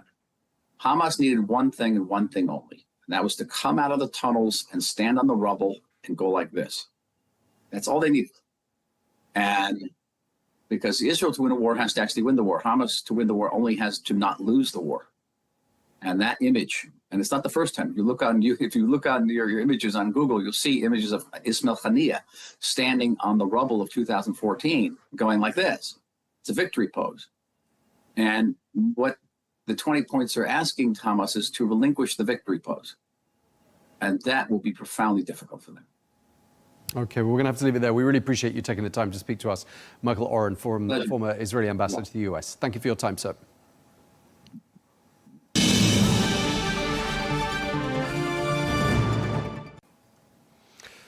Well, let's get more now. We can speak to Ibrahim Obi, who is Syria's ambassador and permanent representative to the United Nations. He joins us from New York. Ambassador, last time we spoke, this position was not yet announced. You were obviously keeping quiet about it. So thank you very much indeed for taking the time to speak to us, and congratulations first up. But congratulations for something else, because your president, Ahmed al-Shara, became Syria's first head of state to speak at that gathering since the 1960s. First of all, how did it feel to see the leader of Syria at that podium? Well, thank you for having me again. It's, albeit in a different position, it's been incredibly overwhelming.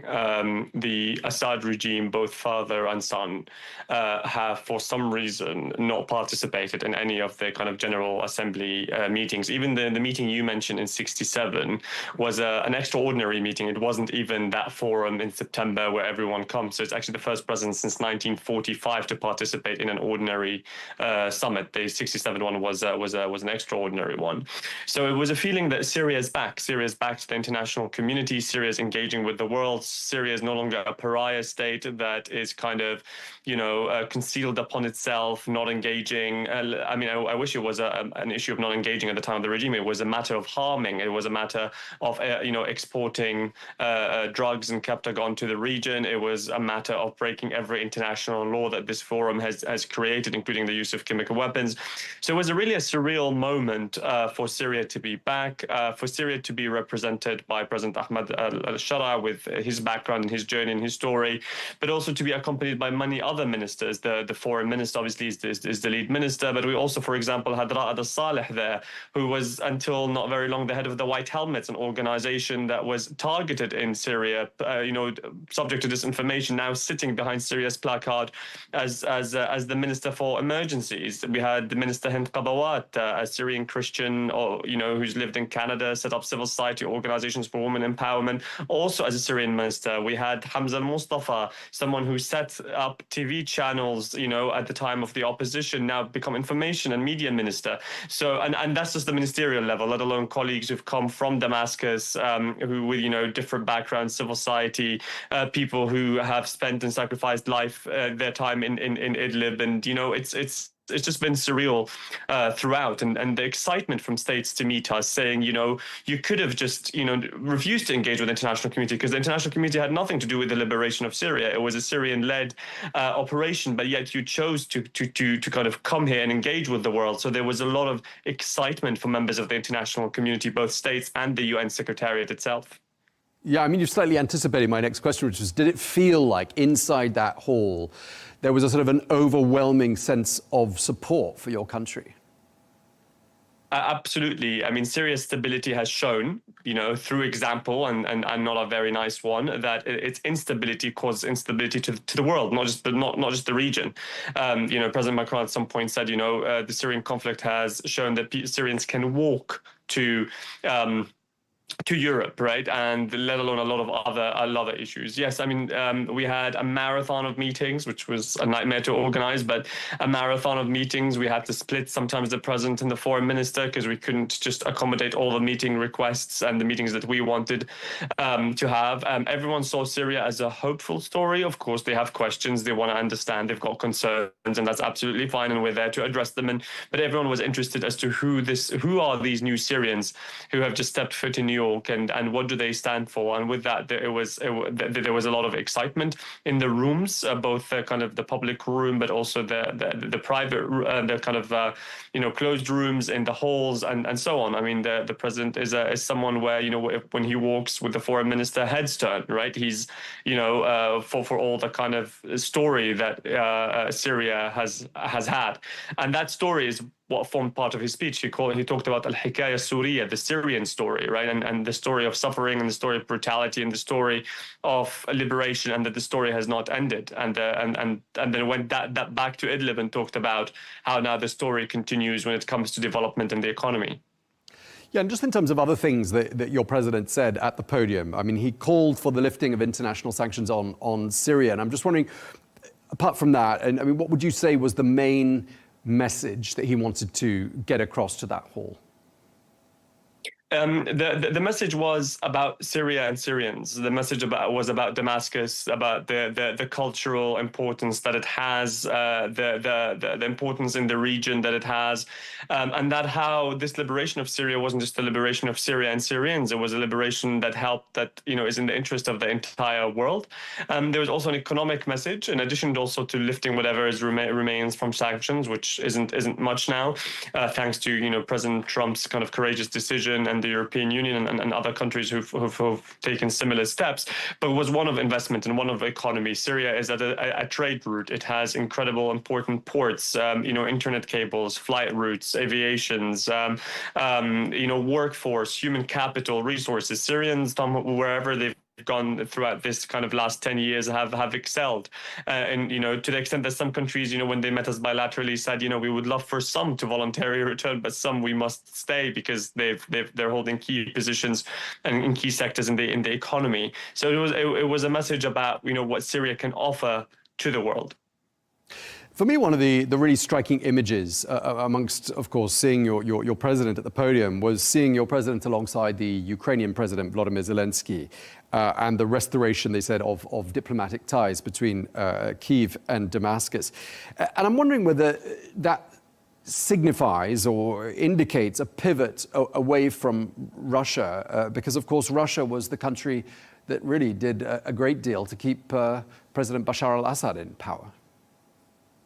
No, well, look, since the liberation of Syria, there was a military liberation, but there was also diplomatic efforts. And the diplomatic efforts were to have a balanced relationship that served the interest of the Syrian people. And that's why the relationships with Russia remain. I accompanied the foreign minister when he went on the first visit to Moscow. We met Foreign Minister Lavrov. And also I was in the meeting in the UN when we met the Russian delegation and the Foreign Minister Lavrov, again, I think on the same day that we met the Ukrainians or one day apart. And that's really how the Syrian diplomacy works now. It's to see where the interests of the Syrian people lies and who has what to offer, and how we can make this work for the interest of the people. It's no longer a matter of kind of polls or historic alliances. Everything is going to be reassessed. And the meeting with Lavrov was for that. And the meeting with President Zelensky was also for that. I mean, there was no reason why the diplomatic ties at the time of the regime should have been cut. I mean, because the Syrian regime took full sides in that, and we're keen on having balanced and engaged relationships with all those who wish well upon the Syrian people. And this was, the policy since day one. And with that, it didn't make sense for the diplomatic ties with Ukraine to be any longer cut. But I tell you, as being in the meeting was surreal in its nature. It's, very two strong individuals who led or are leading kind of, wars and leading their people at the moment. It was a surreal moment to witness on a personal level. Sure, and one of the other, I mean, the list is so long, but one of the other important developments during that meeting, in those talks in New York, was that, there was going to be a big announcement whereby some sort of a deal was struck between the Israeli Prime Minister, Benjamin Netanyahu, and your president, but it didn't seem to happen at the last minute. But what sort of a deal, what's the scope of a possible deal with Israel? What would it look like? Well, on the first point, I mean, this was all kind of speculation. As someone now who is in government and is privy to some of these things, it's just sometimes very entertaining to see the amount of kind of rumors that go around and expectations that build upon expectations on things. We are engaging with the Israeli government on a security deal, one that goes into the details of, the amount of forces being present on each side of the border, the type of weaponry, the type of locations, and it's that kind of technical military nature that guarantees both the security and the sovereignty of Syrians and the security of the region. And that's what we're kind of really focused on. The Syrian government has been very clear that it has no mandate to go beyond that. And that's where the focus will be. The focus is actually, because that's there's been more than 1,000 Israeli strikes since the fall of the regime and zero retaliation. There has been, attacks on sites, on key military infrastructure, even on sites that, may contain chemical weapons, which makes our job very much harder now to get rid of them with the Organization for the Prohibition of Chemical Weapons. And obviously the military incursions and supporting certain factions in Sweden that unfortunately put the people in Sweden in a more difficult conundrum, and put some of the Druze communities of Syria in a conundrum, because now they have to justify or seen as such, when the Syrian government position was like always Druze and Sweden form an integral part of Syrian society and of Syria. So because of all these kind of incursions and interventions, we have engaged in kind of security talks that are still ongoing, and they're on the kind of technical fine details at the moment. Important details, but kind of fine details. But there's nothing beyond that. Okay, we're drawing to the close. I just want to ask you just briefly, we were speaking a short while ago to Jason Greenblatt, who is one of the architects of the first round of Abraham Accords.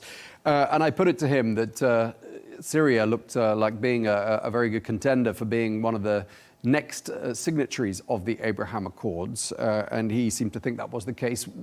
What do you think? Well, I think talking about the Abraham Accords or any kind of deal beyond the security deal is premature. We still have occupied land.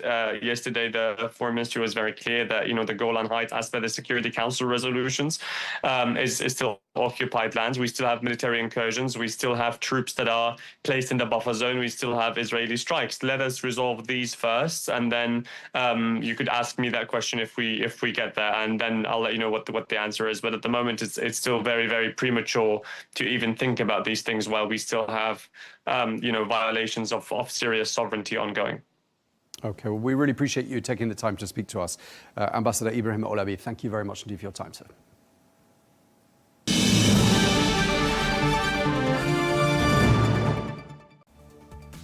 Well, that's all we have time for on Global News today. Thank you very much indeed for watching. Be sure to join us again tomorrow for more exclusive interviews. Until then, bye-bye.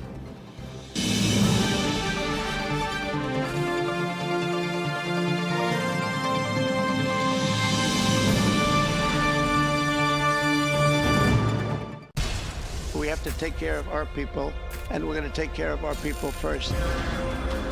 For in-depth analysis and all the latest developments across the globe, make sure you join us every weekday. President Trump is trying to negotiate a ceasefire. With so much happening, so much information, and so much noise, International law will have no part in his administration. it can be hard to keep track. Tariffs will just fuel inflation. We're going to fight these tariffs. But you can count on us to tell you what you need to know. We stand by your side. Join me, Tom Burgess-Watson, for Global News Today, right here on Al Arabiya News. Our allies, in many cases, are worse than our enemies. Stay informed and connected with the latest international headlines. There obviously is a risk. From breaking news to in-depth analysis, it would appear that this war is coming to an end. Who buys this stuff? Investors, pension funds. we deliver the most important developments straight to your screen. Iran always wanted to deal with militia. Join us for compelling, expert-driven conversations. A curfew order has been established. And an insightful look at the issues shaping our world today. There are a lot of proposals about European architecture for security. I'm Leanne Gerrans, and this is W News. We dealt with this when I was Chief of Staff in the first term. Where you don't just hear the headlines, you get the full story.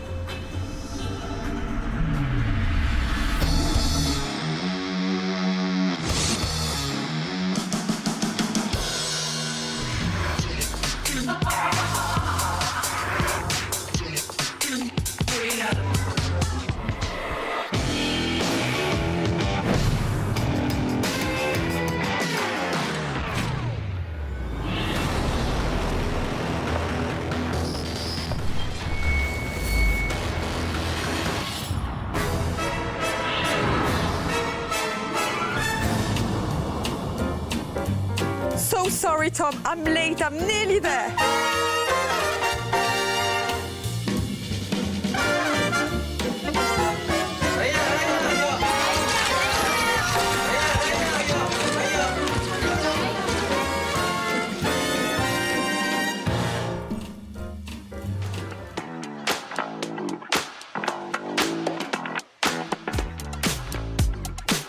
I think what you do is magic. You know how difficult it is to be yourself? You try it. You make movies. That's what the world wants from you. Is it Jake Cuddy? You're never alone. Really? I think I'm always alone. You're opening Venice. Venice would never open without you, I think, in the future. That's right. That's part of the deal. It is. And you're going to Toronto as well. This movie is so ideal for movie-loving audiences and festivals. So do you interact with them? Do you like to discuss the film after with the international audiences? I try not to talk to other people. You know, as you know, I don't enjoy really anyone.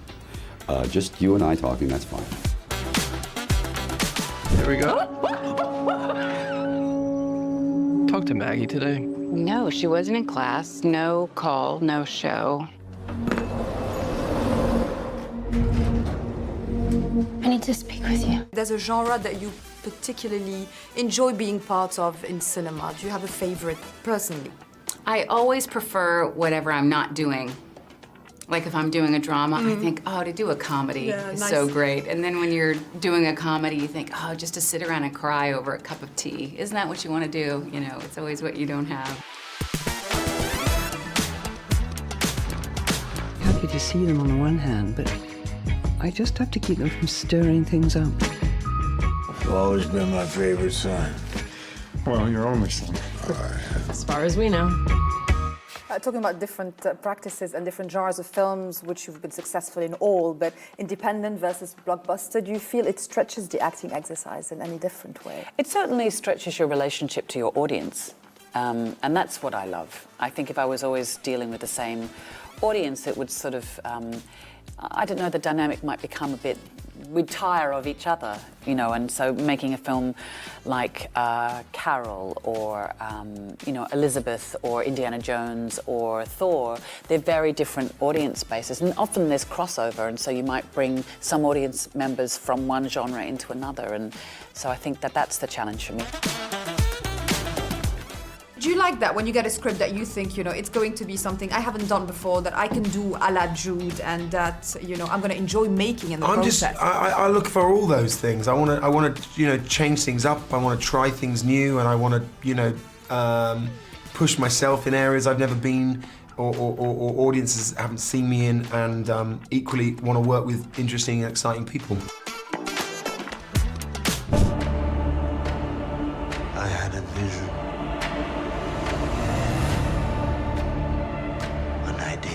Took shape in my mind. Are we talking about a specific kind of set of skills that you need to acquire to be those characters, because they're such trained individuals? Yeah, I mean, we're never going to have the time to really learn any of that stuff, but I think for us the big thing was at least getting a bit of the spirit of what these guys do, and an approach to at least how they think. And we had really incredible military advisors. Yeah.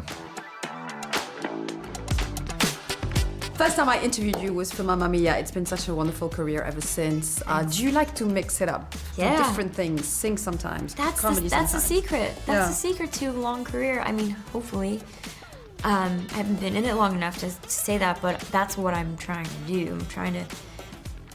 Why not? With people, you don't want anyone to get used to you in one role. It's very easy for that to happen for women in this business. So, yeah, I think you're smart if you just switch it up all the time.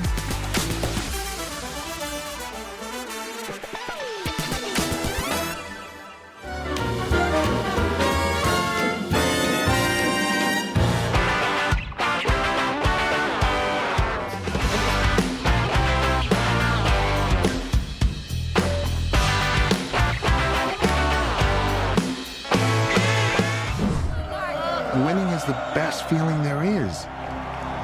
It's 40,000 people, and they're cheering you on. There's no other high like it in the world.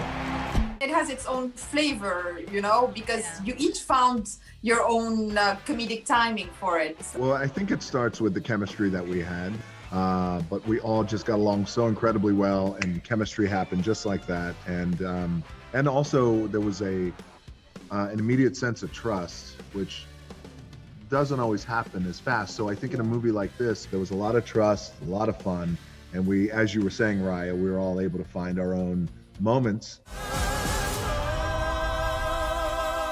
Big, strong man, I love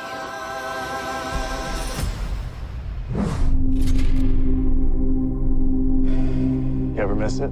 I haven't touched a gun in 10 years. I just put my sword down, you know, without that bad luck. You're gonna be okay. Family, producer, humor, action. Does this embody the soul of what The Rock is, this film? Wow. I think it does. I mean, it's a movie that kind of resembles.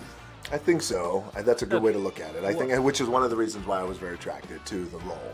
Yeah. What were you going to say? I think because you wrote it, so... Well, no, I mean, I wrote it for you because that's who you are.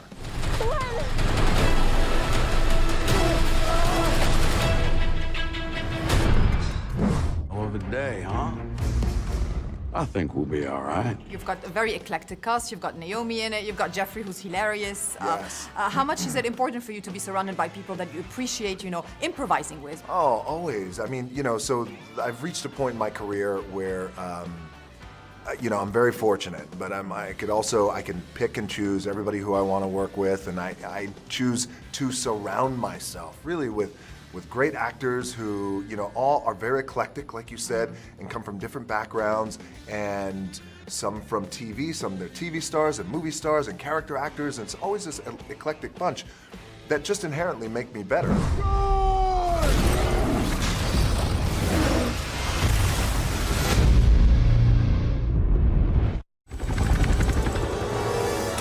Is it a prerequisite for you that it's something that challenges another aspect of you as an actor and as a person? That's a great question. I think the prerequisite for me when I read a script is, well, I enjoy playing the part. That's part one. And then part 1B would be, would the audiences enjoy the movie? And would they find a lot of satisfaction, a lot of fun in seeing the movie? Hey, we are in the red! We are going to trash! Natalie, we are going now!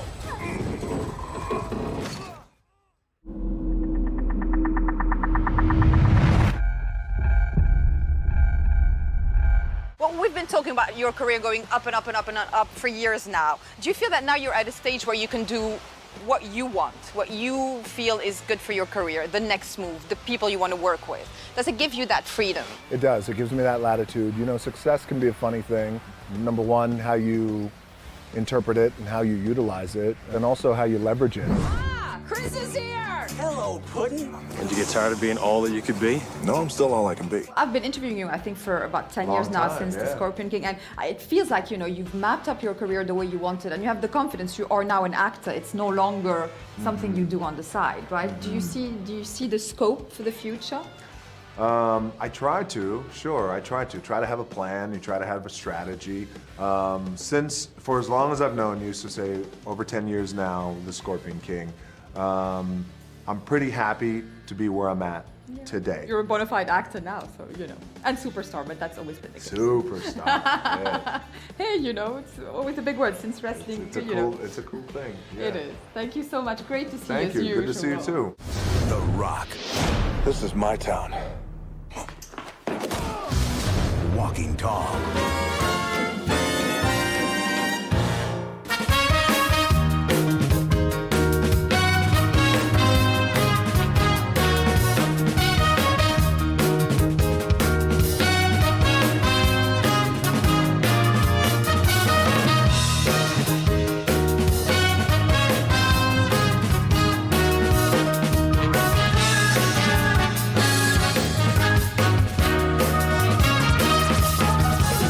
I feel wonderful. It's a beautiful, sultry night, and we're here to raise a lot of money. This is such a massive gathering that I think we can actually make a difference. And at the end of the day, human connection is everything. And the way we have this going on right now and creating awareness is number one. This is my first time getting to be a part of the event. I'm a chair this year, which is really exciting. Usually I'm performing, so I'm hidden off somewhere in the back until the end of the night. I get to actually sit in the audience and watch everything unfold, and I just can't wait to see it from that perspective.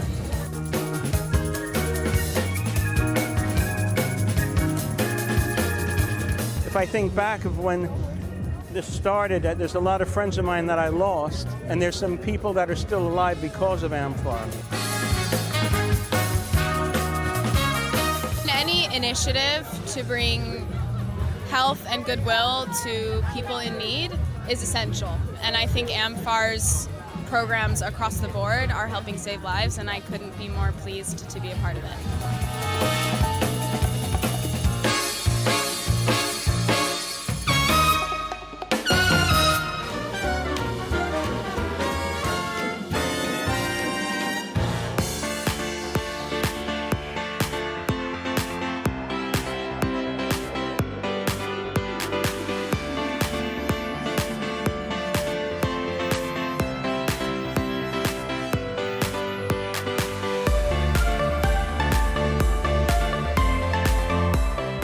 start with that because of the creative process of making multiple films together and creating a character every time. So how do you work together off camera before the discussions, the brainstorming?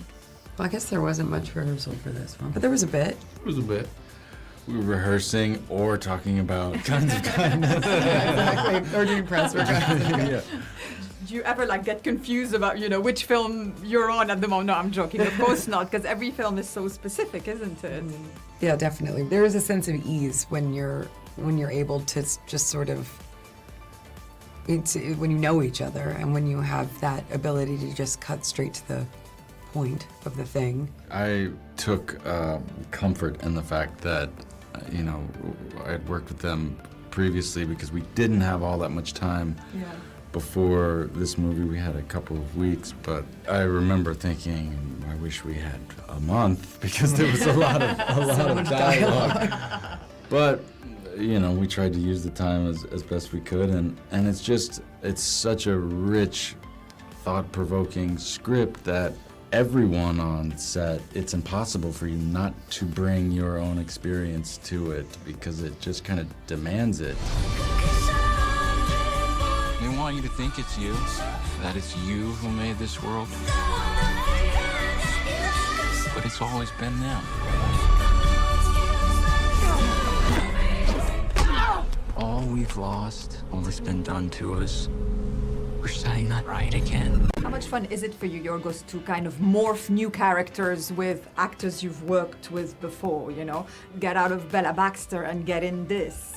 Fun. Well, it's fun to watch because I'm just there mostly as an audience member, you know, like, and I try to create this conditions for them to be able to, you know, try things, explore things, and figure it out for themselves, and then I just, you know, watch. So it's always, you know, fun, and we were saying before, like, I then even notice more things while I'm editing about their performances and what they've contributed to the characters, because, you know, during filming you're so stressed, there's so many things going on, and, you know, sometimes you lose all these, you know, minute differences in someone's, you know, performance. So yeah, I'm always pleasantly surprised and enjoy, watching them create the characters.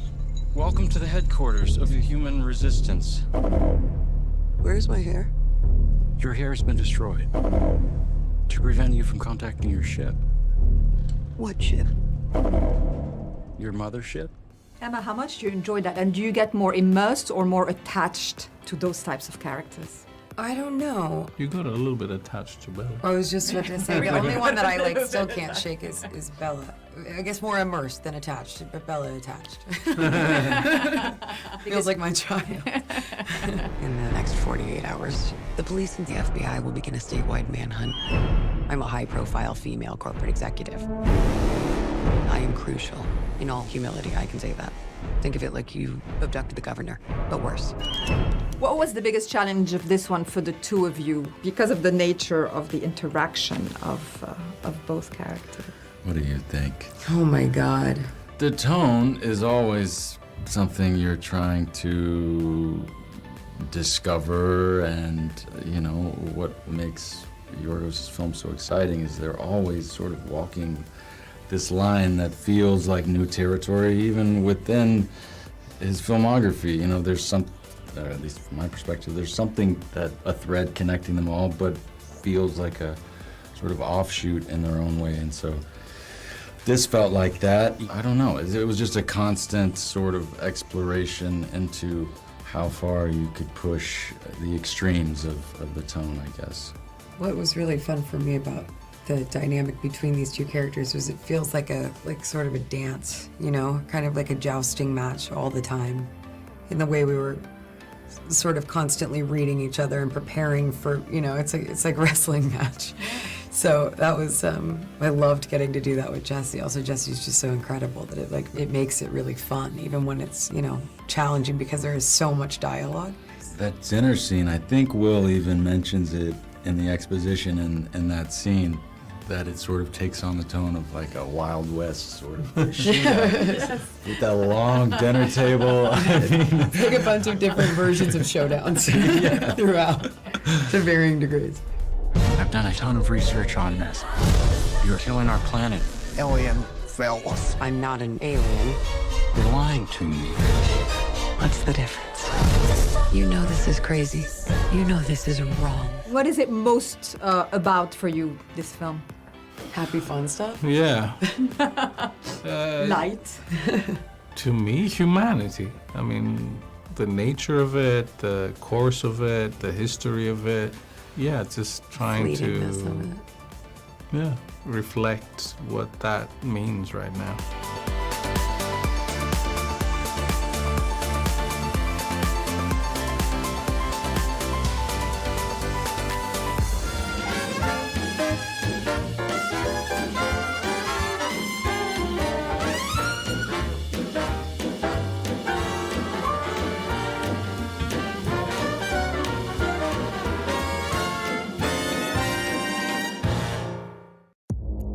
Our allies, in many cases, are worse than our enemies. Stay informed and connected with the latest international headlines. There obviously is a risk. From breaking news to in-depth analysis. It would appear that this war is coming to an end. Who buys this stuff? Investors, pension funds. We deliver the most important developments straight to your screen. Iran always wanted to deal with militia. Join us for compelling, expert-driven conversations. A curfew order has been established. And an insightful look at the issues shaping our world today. There are a lot of proposals about European architecture for security. I'm Leanne Gerrans, and this is W News. We dealt with this when I was chief of staff in the first term. Where you don't just hear the headlines, you get the full story.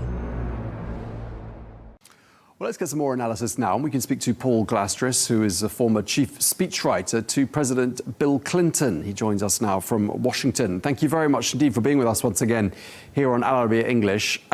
You were, of course, President Clinton's chief speechwriter from about, I'm told, 1998 to the end of his presidency at the beginning of 2001. And, of course, President Clinton worked hard on this issue, right up until he left the White House, in fact. But does it feel to you like the momentum right now is comparable to those final years of the Clinton presidency? Well, I think it's fair to say that this moment has parallels to that moment in the tremendous amount of pressure being put on one leader. Back then it was Yasser Arafat, who did not deliver. And in our moment, it's Benjamin Netanyahu, who so far has not bent, but maybe a promising moment, but it's an interesting parallel. Okay, and of course, President Clinton proposed a Palestinian state, and that seems to be very much the essence of that 21-point plan that President Trump was referencing, and saying that everyone was more or less on board. I mean, do you see any significant differences or similarities with regards to this latest proposal and what President Clinton was proposing 20 plus years ago? Ehud Barak, about a year and a half ago, predicted in the midst of the early months of the Gaza conflict that a settlement would look very much like what it was he and Bill Clinton presented to Yasser Arafat. I have not seen the map. I have not seen the details. So I can't speak to how close they overlap. But if it's true what you say, then, Ehud Barak was right. Do you think the situation in Gaza troubles President Trump? I mean, from a human point of view, and do you think that's been something that's been perhaps weighing on his mind ever since he took office? We have no evidence that such things weigh on his mind, alas. the things he said over and over and over and over again suggest that the pain of others is not what drives him. I do think he's driven by a desire for success, a desire for acclaim, a desire for a legacy, a desire to be seen as the person who could pull off what others haven't. So whatever the motive, if it's compassion, okay, I get no sense of that. But if it gets to the same end result, that's fine. Well, if he does deliver that result, he'll have done something that's eluded, multiple US presidents. I mean, that really will cement his place in not just US history, but world history, won't it? I think so. But, having lived through the Clinton attempts, you can get very, very close, and the fears and flaws of one leader can lead the whole thing to crumble. So if you go back and you look at July of this year, the same discussion, the same language was being used. Trump was saying, we're this close to a ceasefire. We're about to get it. I do think that the conditions are better now than they were in July, with the fact that countries like France and the UK are calling for a Palestinian state, and that the Israelis failed in their attempt to assassinate Hamas leaders in Qatar a little while ago. But the same political dynamics that have kept Netanyahu from cutting a deal all these many months and years are still at play, if not more so. So who can say? We will see. Something you might be able to tell us, though, is obviously being close to President Clinton. I'm just wondering how frustrated he was and how he felt personally about getting so close to sealing a deal and yet not managing to crack this nut. Immense frustration. Just immense. He threw everything he had into it. He thought he had delivered the best possible deal the Palestinian Authority and Yasser Arafat were ever likely to get, and then some. Yes, it was a great feeling of missed opportunity and frustration to the president. And to what would you attribute the failure to strike a deal? Was there one single event or one event that stands out more than all the others? I was not there. I was not involved in those negotiations. You hear different things from people who were.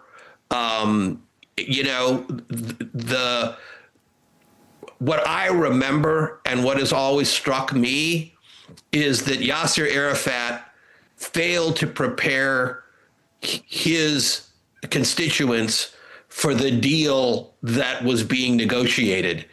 And in the end, he felt he couldn't sell it because in some ways he didn't try.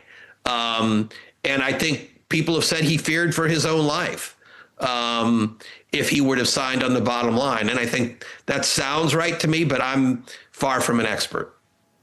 Well, one other name from those sort of times, from 25 years ago, is Tony Blair, and he's very much sort of on the spot and very much one of the men of the moment with regards to this 21-point plan. Do you think that's feasible, that Tony Blair could somehow emerge as being this transitional leader for the Palestinians? I know he's active. I know he's a very, very able and shrewd negotiator. If the Trump administration and Netanyahu and others find it useful to have him involved, I suppose. Donald Trump doesn't like to be upstaged. And he's something that, Blair could bring something to the table that he couldn't get on his own. That would be my guess. Okay, so we might see him perhaps emerge as being a key figure. We'll have to wait and see on that one. I mean, obviously something else that President Trump's going to have to be, it's going to be very much on his mind at the moment is the Abraham Accords, a major part of his first term's legacy. And, were Israel to go ahead with something it threatened to do last week, which was to annex the West Bank, we could really see those Abraham Accords unravel, couldn't we? And I'm just wondering how much of an important issue you think this is for President Trump going into those talks with Netanyahu today? Well, you've put your finger on it. The upside of it is immense. Because remember, this is the first time, really, that Benjamin Netanyahu is engaging in talks, at least publicly, about a post-war in Gaza future for Gaza. The big complaint within Israel is his refusal to engage in, what comes next. Now he's being forced by the situation to do that. On the other hand, if he refuses, you're absolutely right. The Abraham Accords then are really put at risk. So this could be catastrophically bad or quite, dramatically good. They're really at a knife's edge, and I'm not sure this one meeting will determine it one way or another, but it is certainly very pivotal. I mean, who do you think feels more pressure going into these talks, Netanyahu or Trump, bearing in mind that back home in Israel, Netanyahu's got some people in his cabinet who have got quite strong opinions and very much to the right of the political spectrum. I'm thinking about people like Itamar Ben-Gvir and Bezalel Smotrich. I mean, they're not going to... I mean, how much sway do you think they have over Prime Minister Netanyahu and what he can and can't do? How important are their red lines? Trump can walk away from this. I don't think there's any comparison. Trump can walk away from this. It could be a complete disaster. And it would, upset him, and it would be news for a few days. It would mar his legacy. But it is not something that American voters will... Very few American voters will, vote in the midterm elections or whatever, 3 years from now based on that, unless a conflagration occurs that draws the U.S. into war. Whereas for Benjamin Netanyahu, this is existential. For Israel, it is existential. Not saying anything people haven't said a million times, but absent this war, Benjamin Netanyahu faces trial and perhaps imprisonment. That has been a motivating factor. And the White House is open about it, at least in blind quotes, that they think a big motivation of Netanyahu's not cutting a deal is to stay out of prison and to stay in power.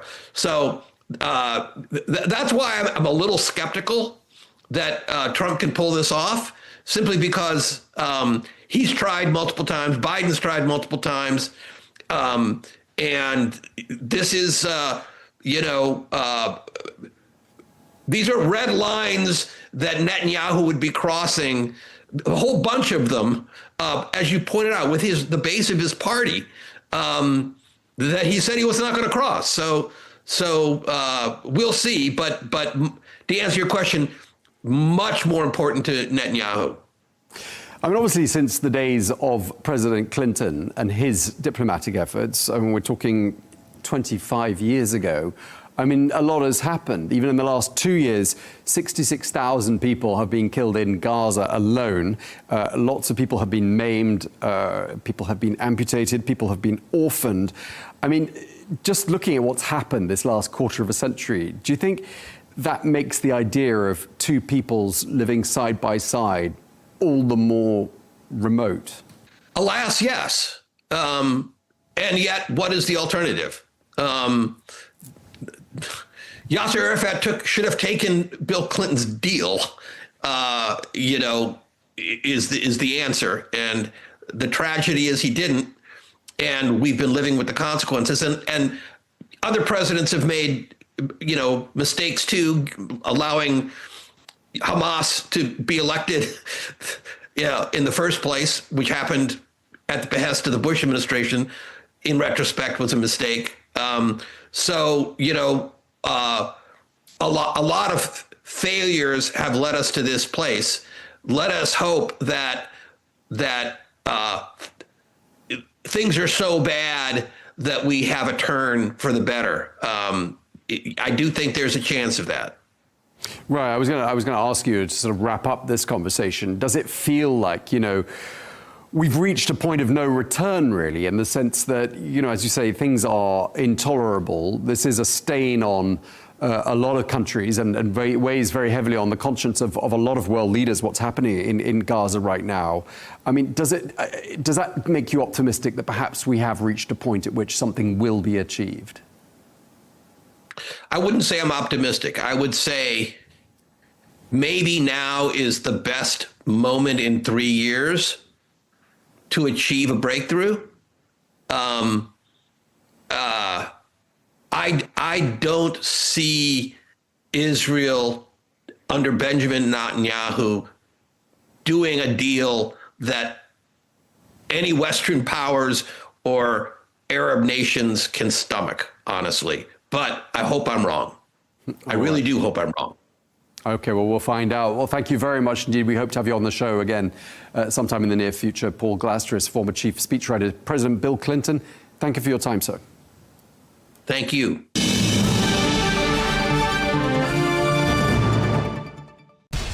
We have to take care of our people, and we're going to take care of our people first. For in-depth analysis and all the latest developments across the globe, make sure you join us every weekday. President Trump is trying to negotiate a ceasefire.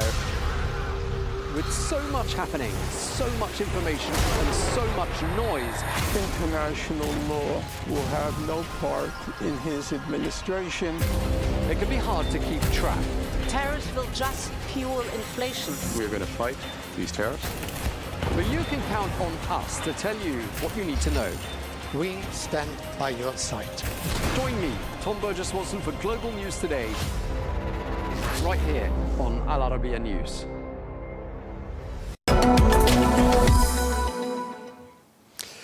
In an exclusive interview here on Al Arabiya English, we'll be getting the latest on a defense pact signed between Saudi Arabia and Pakistan. Any attack on either nation will be considered an attack on both.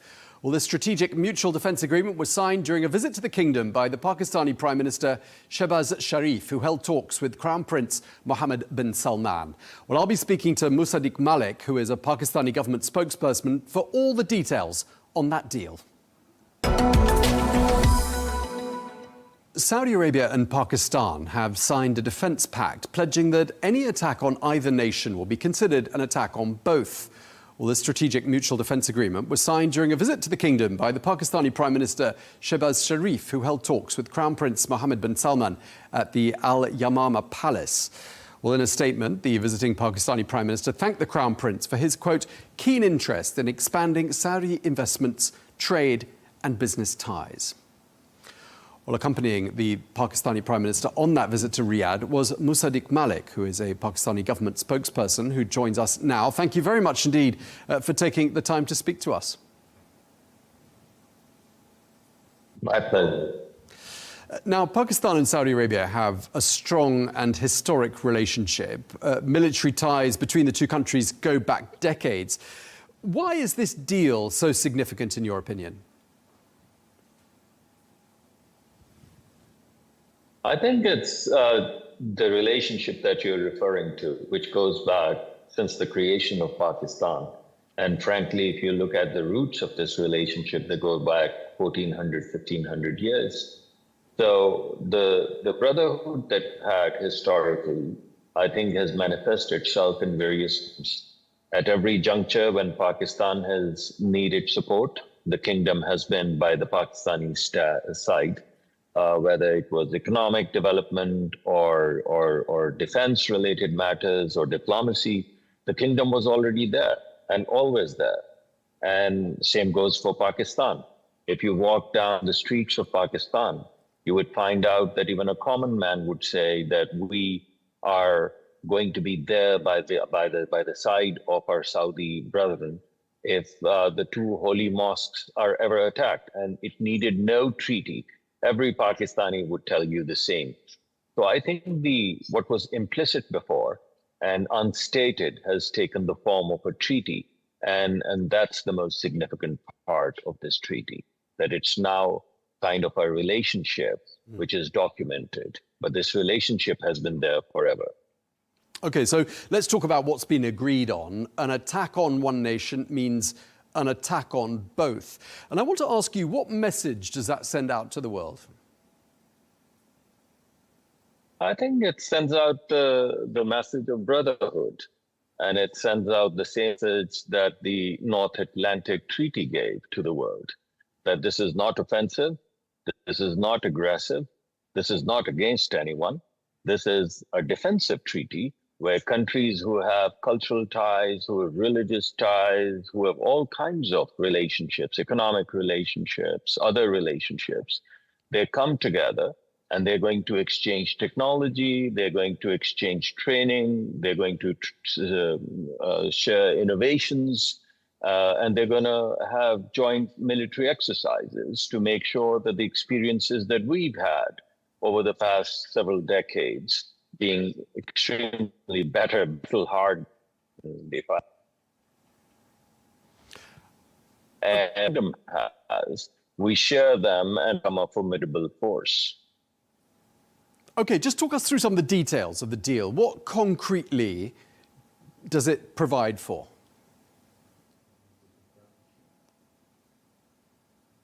I mean, it's kind of like many other defensive. I think the best way of looking at it is to look at NATO. It's not an aggressive treaty. It doesn't fight for attacking anyone. But if any of the countries in NATO framework are attacked, it would be deemed as if all of them have been attacked. So we've had this relationship or tacit understanding for several decades, or frankly, forever. It's just that we've now articulated it in the form of a treaty. Okay, and do you think this deal is going to make the region safer? And as an extension of that question, do you think the deal could be extended to other countries in the Gulf? I think very good relationships, very deep relationships with other countries. But the kind of relationship that we have with the Kingdom of Saudi Arabia is unprecedented. So I'm not terribly sure how our relationship with other countries would pan out. But if there was a larger work, and I'm not committing to anything, but I would like to believe that if there was a larger framework which created more stability and more peace, Pakistan is always open to discuss that lead to peace and stability. So we would take into account anything that comes our way, but only in the way of something that creates peace and stability in the region and doesn't create any, we don't want to be part of anything that destabilizes the region. Okay, and of course, you've just come back from Riyadh, and I saw all the flags there welcoming the Pakistani delegation to the Saudi capital in the last few days. As well as strengthening defence cooperation with the kingdom, just tell us what else was agreed during that state visit. I think this round was exclusively about our defence agreement. And we spoke about a lot of different elements of that, including, as I mentioned to you earlier, exercises, technologies, and sharing, intelligence sharing, technology sharing, and so on and so forth. So this visit was primarily focused on that. Okay, well, thank you very much indeed. We really appreciate you taking the time to speak to us. Musaddiq Malik, Pakistani government spokesperson, thank you very much for your time, sir. Well, you can see that exclusive interview in full on our Saudi business show, The Real Deal, which airs as ever on Monday.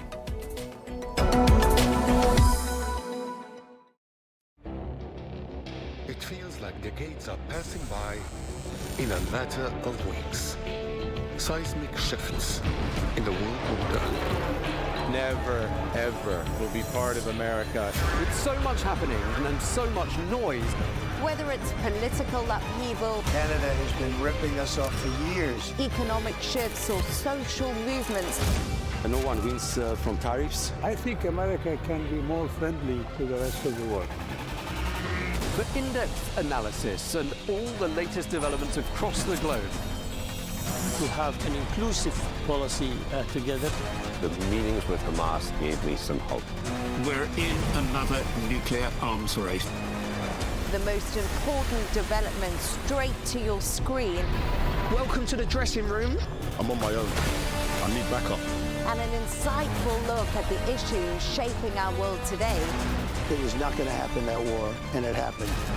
Join us on Arabiya News, where the world talks. From the White House to Gaza, Kiev to Beijing, elections, economics, and the environment compete with conflicts and other complex issues for our attention. In an age of fake news, deep fake, and artificial intelligence, they've got to have a vote and a say. It's important to look beyond the loudest voice to understand the truth. From newsmakers to groundbreakers, My campaign is going very well. presidents, prime ministers, princes and peacemakers, and cultural tastemakers. As Arabs, as Middle Eastern, we're too emotional. Join me on The Riz Khan Show for empowering conversation.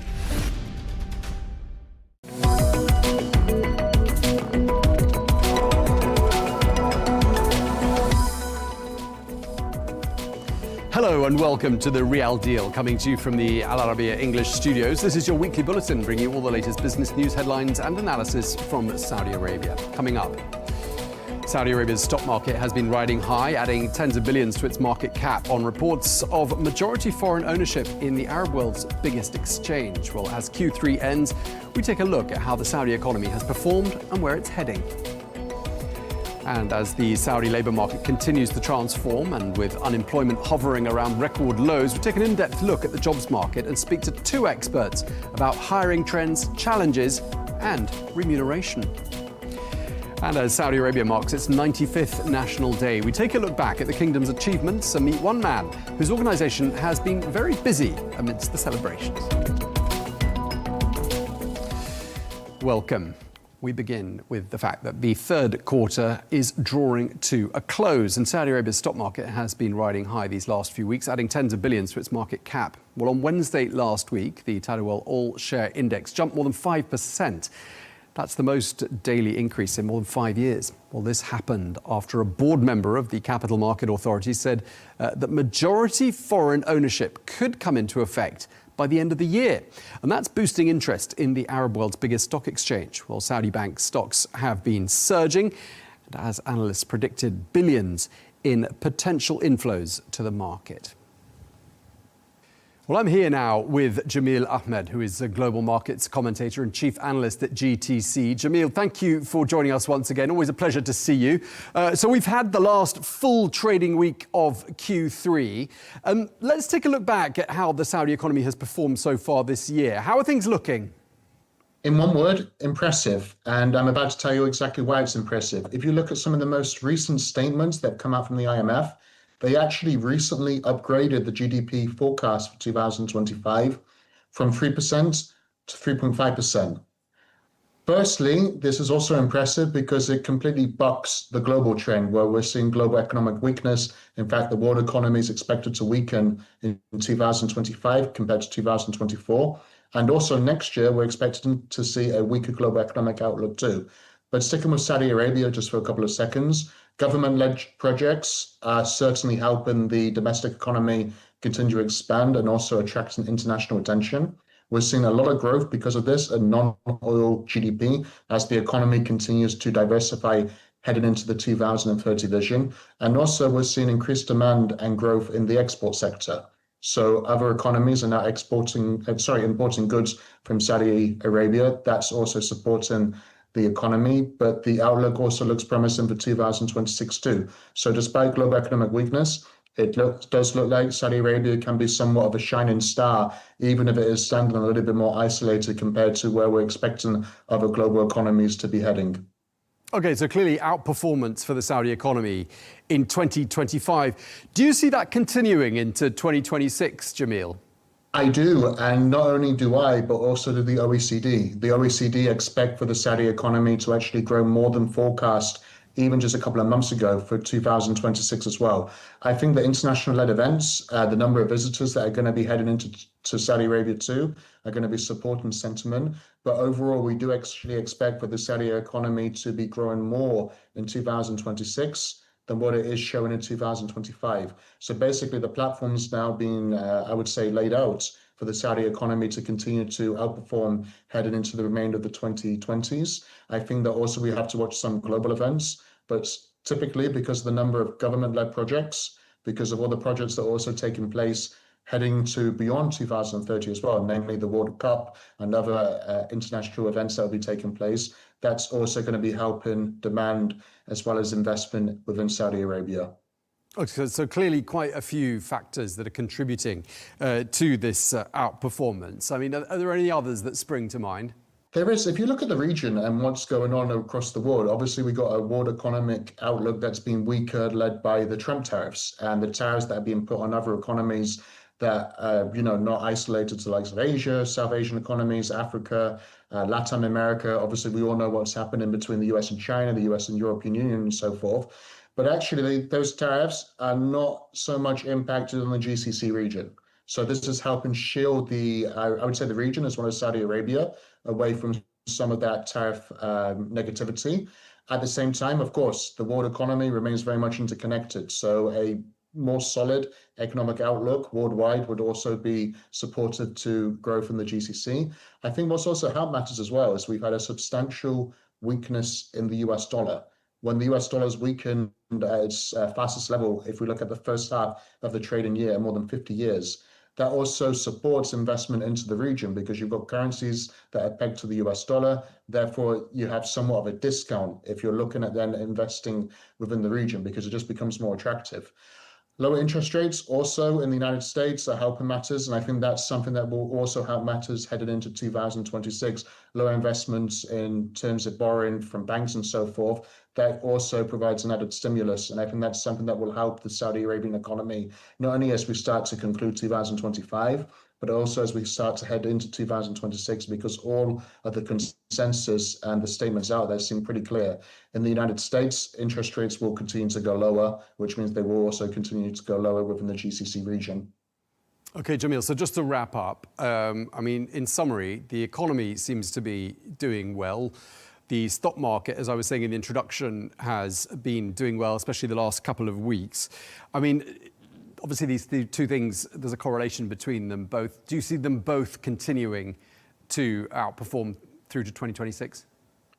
There definitely is a correlation, but in fact, if you look at other, I would say, global economies, that correlation doesn't always bear fruit. Sometimes you have a stock market that's performing very well, but a domestic economy that's not performing so well. I think what's happened in Saudi Arabia that bugged that trend, because you have the Saudi stock market and the economy that are mirroring the same progression, is essentially you've got an economy that's opening up. It's becoming somewhat of the little engine that will, because obviously the Saudi economy has also always had potential, but that potential is now starting to be realized, and we're just at the beginning of those steps. On top of this, the news this week about the potential increase in the allocations that foreign investors are allowed into Saudi markets, that led to the biggest one-day gain in 5 years. Should that move also materialize, you're going to have even further investment into the Saudi stock market.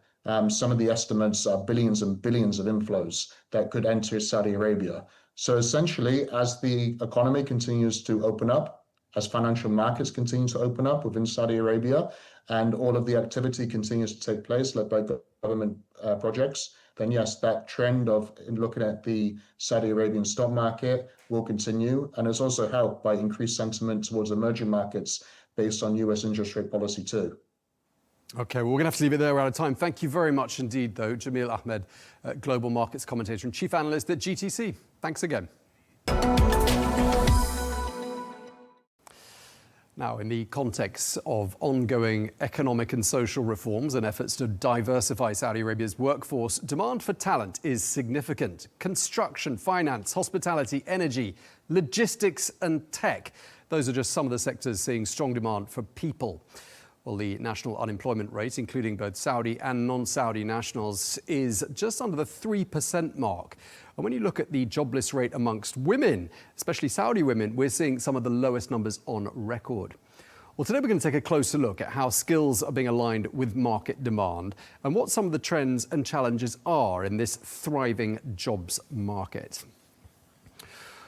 Well, to discuss this further, I'm joined here in the studio by Justin Maguire, who is the founder of MCG Talent. That's a recruiting agency with roots in Riyadh and Hong Kong, as well as Dubai and Singapore. Thank you very much indeed for coming to see us, Justin. A pleasure to see you. I just want to start by asking you, you're labelled as being a talent consultancy. I just wondered how that makes you different from a sort of classic executive search headhunting firm. Okay, so what I would say the difference is we've been in the region for 17 years now. So what we can do is we advise on board alignment, we advise on the types of talent that you need, we advise on skills where there's ready available talent, for example, for Saudization talent, and also where you need to bring in international talent. So from a consultancy and advisory perspective, we've got the background and experience because we've had footprint in the region for a long time to help clients and customers go through that. Okay, so just tell us a bit about the main sectors that you operate in. Yeah, so it's really in the digital transformation, marketing, communications, creative media world. That's where we've got a well-known name, well-known brand. Not so much in construction and healthcare. However, if you need a media or advertising professional or marketing professional in those spaces, we work with people in that space. So that gives us actually quite a good broad view of what's going on in the market right now.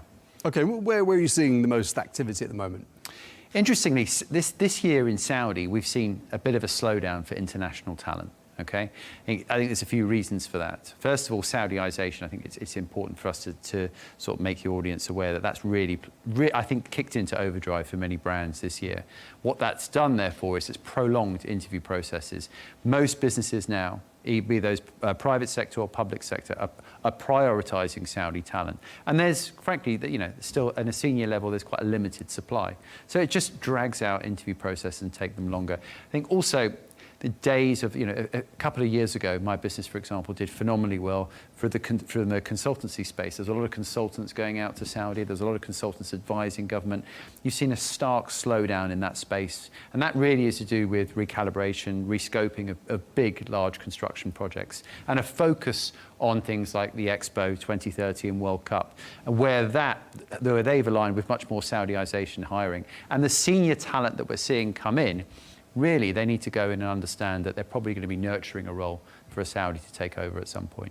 So what's a sort of a typical role or profile that you'll be seeking to fill in Saudi Arabia in a given week or month? So for me to be involved in my team, we only work on the senior level assignments. So it would be senior or one or two levels under that. So that's where we're seeing, because I can directly comment on that. We wouldn't do the more junior level positions. So you're positioning CEOs, CFOs? Within our niche, yes, okay. Yes. And that's, consultants as well, so helping partners, helping senior executives move out there. And that really, there's been areas which have slowed down and areas where we've seen things, still moving at a reasonable pace. Okay, so let's talk a bit more about Saudization. Is there the local talent that's needed to fill some of these jobs? I mean, some of them are, presumably very sort of niche roles. And, the Saudi economy is still maturing, isn't it? So, are there the right people locally for some of these senior roles, or do you, by definition, have to go outside Saudi to find the right people? Yeah, when we sit down, this is part of the advisory piece, when we sit down and we're briefed on a position, particularly if it's relatively niche, we have to just be very clear that if you really want a Saudi for this, you're probably going to have to pay above market share because there is really limited supply. And secondly, I would advise getting an international talent just because it needs to broaden it out. Otherwise, you're going to maybe just have one or two people in the interview process, and that's a very risky place to be, quite frankly.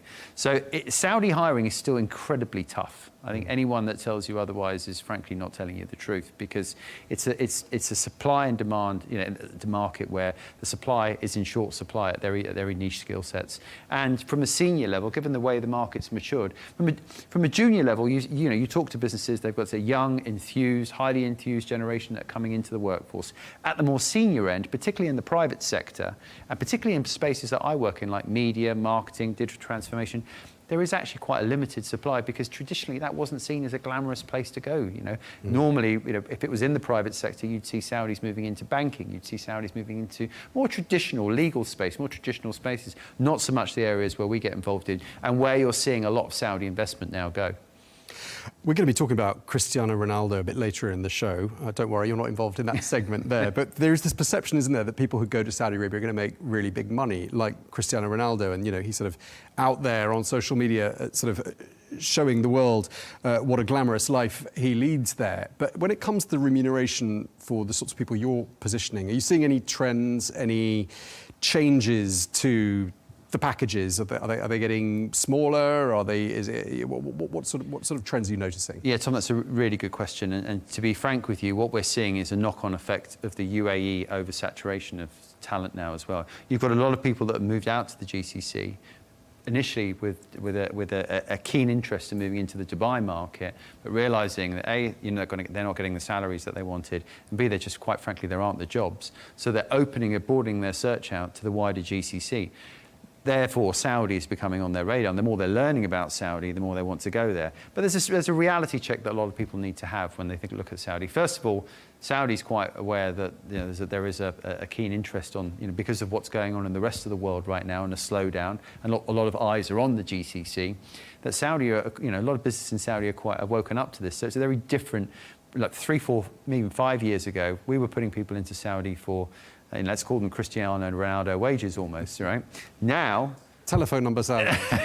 Now people are quite real, and actually, and they have to be. There's a few that's not the case in all instances. We'll call up some executives, and frankly, they're quite happy in the position they're in. For those that are in Dubai in a job that we headhunt to move to Saudi, they want big increases. But for those that are active and looking, you can actually push them through for similar salaries to what they get in Dubai, which was never the case before.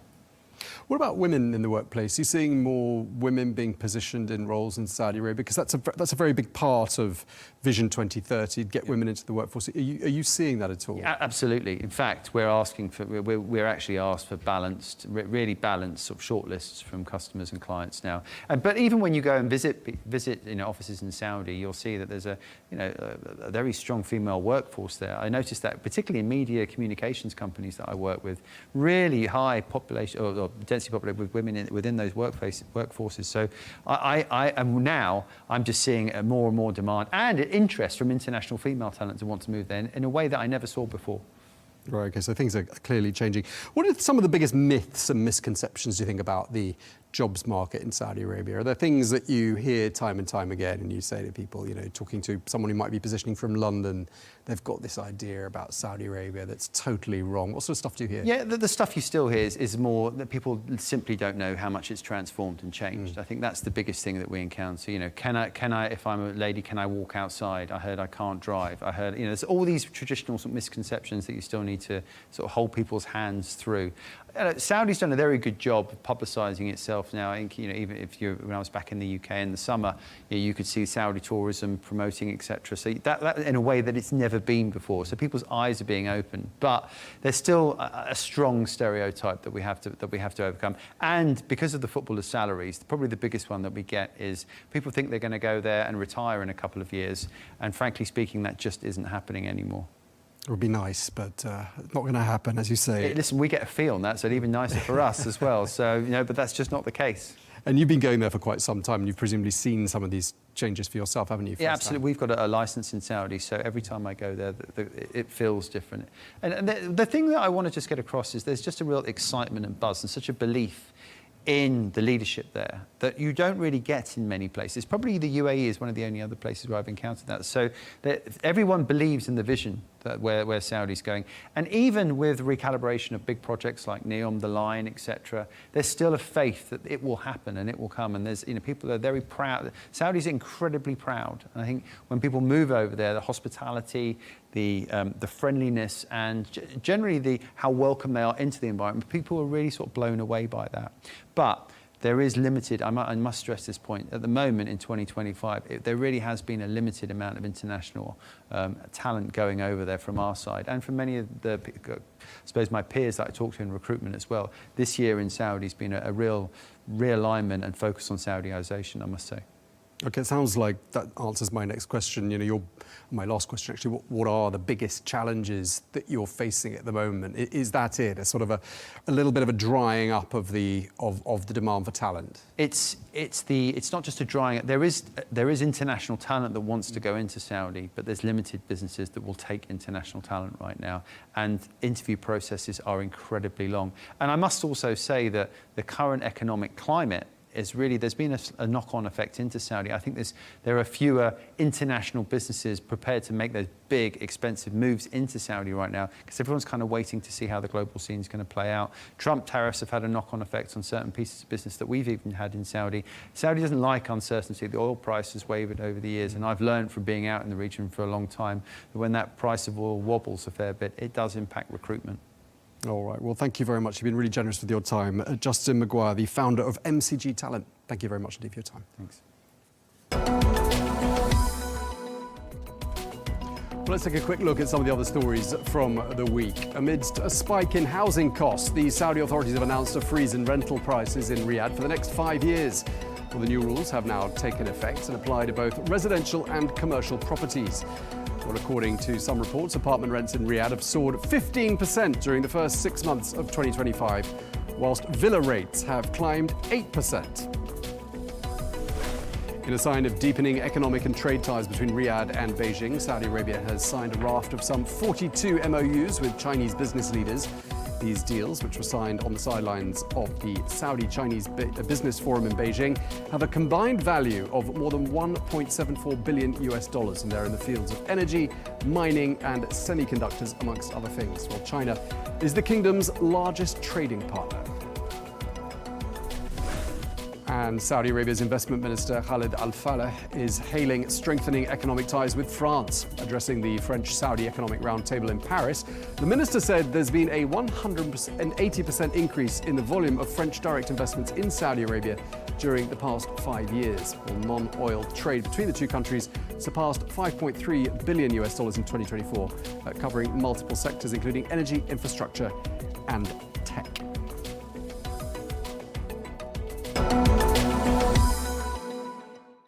Well, we're going to stick with the same theme of recruitment trends in Saudi Arabia, and we're joined here in the studio now by Dr. Trevor Murphy, who is the founder and CEO of Cooper Fitch, a leading recruitment and HR advisory consulting firm here in the GCC. Now, Trevor, we're also going to be talking about a new report you've just published. It's entitled Redefining Work, AI and the Future of Talent. So we'll come on to that in just a moment. Meanwhile, welcome. Thank you very much.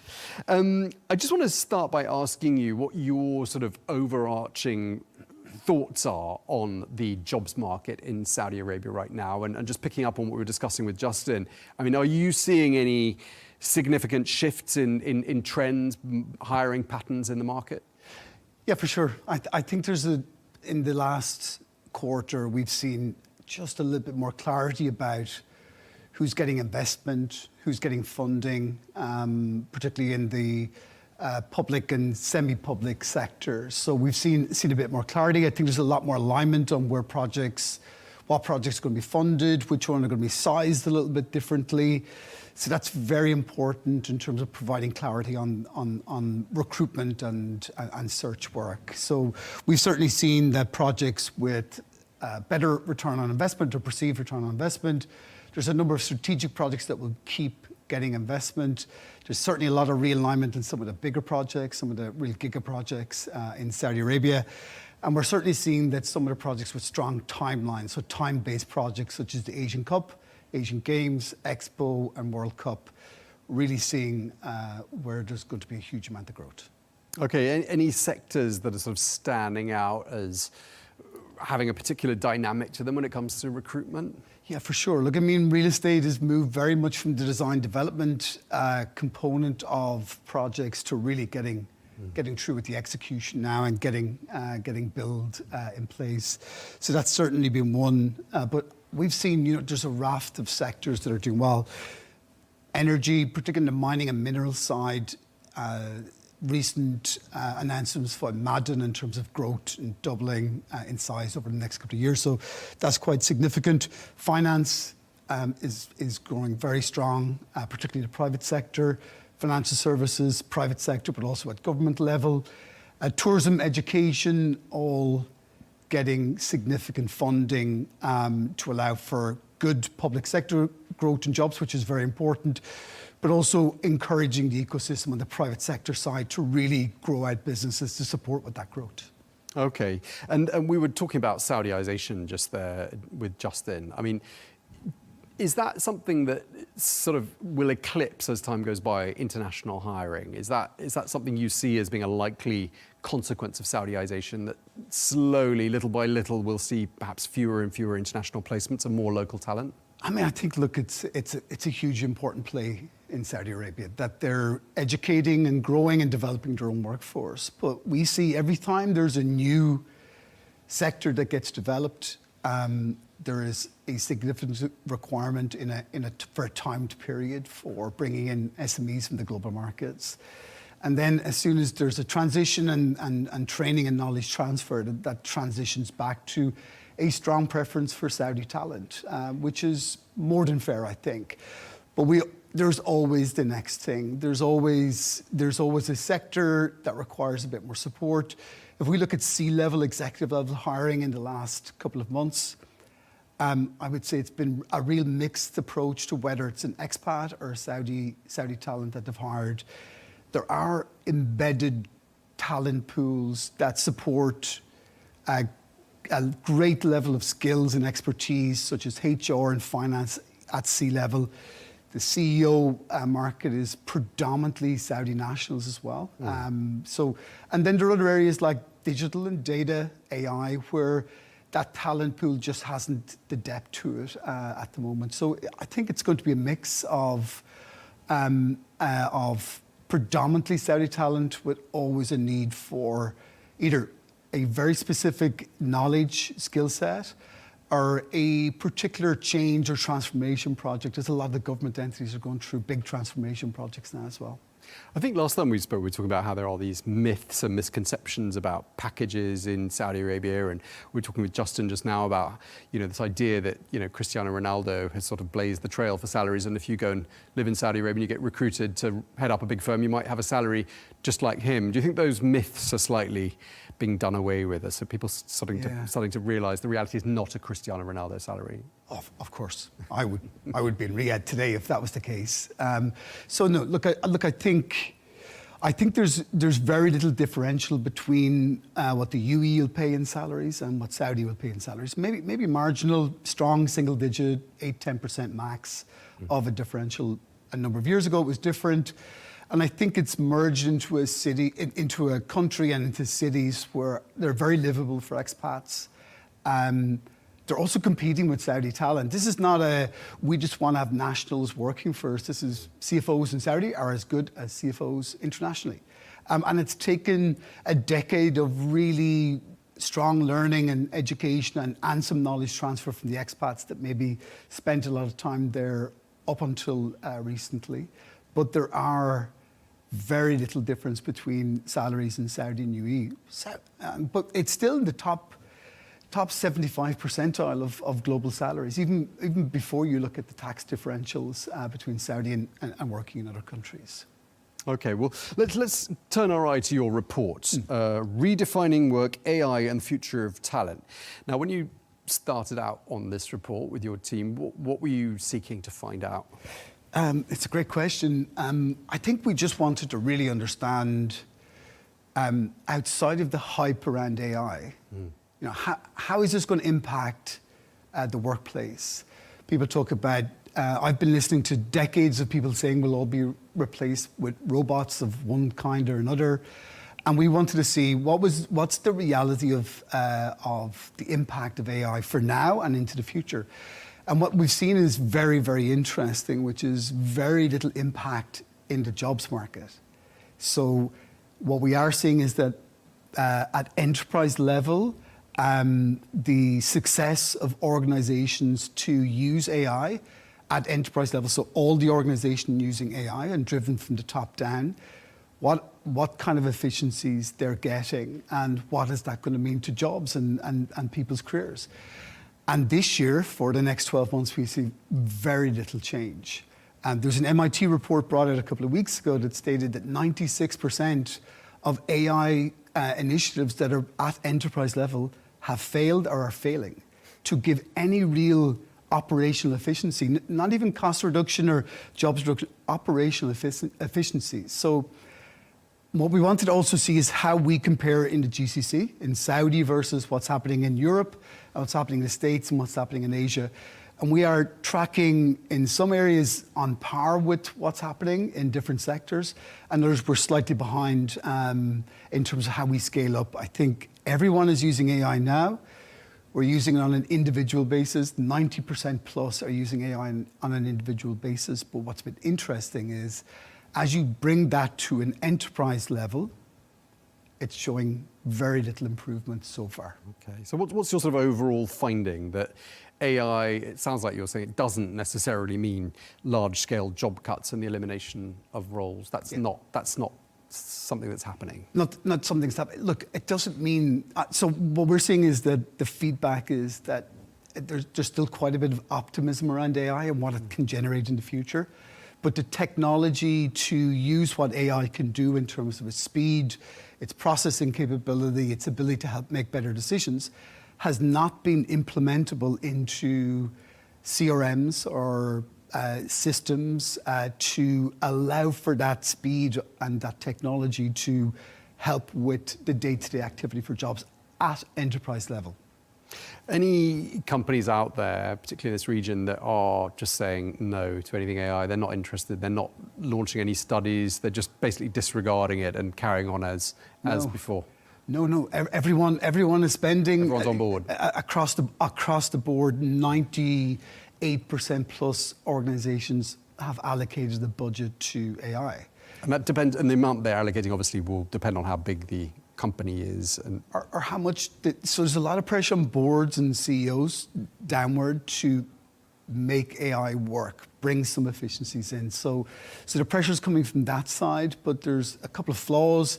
There's no our challenges. There's no real AI training or development being brought in. There's no single owner of AI, so it's very fractionalized.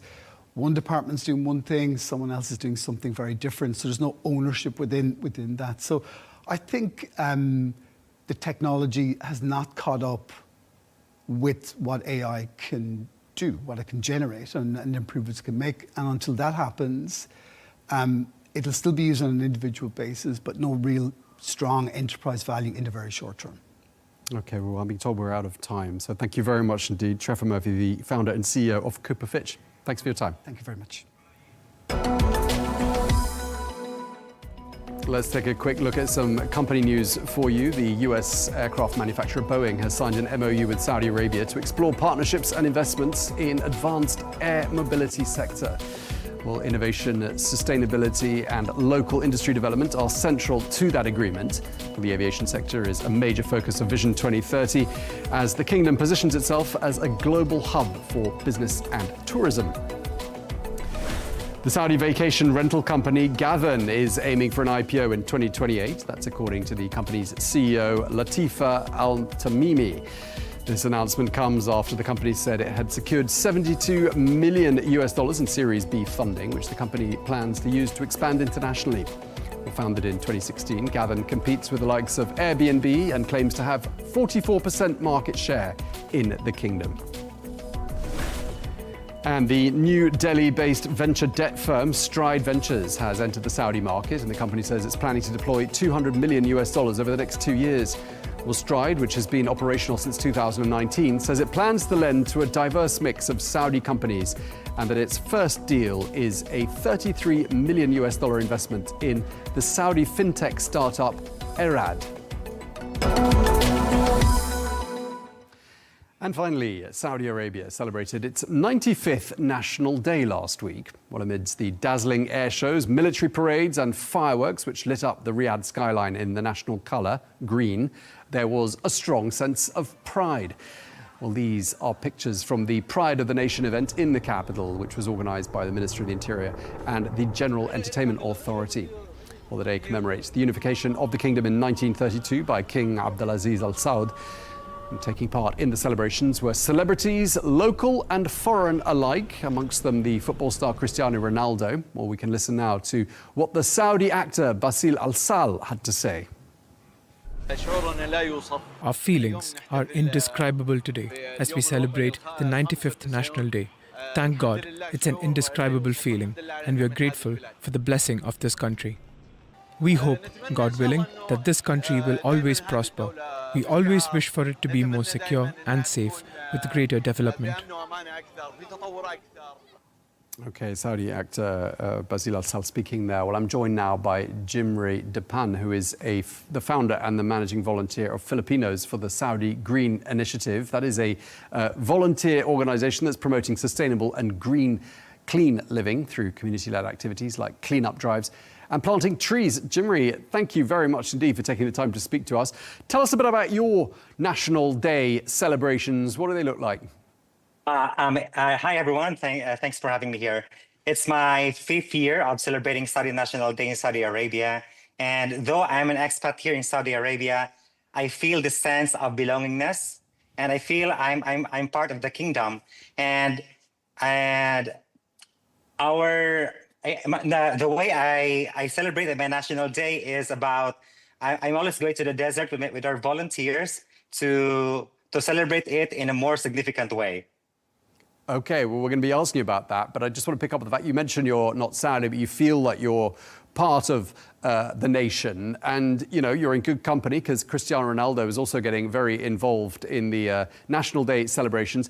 Now tell us about your organisation, Filipinos for the Saudi Green Initiative. What do you do? Yeah, the Filipinos for the Saudi Green Initiative is a non-profit and a micro-initiative volunteer team that aim to support the vision of Saudi Green Initiative as a volunteer expat. So we aim to collect 2,030 trash bags, plant 2,030 trees, and recruit 2,030 volunteers. And as you have noticed, it's all aligned to Vision 2030. So as of now, we have collected 6,200 plus trash bags. We have recruited 500 plus volunteers, planted 2,500 trees, and we have already 72 weekends. And most of all, we have recruited 20 plus nationalities. Okay, so 2030 is the magic number, and that seems to have been very central to your initiative there. I mean, this is a business show, and I just want to ask you whether you think there are business opportunities that can be identified through green initiatives. What do you think? Well, for me, I'm as a teacher and I have background in about economy and green sustainability. There are a lot of business that we can deal with this kind of thing. Example, we can do the business on startup projects for recycling facility. Like actually, it is starting now in Riyadh, where in Saudi Arabia in general, where there are diverse vending machines that collect trash. Then in return, it gives a coupon or discount to individuals who are putting the trash in the machine. And I think things like that can have more sustainability project or environmental project here in the kingdom or even outside the kingdom. So that's a huge deal. Yeah, it's a really good example. And, obviously the green economy is huge. I just want to ask you, I mean, I don't know how long you've been living in Saudi Arabia for, but what struck you the most about the direction the country is going in at the moment? Yeah, personally, my personal point of view, I'm an expat here, and I'm so happy that the kingdom is not forgetting the role of expats in nation building. So we are aware of the Saudization, but still, I'm so thankful that there's a percentage that the expat can be employed in a certain country, and I'm so proud to be here, and I'm planning to live here forever as long as the kingdom needs me, and as long as I have the knowledge and skills that I can share to the kingdom. Okay, and Jimmy, just lastly, does it feel like Saudi Arabia is indeed the land of opportunities? 100%, 100%. That's the land and the home of hospitality, and it's the land of humanity, should I say. I myself, I am a overseas Filipino worker in the kingdom for 5 years, and for 5 years, it changed a lot of my life. I have a very good life here, and it reflects back home to my family. I was able to send a decent salary and able to build my home. I travel around the world, and really it built my dreams, and I'm still continue dreaming to build more dreams and help others. Oh, that's great. I can hear that. That's how I can see that the kingdom is really the kingdom of humanity. All right, well, I can hear the sense of pride in your voice, and we really appreciate you sharing your perspectives on Saudi National Day. Thank you very much indeed, Jimri Depan, founder and managing volunteer of Filipinos for the Saudi Green Initiative. Thank you for your time. Well, that's all we have time for. Thank you for watching The Real Deal here on Arabiya English. Look forward to seeing you again next week. Until then, stay tuned.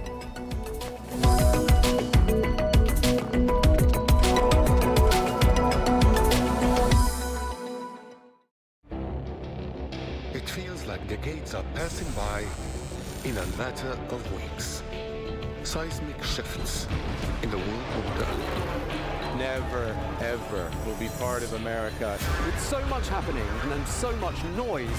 Whether it's political upheaval, Canada has been ripping us off for years. economic shifts, or social movements, And no one wins from tariffs. I think America can be more friendly to the rest of the world.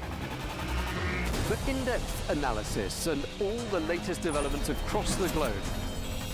To have an inclusive policy together. The meetings with Hamas gave me some hope. We're in another nuclear arms race. the most important development straight to your screen. Welcome to the dressing room. I'm on my own. I need backup. And an insightful look at the issues shaping our world today. It was not going to happen, that war, and it happened. Join us on Arabiya News, where the world talks.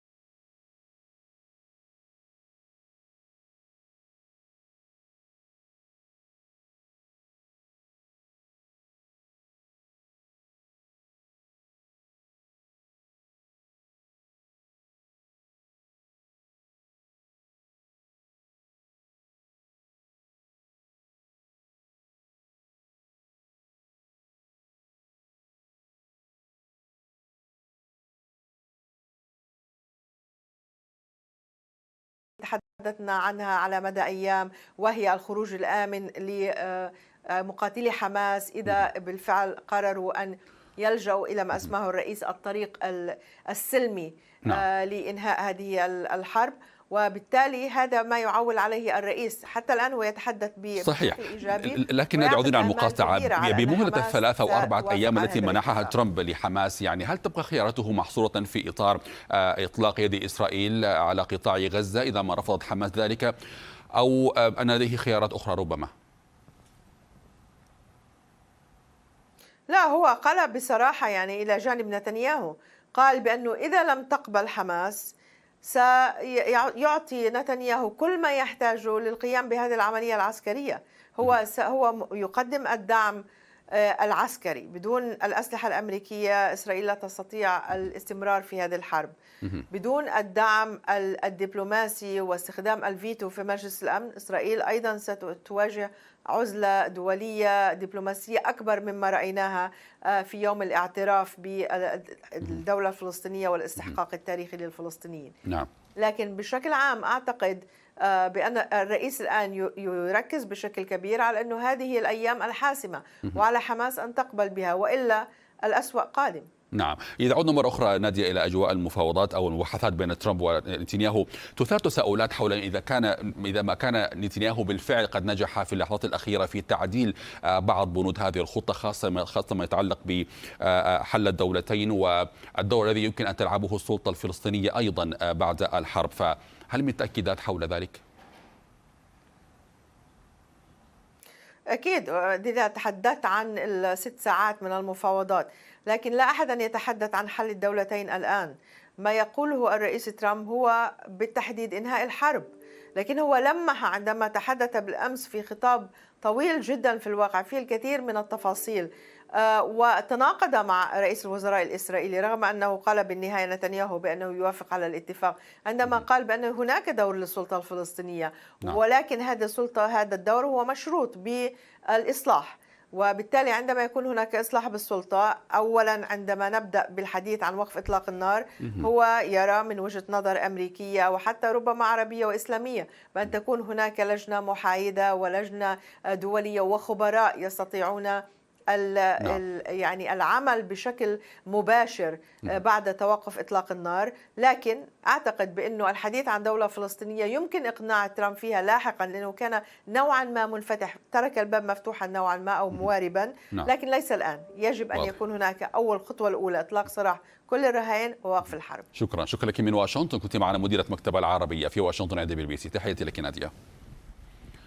سفير إسرائيل مشاهدينا لدى الأمم المتحدة داني دانون شدد على أن تل أبيب ستنجز مهمتها بإعادة جميع الرهائن المتبقين في غزة، سواء قبلت حركة حماس خطة السلام التي اقترحها الرئيس ترامب أو رفضتها على حد قوله.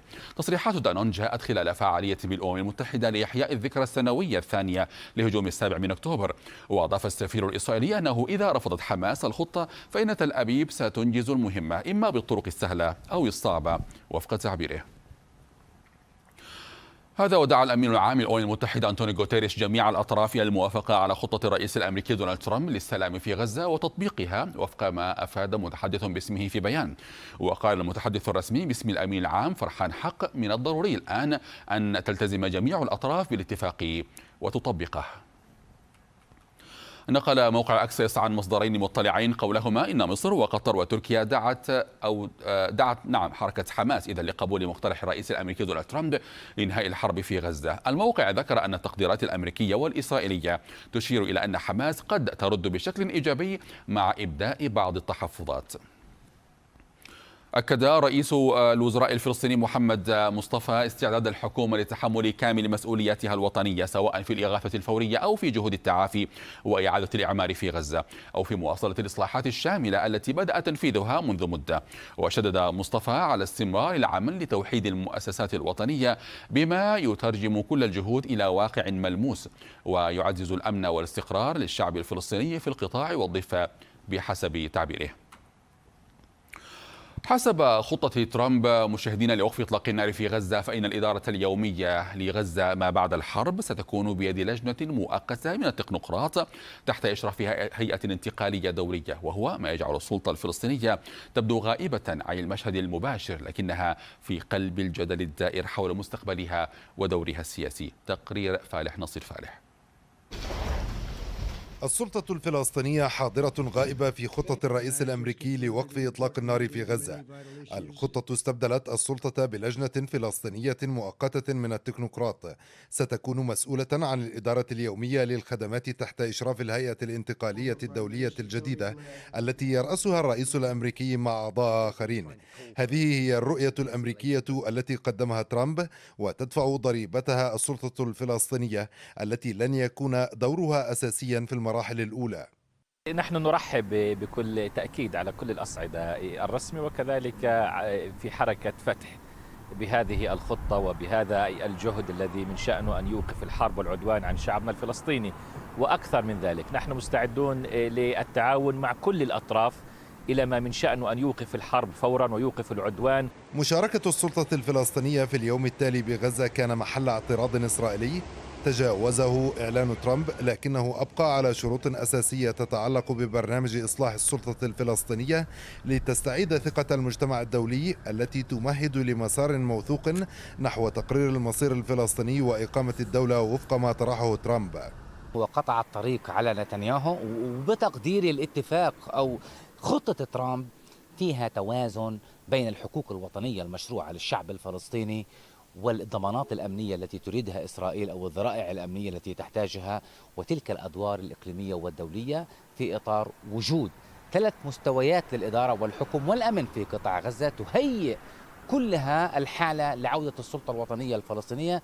نائب الرئيس الفلسطيني حسين الشيخ رحب بجهود ترامب واصفا إياها بالصادقة لإنهاء الحرب، وعبر عن ثقته بقدرة ترامب على إيجاد طريق للتوصل إلى اتفاق شامل وسلام عادل على أساس حل الدولتين، وأكد على الانخراط البناء والإيجابي من أجل إنجاز اتفاق وضمان تنفيذه. وداخل منظمة التحرير الفلسطينية اختلفت تفسيرات الفصائل الفلسطينية بين من يرى في خطة ترامب محاولة لاستعادة الثقة الداخلية وتهيئة بيئة سياسية جديدة، ومن يحذر من طرح أمريكي قديم جديد. تواجه السلطة الفلسطينية اختبارا جديا لإثبات قدرتها على القيام بالإصلاحات المطلوبة وإجادة تفسير المطالب الدولية التي تفتح باب الثقة من جديد لتمهيد الطريق أمام مسار حل الدولتين. فالح نصير فالح، العربية، رام الله. ينضم الينا مشاهدينا من دوسلدورف المتحدث باسم حركة فتح وعضو المجلس الوطني الفلسطيني الدكتور جمال نزال. أهلا بك دكتور جمال. رأيك بداية في الخطة التي أعلنها ترامب يوم أمس، هل هي متوازنة تخاطب متطلبات المرحلة أم منحازة تراعي المصالح الإسرائيلية وتهضم حقوق الفلسطينيين؟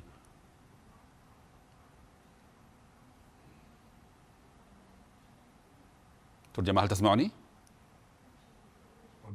بالنظر إلى خطورة ما يجري في غزة منذ عامين من مخاطر الإبادة الجماعية والتجويع والتهجير، وما تحدثت عنه إسرائيل من إعادة الاستيطان في غزة ومخاطر الضم، كل هذا تم فرملته في هذه الخطة الآن إذا تم الوصول فعليا إلى وقف إطلاق النار. لذلك أهم شيء عندنا، أهم اعتبار هو وقف النار والبدء بدخول المساعدات ودخول الإغاثة وإعادة الحياة نسبيا إلى طبيعتها في غزة. هذا أهم الاعتبارات.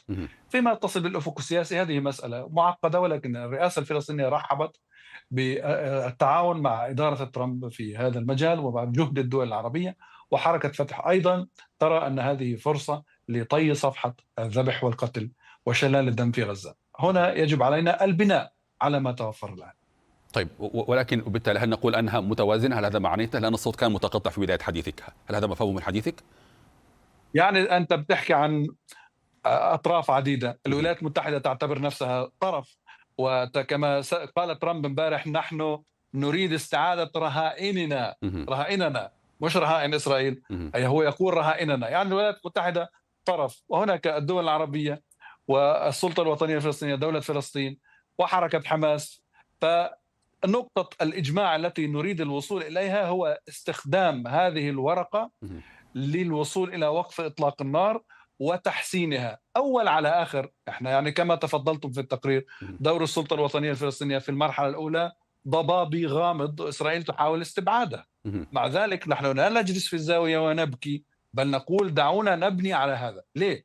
لأن مطمئنون أنه في غياب السلطة الوطنية الفلسطينية لن يكون هناك حل لا في غزة ولا في غيرها. إحنا في النهاية دولة فلسطين هي صاحبة منظومة القوانين التي يجب أن كيف سيكون البناء على ذلك ممكنا؟ يعني إذا ما كان حتى نتنياهو قبل قليل قد أعلن أن مسألة تولي السلطة الفلسطينية لأي دور في المستقبل هو لن يسمح به تماما، وكان هذا وعد للجانب المتطرف في ائتلافه الحاكم اليوم.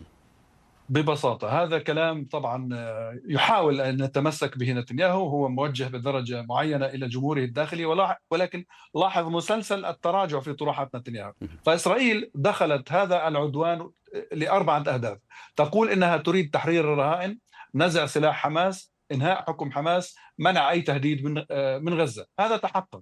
في 2025 أضافت إسرائيل شروطا إضافية، منها الاحتلال الدائم لغزة، تهجير الشعب الفلسطيني من غزة، بدء الاستيطان في غزة، وضم غزة. هذه الشروط تنازلت عنها إسرائيل لأنها لم تستطع فرضها أمام الضغط العربي والدولي عليها. وبنفس الدرجة، بنفس المنطق ونفس السلاح، إذا توفر للدول العربية وهو متوفر الرؤية والإرادة وهي متوفرة، ستفرض على إسرائيل القبول بدولة فلسطينية، لأنه بدون دولة فلسطينية لن يكون هناك حل. لا شهية للعرب أنه يروحوا على غزة يشتغلوا لصالح إسرائيل. ليس هذا هو المحطوط على الطاولة. طيب الوقت دائما دكتور جمال، باختصار ماذا تتوقع من رد حماس؟ هل تعتقد أنها فعلا هي يعني في وقت صعب جدا أو الأصعب منذ تأسيسها في عام 87؟ هل هي في مأزق تاريخي الآن؟ باختصار حماس تخير الآن بين سلطتها وفرصة بقائها في حكم غزة أو دم الشعب الفلسطيني. بين هذين الخيارين عليها أن تختار خيارا ليس فيه كلمة أنا، بل فيه كلمة الحفاظ على حياة الشعب الفلسطيني. واضح. شكرا لك من دسلدورف، كنت مع المتحدث باسم حركة فتح وعضو المجلس الوطني الفلسطيني دكتور جمال نزال. تحياتي. نشرتنا مستمرة مشاهدينا وفيها بعد الفاصل. وزير الخارجية الفرنسي يؤكد أنه لم يعد لحماس أي مبرر لرفض خطة غزة ويطالب باغتنام الفرصة.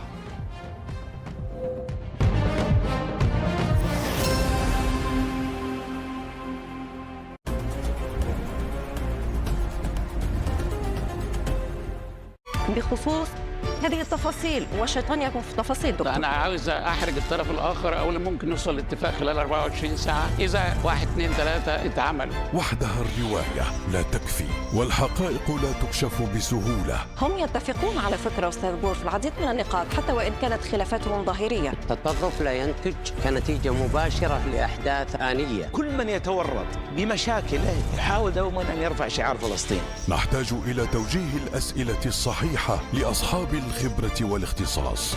ولكن نحن نود طرح الحلول. هي الأزمة الحقيقية التي الآن تعقد المشهد الآن. هذا تقرير الخبراء التابع لمجلس الأمن. نناقش الأفكار بعمق ودقة لنقترب من الواقع. ونحن العرب أين نحن وما مصالحنا من كل هذا الملف؟ تستطيع أن تدمر قدرات عسكرية لفهم ما مدى إمكانية تصديق ما يقوله. من بين كل الحركات والفصائل الجهاد هي الأقرب لإيران. أوكرانيا ليست روسيا، أوكرانيا دولة مستقلة ذات السيادة. نحييكم إلى ساعة حوار. ساعة حوار مع ريم بوغمرة من الأحد إلى الخميس 8:00 على شاشة العربية.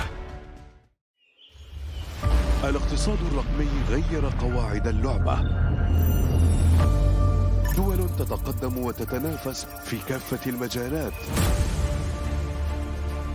آخر ما توصلت إليه التكنولوجيا، أخبار الشركات ورواد الأعمال، الخطوات المتسارعة للرقمنة في منطقتنا، التغييرات التي تؤسس الواقع الرقمي الجديد وتطرح فرصا مختلفة أمام الابتكار والاستثمار.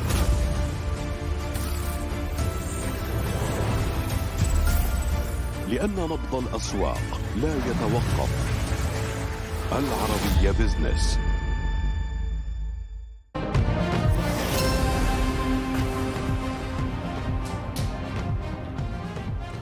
أهلا بكم مشاهدينا من جديد. قال وزير الخارجية الفرنسي جانويل بارو إنه لم يعد لحركة حماس أي مبرر لرفض الاقتراح المقدم إليها في إطار الخطة الرامية إلى إنهاء الحرب في قطاع غزة. وأشار بارو إلى أن الخطة المطروحة تتوافق مع عدة مبادئ رئيسية كانت قد طرحتها فرنسا والسعودية لوقف الحرب، مضيفا أن على حماس اغتنام الفرصة لنزع سلاحها وأن تكون واقعية وتتقبل فكرة أنها خسرت. من باريس معنا الكاتبة الصحفية مريم سيف الدين. أهلا بك سيدة مريم معنا في هذه الساعة الإخبارية.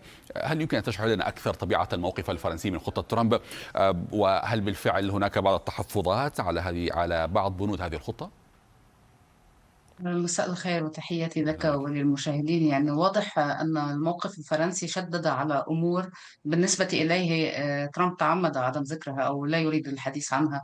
يعني الموقف الفرنسي أولا أشار بأن كان بيانات وزارة الخارجية وكلام ماكرون شددوا على مسألة حل الدولتين، والتي يعني سمعنا بالأمس موقف رئيس الوزراء الإسرائيلي بنيامين نتنياهو الذي تحدث أنها يعني لا علاقة، لن يكون هناك دولة فلسطينية، وكررها أكثر من مرة. وبالتالي هنا أهمية الموقف الفرنسي أنه يشدد على حقوق للشعب الفلسطيني، يعني لم ترد في بنود الاتفاق. وحتى هو تحدث، يعني موقف وزارة الخارجية الفرنسية تحدث عن إعادة الحكم للفلسطينيين في غزة، وأنه مسألة السلطة التي ستكون يعني كي تساعد السلطة الفلسطينية لتعود. وهناك أيضا مسألة مهمة في بيان الخارجية الفرنسية عندما تحدث أنها لحظة حاسمة تتيح لإسرائيل استعادة دعم شركائها ومن بينها فرنسا. فبالتالي هو يشير لإسرائيل أن عليها أن تمضي في هذا الاتفاق، وأيضا في مسألة الحقوق التي يعني ذكرها هو للفلسطينيين. وكان هناك أحد أعضاء مجلس الشيوخ يعني كان في مقابلة مقرب من ماكرون في حزبه، كان يتحدث وقال جملة أن ترامب ترك أمور تجري، يعني لم يتدخل لإيقاف الحرب في غزة. واليوم يعني الفرنسيون يتحدثون أنهم أيضا هم الذين ساهموا في التوصل إلى هذا. وبالتالي كل ما أشرت إليه يثير تساؤلات حول طبيعة الدور الفرنسي المنوط بها لتقوم بدعم حل الدولتين الذي تبنته ورعته قبل أيام. ما الذي يمكن أن تقوم به في سياق هذه الخطة التي تهضم هذا الحق للفلسطينيين حل الدولتين؟ نعم، بالنسبة لفرنسا الآن الأولوية، يعني كما أيضا تحدث ضيفكم منذ قليل، الأولوية هي لإيقاف يعني الدم ولإنقاذ يعني للحد من الخسائر في الأرواح لدى الفلسطينيين. ومسألة يعني حل الدولتين والعمل عليه يحتاج إلى جهود دبلوماسية وأيضا إلى قرارات من الدول تحتاج إلى وقت. لكن مجرد يعني المؤتمر الذي عقد في الأمم المتحدة وتصويت الدول رسخ هذا الحق. وبالتالي يعني وخصوصا ان ذهبت الدول باتجاه يعني باتجاه اتخاذ خطوات للاعتراف وللسفارات والبعثات الدبلوماسية وغيرها والتعاون مع السلطة الفلسطينية، فستفرض أمر واقع على إسرائيل، يعني ستكون الأمور باتجاه أن تصبح فعلية هذه الخطوات وليست مجرد إلى أي حد الآن على فرنسا أن توازن بين دعمها المشروط لخطة ترامب وعلاقتها مع الولايات المتحدة من جهة، وكذلك تمسكها بحل الدولتين من جهة أخرى؟ نعم، هي أساسا يعني تعرضت لضغوط خلال هذه الأشهر التي كانت تعمل على مدى أشهر مع المملكة العربية السعودية من أجل إقناع الدول وكسب تأييد وحشد لمسألة الاعتراف بالدولة الفلسطينية، وكانت تواجه ضغوط ترامب في ذلك الحين. وأعتقد أنها يعني هي بالتأكيد لن تدخل بصدام مع الولايات المتحدة. بالنسبة لإسرائيل اعتبرت أن فرنسا تدخل بصدام معها لمجرد الاعتراف، ولكن هناك خطوات يعني أيضا الدعم العربي الذي حظيت به هذه المبادرة، وأيضا الاجتماع مع ترامب في البيت الأبيض قبيل الإعلان غيرها وكلها. يعني طبعا فرنسا بمفردها لن تستطيع أن تضغط بهذا الاتجاه. هي تعمل مع المملكة العربية السعودية وأيضا مع دول عربية أخرى بهذا الاتجاه، وهذا الحشد وهذا الضغط يعني سيساهم. يعني كنا نرى من أشهر كان ترامب يتحدث عن مشروع ريفيرا وأنه يريد يعني تهجير سكان غزة، ولكنه اليوم تراجع، وأيضا بالضغط الدبلوماسي وبالعمل وبتعاون الدول يعني يمكن أن تدفع ترامب باتجاه التراجع، وأيضا الخطوات التي قد تتخذها والخطوات العملية وخطوات التعاون مع السلطة الفلسطينية، وأيضا الضغط على إسرائيل. يعني شاهدنا الاتحاد الأوروبي كان يتحدث عن عقوبات ولكنه لم يمضي بها لعدة اعتبارات مرتبطة به. ولكن أعتذر منك سيدة مريم، دهم الوقت بشكل كبير. شكرا لك من باريس الكاتبة الصحفية مريم سيف الدين، تحياتي.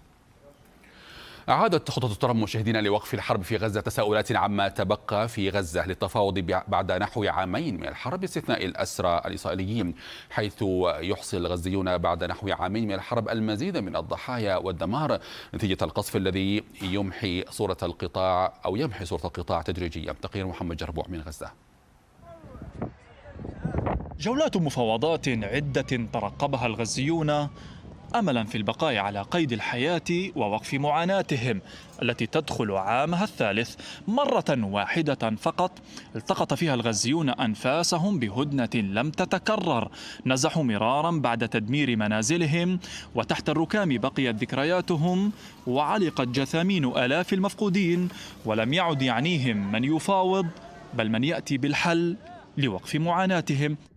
نازحين من مدة 5 شهور، بعدين في العراء الله يعزك الزبالة ضهي جانبنا، ولا في كهرب ولا في مي. في غزة لم يتبقى شيء صالح للتفاوض سوى حياة الغزيين والأسرى الإسرائيليين، المدارس والمستشفيات، شبكات المياه والصرف الصحي، وحتى الطرق لم تعد قائمة، وخريطة القطاع تغيرت كليا بعد سيطرة الجيش الإسرائيلي على نحو 70% من مساحته. رفح معزولة عن خان يونس التي قسمت لجزئين شرقي وغربي، ومدينة غزة وشمالها تعزل تدريجيا عن المناطق الوسطى، ومساحة المناطق العازلة تبتلع ما تبقى من قطاع غزة. نزح من الشرقية إلى 4 شهور، أنا قاعد في الخيمة هذا، ولا في فراش ولا في بطاطيق ولا في مقومات حياة. خطة ترامب ستبقي الفلسطينيين في غزة دون ترحيلهم قسرا، سيبقون نازحين في وسط القطاع وجنوبه، ويقدر عددهم ب1.5 مليون شخص يعيشون في معاناة تتكرر يوما بعد يوم دون بنية تحتية أو ظروف معيشية تمكنهم من الاستمرار. بدنا نعيش بكرامة ونعيش ببيوتنا ونرجع لأولادنا تاني، كفي اللي جرانا، كفاية علينا يعني. العيش في غزة أصبح مستحيلا، والأيام التي تهدر في المفاوضات تخصم من عمر الغزيين، فمن نجا اليوم من الجوع أو القتل بنيران الجيش الإسرائيلي لا يضمن أن يعيش غدا. في غزة لا بوادر لوقف إطلاق النار حتى الآن، المشهد على حاله، صواريخ تسقط من السماء والخيام تغطي أراضي القطاع، وبينها صنوف المعاناة التي يعيشها أكثر من 2 مليون شخص. لقناتي العربية والحدث، محمد جربوع، قطاع غزة.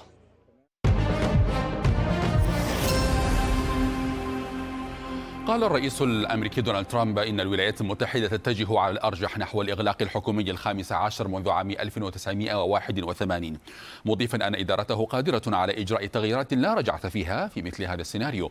وأضاف ترامب أن الديمقراطيين يخاطرون في مفاوضاتهم بشأن الإغلاق، مؤكدا أن الإدارة قادرة على خفض المزايا التي تقدمها.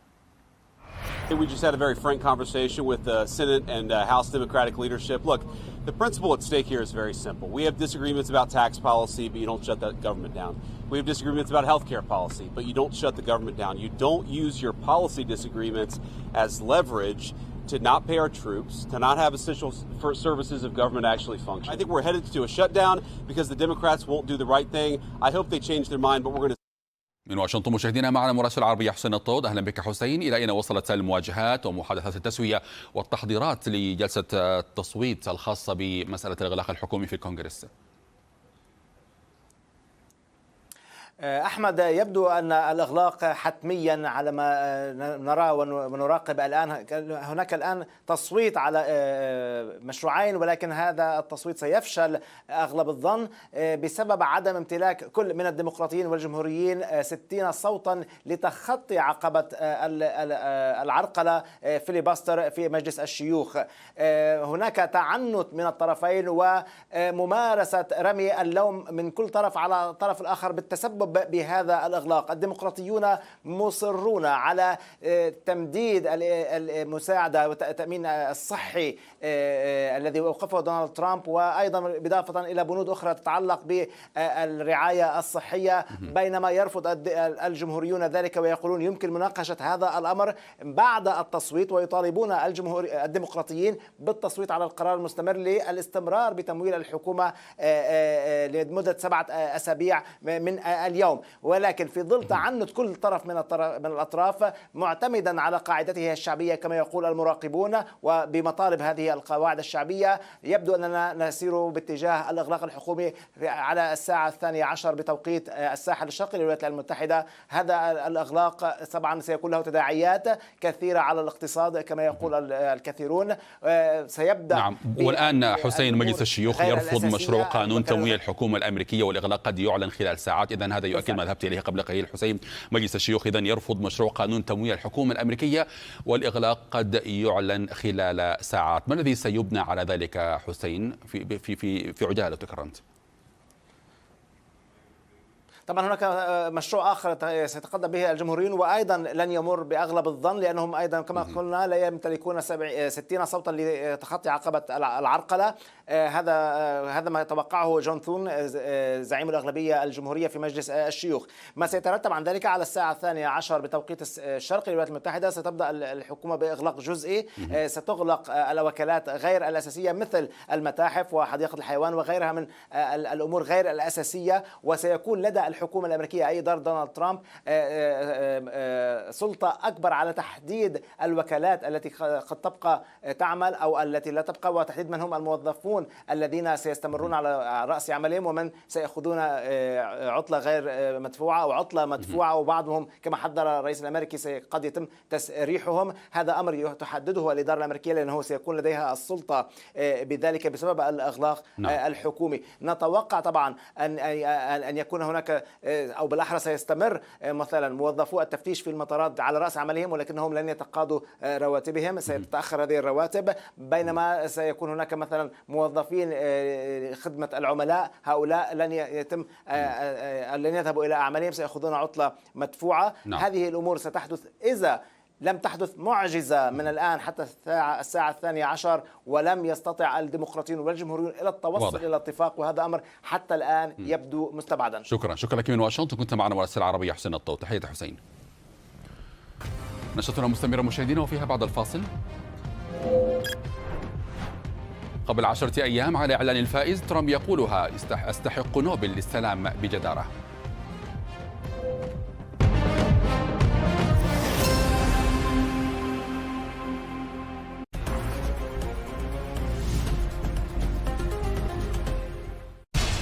We have to take care of our people, and we're going to take care of our people first.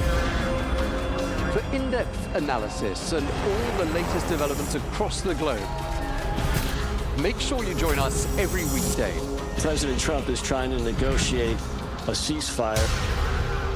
With so much happening, so much information, and so much noise, international law will have no part in his administration. It can be hard to keep track. Tariffs will just fuel inflation. We're going to fight these tariffs. But you can count on us to tell you what you need to know. We stand by your side. Join me, Tom Burgess-Watson, for Global News Today, right here on Arabiya News. كان في صراع بين قصر عابدين وقصر الدبار، من يحكم مصر من خلال هذا الصراع الثلاثي بين الملك المعتمد البريطاني والوفد. بريطانيا هتستغل حادث مقتل القائد الانجليزي سيريوس تاك، الإطاحة بأول حكومة شعبية كبرى حكومة سعد زغلول، ومن هنا هيتم إلغاء دستور 23 ويتم وضع دستور 1930 على مقاس الملك. المؤرخ المصري الدكتور محمد عفيفي. وكل هذا ينعكس على مصر. على أرضها ستدور معركة من أهم معارك الحرب العالمية الثانية، هي معركة العالمين. رواة التاريخ، الجزء الرابع، السبت 2:30 على شاشة العربية.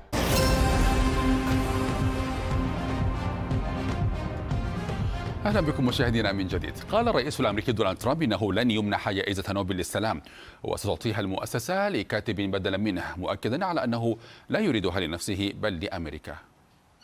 Will you get the Nobel Prize? Absolutely not. They'll give it to some guy that didn't do a damn thing. They'll give it to a guy that wrote a book about the mind of Donald Trump and what it took to solve the wars. And he'll get the Nobel Prize will go to a writer. No, but well, let's see what happens. But it's be a big insult to our country. I will tell you that. I don't want it. I want the country to get it.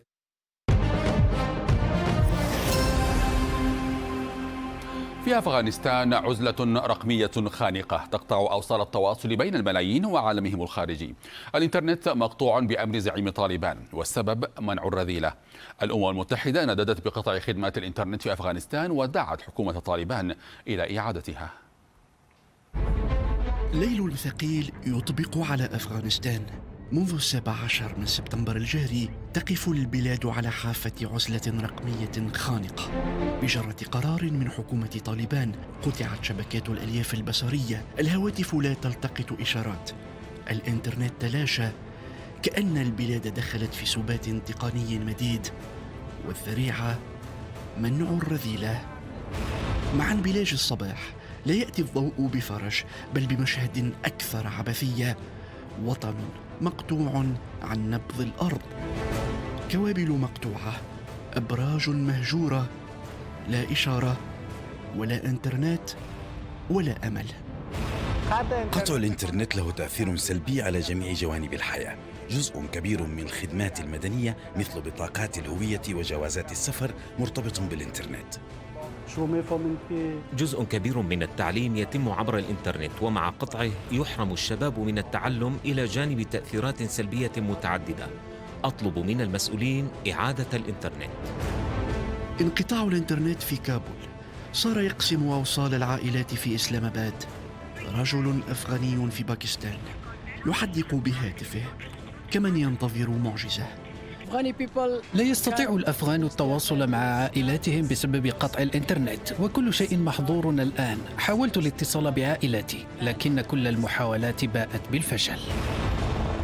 المراقبون يرون أن طالبان لا تقطع الإنترنت لحماية الأخلاق، بل لكتم الغضب الشعبي ودفن ما يدور خلف الأسوار. علي الماجري، العربية.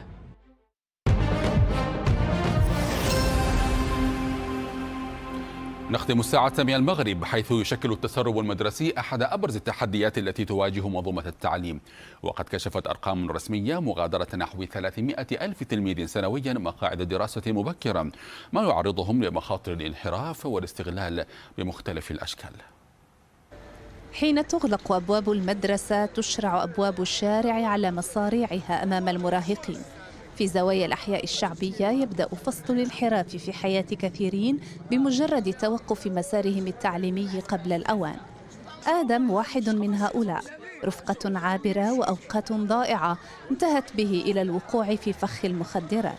خرجت من القراية في الإعدادي ديالي، المهم السبب ديالي كان هو البلية وذاك الطريق الخايبة. كنت كنحاول نمشي، كان كتخليني نبقى نغيب من المدرسة بزاف، داكشي علاش ما بقاش عندي العقل ديال المدرسة. كثير من المتسربين من المدارس وإن نجوا من الانحراف كانوا ضحية للعمالة.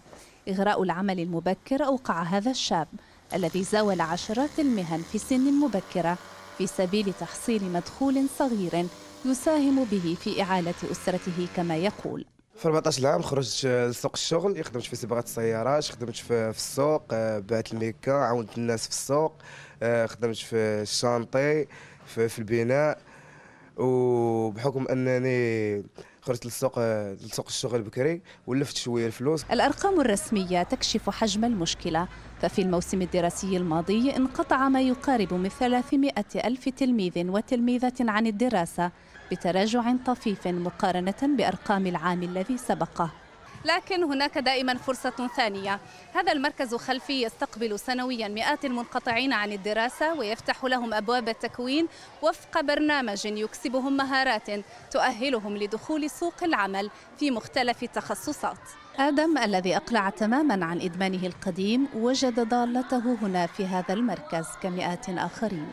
يتعلم آدم تقنيات الإعلام الآلي ويتحضر لخوض تجربة مهنية قريبا.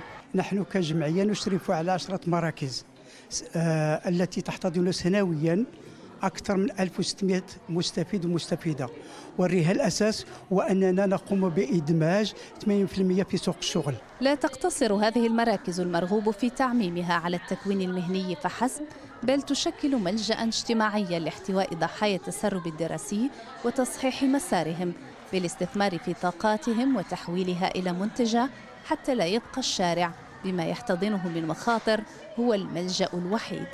فاتحة علي، العربية، الرباط. في ختام هذه النشرة نذكر بالعناوين. خلاف بين نتنياهو وبن كفير بشأن خطة ترامب، والأخير يعتبر الاتفاق المطروح خطرا على أمن إسرائيل.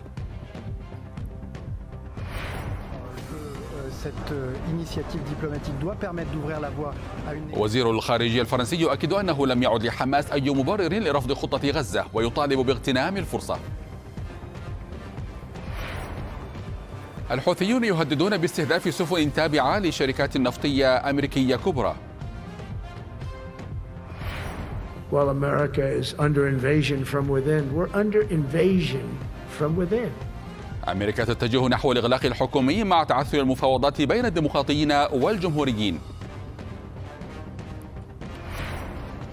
وأفغانستان في عزلة رقمية عن العالم بعد قطع طالبان لخدمات الإنترنت، والأمم المتحدة تندد. نهاية هذه النشرة مشاهدينا، شكرا لحسن المتابعة وفي أمان الله.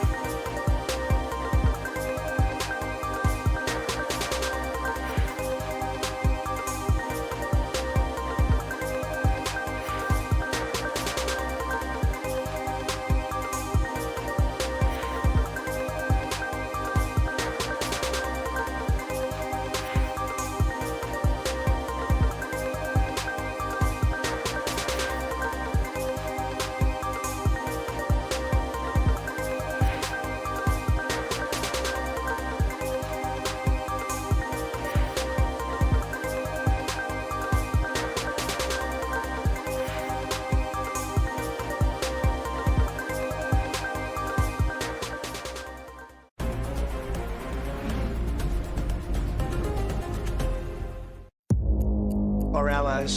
Our allies, in many cases, are worse than our enemies. Stay informed and connected with the latest international headlines. There obviously is a risk. From breaking news to in-depth analysis, it would appear that this war is coming to an end. who buys this stuff? Investors, pension funds. We deliver the most important developments straight to your screen. Iran always wanted to deal with militia. Join us for compelling, expert-driven conversations. A curfew order has been established. And an insightful look at the issues shaping our world today. There are a lot of proposals about European architecture for security. I'm Leanne Gerrans, and this is W News. We dealt with this when I was chief of staff in the first term. Where you don't just hear the headlines,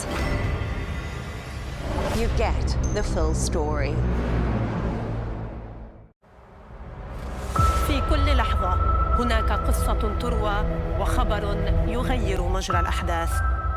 من عالم السياسة إلى تقلبات الأسواق وصخب الملاعب، مراسلون في كل مكان ينقلون لك الصورة بأبعادها، تفاصيلها وتداعياتها. نحللها مع نخبة من المسؤولين والخبراء. مهما تسارعت الأحداث، وجهتك لمعرفة ما يهمك ويؤثر في حياتك. من مكان واحد، العالم الليلة. من الأحد إلى الخميس 9 على شاشة العربية. الاقتصاد الرقمي غير قواعد اللعبة. دول تتقدم وتتنافس في كافة المجالات. آخر ما توصلت إليه التكنولوجيا. أخبار الشركات ورواد الأعمال.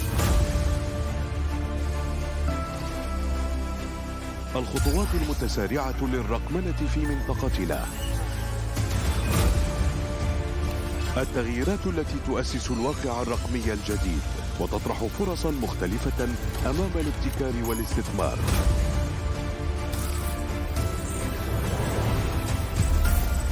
لأن نبض الأسواق لا يتوقف. العربية بزنس.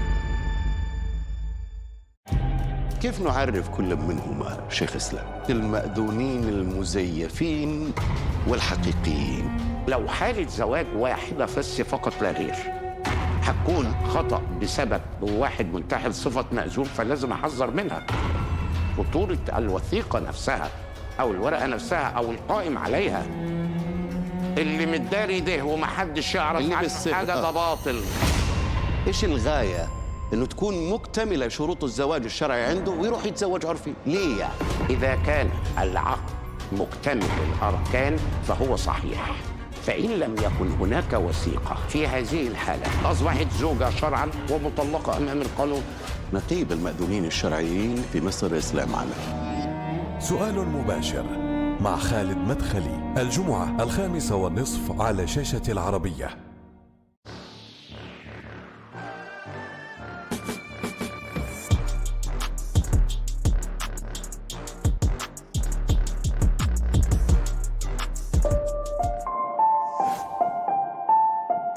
بخبرة تمتد لقرابة 30 عاماً، استقبلت مراكز علاج العقم والمساعدة على الإنجاب ما يقارب 1,000,000 حالة، ورسمت البسمة على مئات الألوف من الأسر بتحقيق حلم الإنجاب لهم.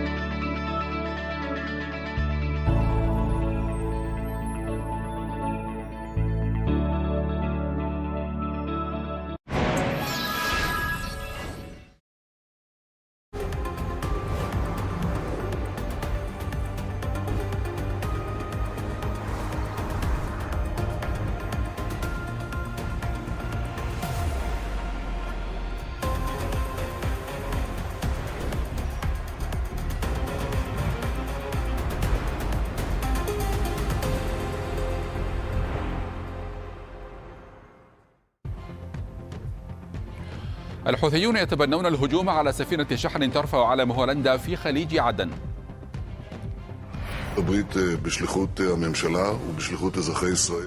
خلاف بين نتنياهو وبن كفير بشأن خطة ترامب، والأخير يعتبر الاتفاق المطروح خطرا على أمن إسرائيل. While America is under invasion from within, we're under invasion. أمريكا تتجه نحو الإغلاق الحكومي مع تعثر المفاوضات بين الديمقراطيين والجمهوريين. أفغانستان في عزلة رقمية عن العالم بعد قطع طالبان لخدمة الإنترنت، والأمم المتحدة تندد.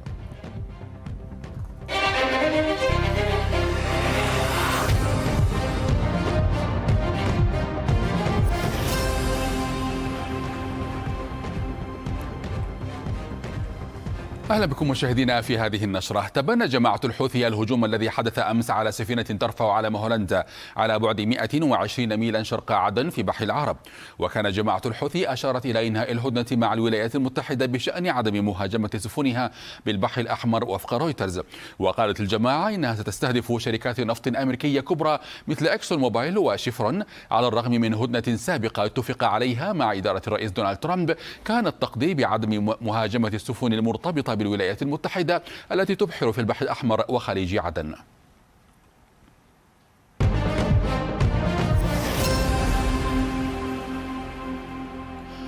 تعهد رئيس الوزراء الإسرائيلي بنيامين نتنياهو لوزراء اليمين المتطرف بألا تحكم السلطة الفلسطينية غزة بعد الحرب.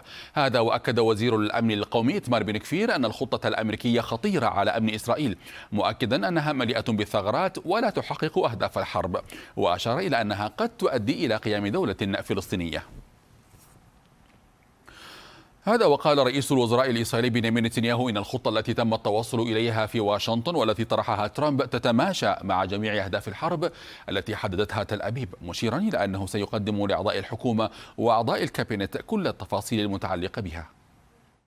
عدت لتوي من الولايات المتحدة، ولقد عرضت في الأمم المتحدة الحقيقة نيابة عن حكومة إسرائيل ومواطنيها وأيضا جنودها. في واشنطن توصلت إلى اتفاق مع الرئيس ترامب بشأن خطة لإطلاق سراح جميع رهائننا وتحقيق جميع أهداف الحرب التي حددناها. سأقدم تقريرا أكثر تفصيلا لكل من أعضاء الحكومة وأعضاء الكابينت. هذا وقال الرئيس الأمريكي دونالد ترامب إن أمام حماس 3 أو 4 أيام للرد على خطة السلام، مضيفا إن لم تشارك في هذه الخطة فستكون نهايتها حزينة على حد وصفه. All of the Arab countries are signed up, the Muslim countries are all signed up, Israel's all signed up. We're just waiting for Hamas, and Hamas is either going to be doing it or not, and if it's not, it's going to be a very sad end. If this happens, I think it will. I don't say that lightly because I know more about deals than anybody. This is what my whole life was based on. And they can change, and this can certainly change. But we have just about everybody. We have one signature that we need, and that signature will pay in hell if they don't sign. I hope they sign for their own good and we create something really great. خطة ترامب إذن مشاهدينا تشير في أكثر من بند إلى ضرورة تطوير الجانب الاقتصادي كعامل أساسي من أجل تنمية القطاع المدمر بسبب الحرب. التنمية الاقتصادية في خطة ترامب تنص أولا على إطلاق خطة لإعادة إعمار غزة بإشراف خبراء شاركوا سابقا في مشاريع بناء مدن حديثة في الشرق الأوسط. ويشدد ترامب في خطته على ضرورة فرض الأمن بشكل كامل في القطاع في إطار تهيئة أرضية مناسبة لجذب الاستثمار. خطة ترامب مشاهدينا تدعو أيضا لضخ المساعدات بشكل فوري إلى قطاع غزة مع إعطاء الأولوية للكهرباء والمياه والصرف الصحي والمستشفيات والمخابز وإزالة الأنقاض وفتح الطرق لتجهيز البنيات التحتية اللازمة لأي استثمارات محلية.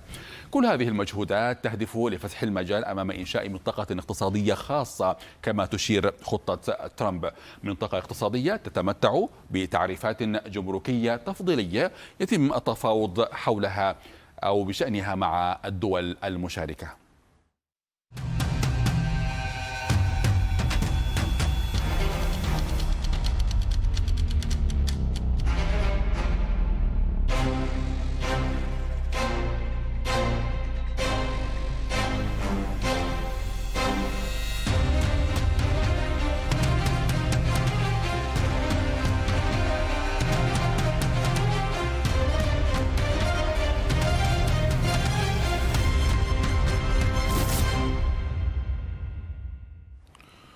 نقل موقع أكسيس عن مصدرين مطلعين قولهما إن مصر وقطر وتركيا دعت حركة حماس لقبول مقترح الرئيس الأمريكي دونالد ترامب لإنهاء الحرب في غزة.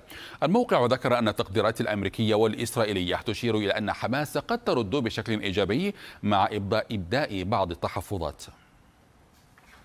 هذا وأكد رئيس الوزراء الفلسطيني محمد مصطفى استعداد الحكومة لتحمل كامل مسؤولياتها الوطنية، سواء في الإغاثة الفورية أو في جهود التعافي وإعادة الإعمار في غزة أو في مواصلة الإصلاحات